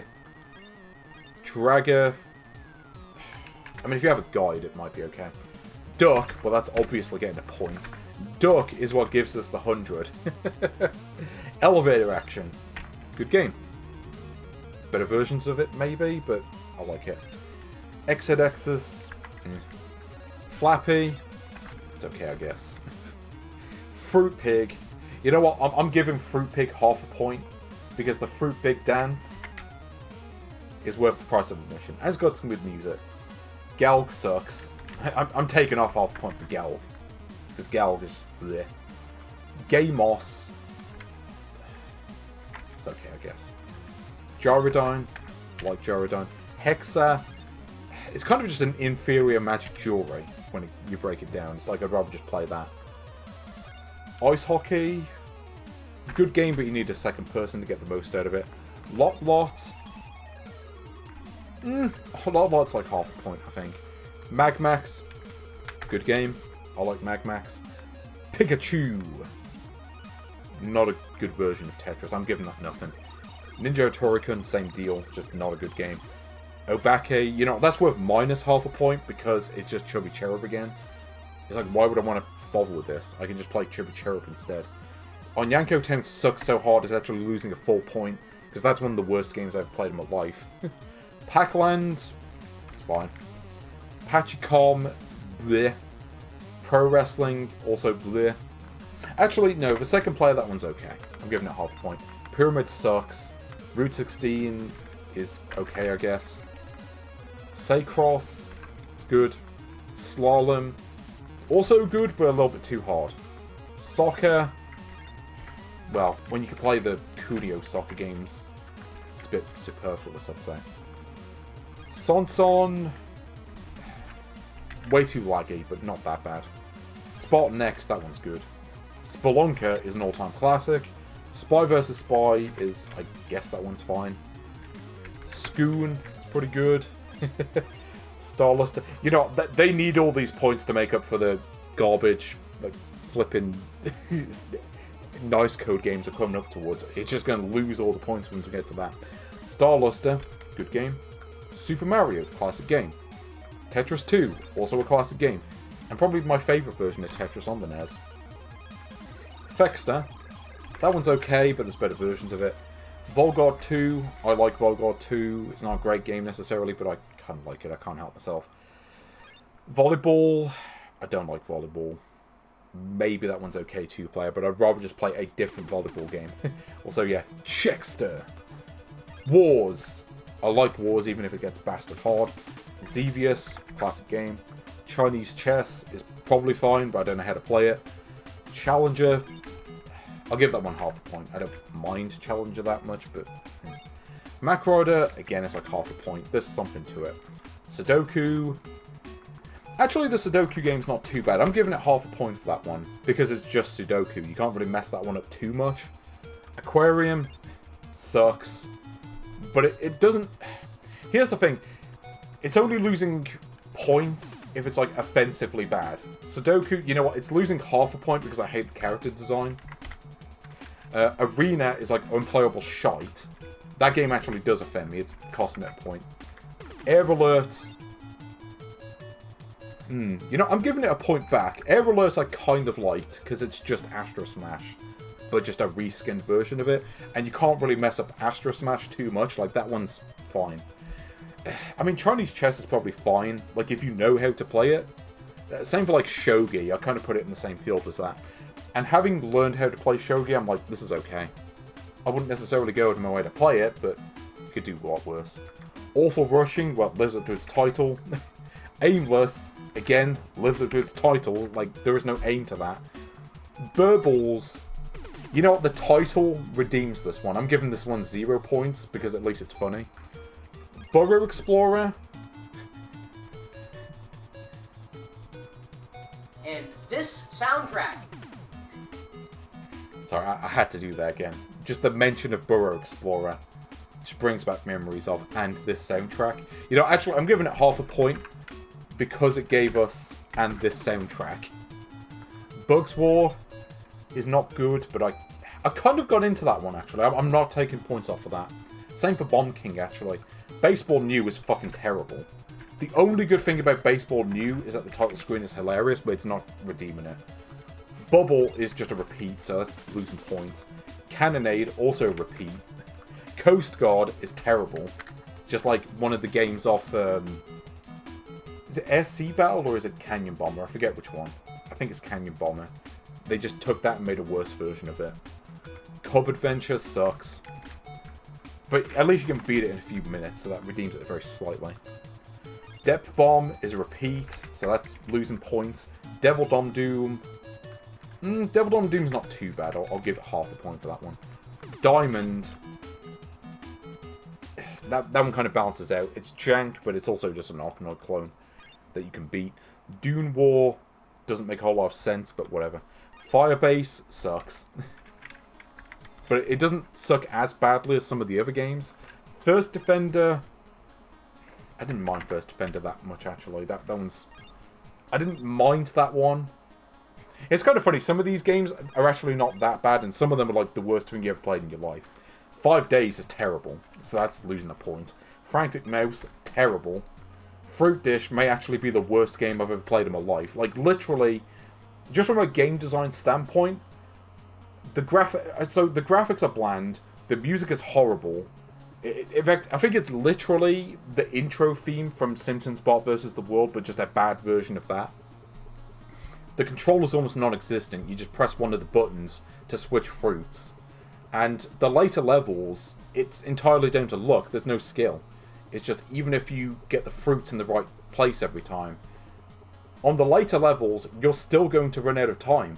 Because even when you fulfill the quota for one of those pipes that you have to get the fruits into, it still spawns fruit for that pipe and you can't change it. There's no way to, like, move it to the correct one. So, on top of being boring, it's also just straight up broken. So... yeah, it's losing points for that. Gallagant sucks, but not as hard as some of the other ones. Garden War is literally just Gallagant, so it's losing a point for that. Gate sucks. Just terrible. Hallyhoo is just a slightly less bad version of Gate, because at least you don't get teleported into enemies. Hexapod New. What was Hexapod New? Oh, that was that Buzz Bombers clone, wasn't it? Okay, that's fine. I won't take off points for this one. Hexapod War, that one's just Shark, so whatever. Labyrinth. That's also that was the one where you have to say yes or no to the things. Yeah, whatever. I'll remain neutral on that. Lunarian, I think that's a repeat, so it's losing points. Mad Christmas sucks, but it's technically playable, but it sucks. Motorboat, also repeat. Panzer Attack literally only has 2 levels, and then you beat the game, and that's it. Pentabase, that's just 5 days again. Pobble, that's just like one of the other games again. Polar Bat has Kunio on the title screen, but it's not in the game. It sucks, but it's technically playable. Rural Goblin is barely a game. Robot, that's just repeat. Season Garden... actually, Season Garden wasn't that bad. It's just a Whack-A-Mole clone. I'm gonna... I'll leave it where it is. Shrew Mouse, that's just a kind of a poor clone of Snafu. It doesn't even have the music, so it's not getting points from me. Snowball is just a Sokoban clone that only has 5 levels. It's so short, I'm actually taking off half a point for it. Starfighter, that's just a clone. Strafe, that's also a clone, and also sucks. Small Dinosaur, that's just Mad Christmas again. Silent Hunter doesn't make any sense, so I'm taking off points for that. The Archer, very similar to Polar Bat, but not quite the same. I'm taking off half a point for that one. Twin Cards, whatever. Undersea Arena, that's a clone. And a Warrior, that's also just kind of Night Stalker again, isn't it? Which is kind of redundant when you already have Devil Bomb Doom. So that's like minus half a point. Abscondi, like, if you get far enough into the game, it just breaks. So that's losing a point. Ava Cruiser is kind of just a stripped down version of Solaris rather than Bother. Aim Cruise, the music makes me want to die, so it's losing points with that. Animal Contest. I kind of want to make this minus 92.5 for having Animal Contest on it, but no, you know what? You can easily ignore Animal Contest. It doesn't detract from the good games on this that much. It does lose a point because it's Animal Contest, but it's not losing more than that. Blocks World is dull, but it's technically playable. Bug Catcher made me want to die. Busy Bar also made me want to die. Candy Workshop is a disgrace to Gary Kitchen's existence, so that's losing a point. Contest 2004 is barely a game. Cookies Labyrinth. That one wasn't that bad, actually. That one was... I will forgive them for Cookies Labyrinth. Crystal Blast is boring. Deformable... Hold on, which one had the Ned? That was Lightning, wasn't it? Okay, this is just a worse version of Lightning, so I'm taking off half a point. Contest... yeah, Contest 2026, I just changed the title screen, but it's the same game. Actually, someone probably has done that. There probably is like a Time Max version. Dejectile, that's just kind of a Bomberman clone. It's not that bad, technically. I'll forgive them. But Egg Contest is terrible. And also has a butchering of the Crystallis opening theme. I don't even like Crystallis, and it does not deserve this butchering of the theme. Escapeway is, like, pretty much unplayable. Fairy's Treasure, that's just that one mobile phone game. I'm taking off half a point for that. Falling Blocks is just a worse version of the Pikachu game. Fated Pirate is kind of whatever. I'm taking off half a point for it because I don't get it. Final Blood is boring and also kind of luck-based, I think. Fish Story, whatever. It's kind of just Fish War again, but kind of a weird version of it. I won't take off points for it. Fling Ball sucks, but I'll take off half a point because it's got at least a weird concept. Forest Adventure is forgivable. It's like a weird platformer, but it's just a little bit too jank. I don't know. Fruit Gift sucks. That one just sucks. Ghost Castle is boring. And also just a stripped-down version of Saboteur, so over a bother. Golden Bird kind of sucked, but it was technically playable. Greedy... kind of the same deal. I mean, I'd rather just play Nibbles. Hammer and Nail is one of the worst games of all time. Happy Match is just a game where you match cards. It sucks, but it technically works. So I'll only take off half a point. Ice Ocean was technically not that bad, so I won't take points off of that. IQ Champion, that's just a repeat. Island... actually, the Island had decent enough music. I'm willing to forgive them for Island. That one wasn't that bad. Jump Jump sucks. I'm taking off half a point. Jumping Kid... kind of just a clone of that one level from Circus Charlie, but it's not that bad. I'm giving Lightning points because the ending made me laugh. And the ending redeems every bad thing about this game. This game is funny. So I'm giving it a point. Little Witch sucks. Just pretty much unplayable. Well, it's not unplayable, actually, now that I think about it. I'm taking off half a point. It's just a bad clone of Defender, but technically it's a bad clone of Chopper Command, which is itself was kind of a clone of Defender, but not quite as good. Magic Egg is incomprehensible. Man in Red, that's just a clone. Meccano, kind of a dick move on the last level, but technically playable. Mirror Devil World sucks. It kind of just a really bad version of Kick or Cubicle. Makes me wish I just included that game instead. Mouse Snare is just a Minesweeper clone, but I like Minesweeper, so I'm giving it half a point. Mouse Hero is surprisingly not that bad. It feels like a rip-off of Kaboom. I'm giving it half a point, even though the music is bad. But you can play it with the sound off, and it's kind of fun. Mowing kind of sucked, but the concept amused me. Nutcracky, I'm taking half a point off, because I wish it was good, because I like Food Fight, and this is not a good version of Food Fight. Crystal Ball is dull. Police Dog Lazy is funny, but the title makes me laugh. Police vs. Thief is boring, so it's losing half a point. Pong Pong is just pure random chance. Power Robot is bleh. Pulveration is just an inferior version of Battle City, so why would I play that when I can just play Battle City? Rabbit Village, kind of bad, but there's something to it. River Jump, also bad, but it does have Elmo in it, so that redeems it slightly. Seaport Gall is kind of bad. Actually, I'm taking off a full point because the music is so bad. Yeah, you have to play it with the sound off. Seawolf is boring. Space Base, there's kind of something to Space Base. I feel like, but it's too unbalanced. I don't know. Spider-Man 2, that's just a clone. Spider-Man 1 sucks. And Spring World, that one's playable enough. I'm taking off half a point because the music sucks. Star, kind of just, yeah, Shark again, but like a weird version of it. But the music costs it half a point. Submarine. Actually, you know, I will give Nice Code credit. Submarine, out of all of these games, this is like the one... This is like the one good one out of all of these. Submarine is fine. I won't diss on Submarine. Kind of wish they took out all these other games, but Submarine, that one can stay. Fruman... There's something to Fruman. It's like they took Barnstorming and tried to make it into a shooter. And then there's also like an Into the Screen bit. I'm forgiving that one a little bit. Toy Factory is horrible. Utmost Warfare, horrible. Vigilant is not that bad. It's kind of playable. Warzone doesn't make any sense. Water Pipe is just an inferior version of Pipe Dream, and that's on this console anyway, so why would I bother? Wild Worm is one of the worst games I ever played. Same for Wonder Ball. Movebox doesn't even work, so I'm taking off a point for that. Because it just crashes as soon as you try to play it. Okay, you know what? Fine. I'll deduct another half a point for Star.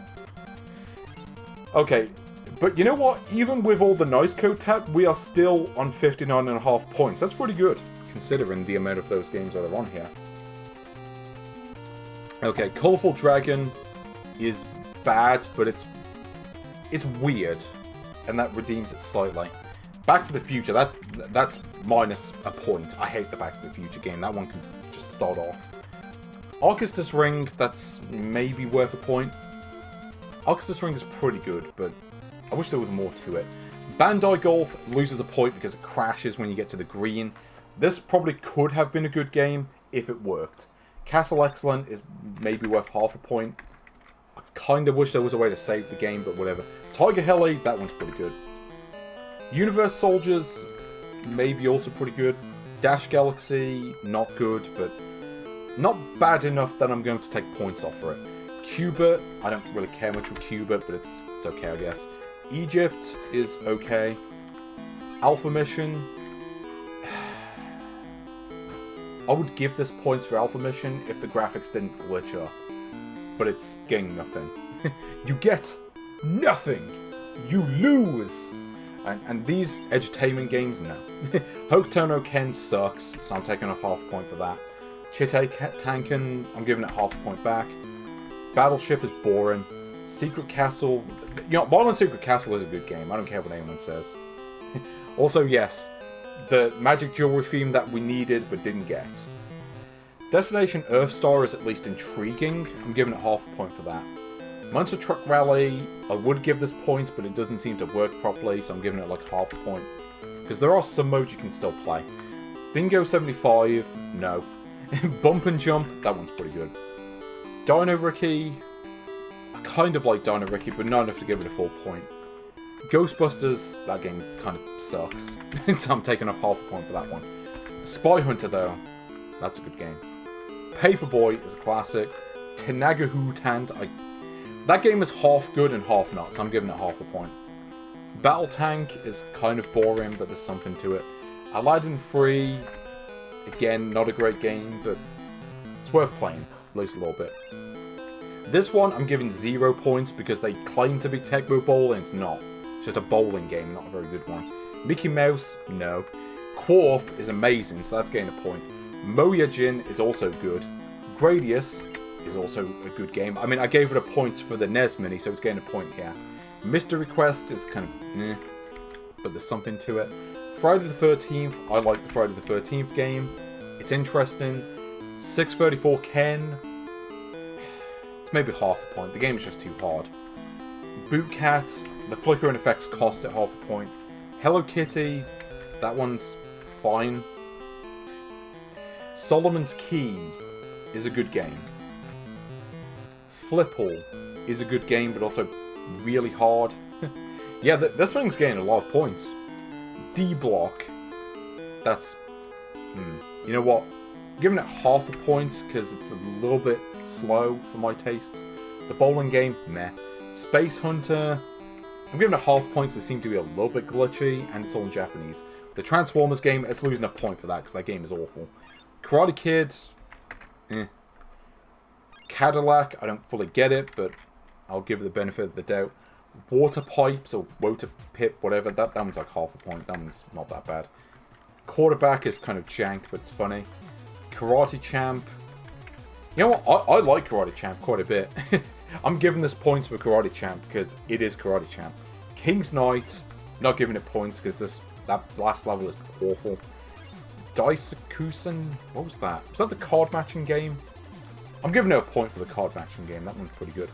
Venice Beach Volleyball could have been a better version of it, but I'll give it half a point. Sanrio Carnival, that one's pretty good. Sky Kid is fine, but I'm not a huge fan of it. I'll give it a half point. Pon Pon Volley is kind of dull, but I'm willing to say that maybe that gets better with time. These math games, I'm giving them nothing for that. Shockwave, I kind of like. Tales of Fate is good. Tsuppari Oozumou, you know, that's a good game. Densetsu, I'm giving this half a point because they probably should have included a translated version of it. It's good! Oh, that's right, they forgot to put the apostrophe, didn't they? Yeah, that's funny. Cosmos Cop is kind of an okay Space Harrier clone. Bar Games and Dian Shimali. Yeah, I'm giving it a point for Fortran, because Fortran amuses me. And the green Fortran is even funnier. Boogie Popper, you know, it's losing a point for that because that's just a clone of Bump and Jump. Metal Fighter, it gets the point back. Pipe Dream is a good game. Atlantis, it's losing a point because it doesn't work properly and the graphics are all glitchy. Cybernoid sucks, so it's losing half a point for that. Because fuck Cybernoid. City Connection is good, but it's losing a point for Choplifter because it doesn't work. You can't even play it. Twinbee gets the point back for Twinbee. Legend of Kage is also pretty good, as long as you're not getting killed a lot in the first minute. Dr. Mario, good game. Goonies, good game. Gyrus, also a good game.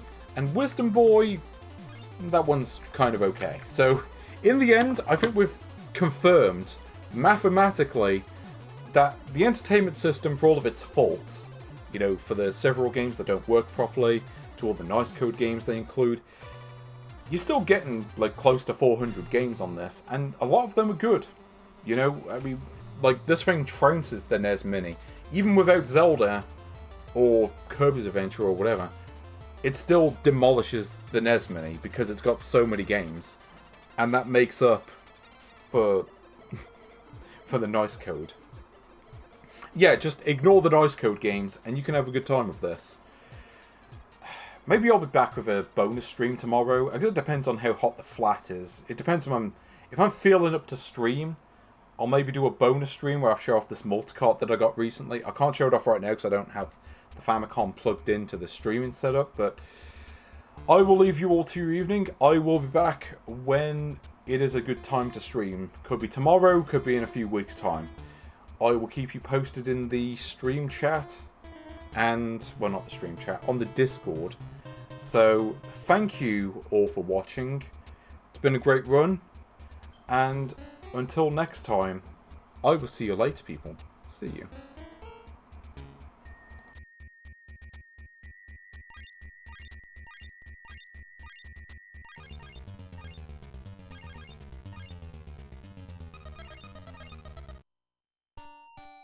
And this soundtrack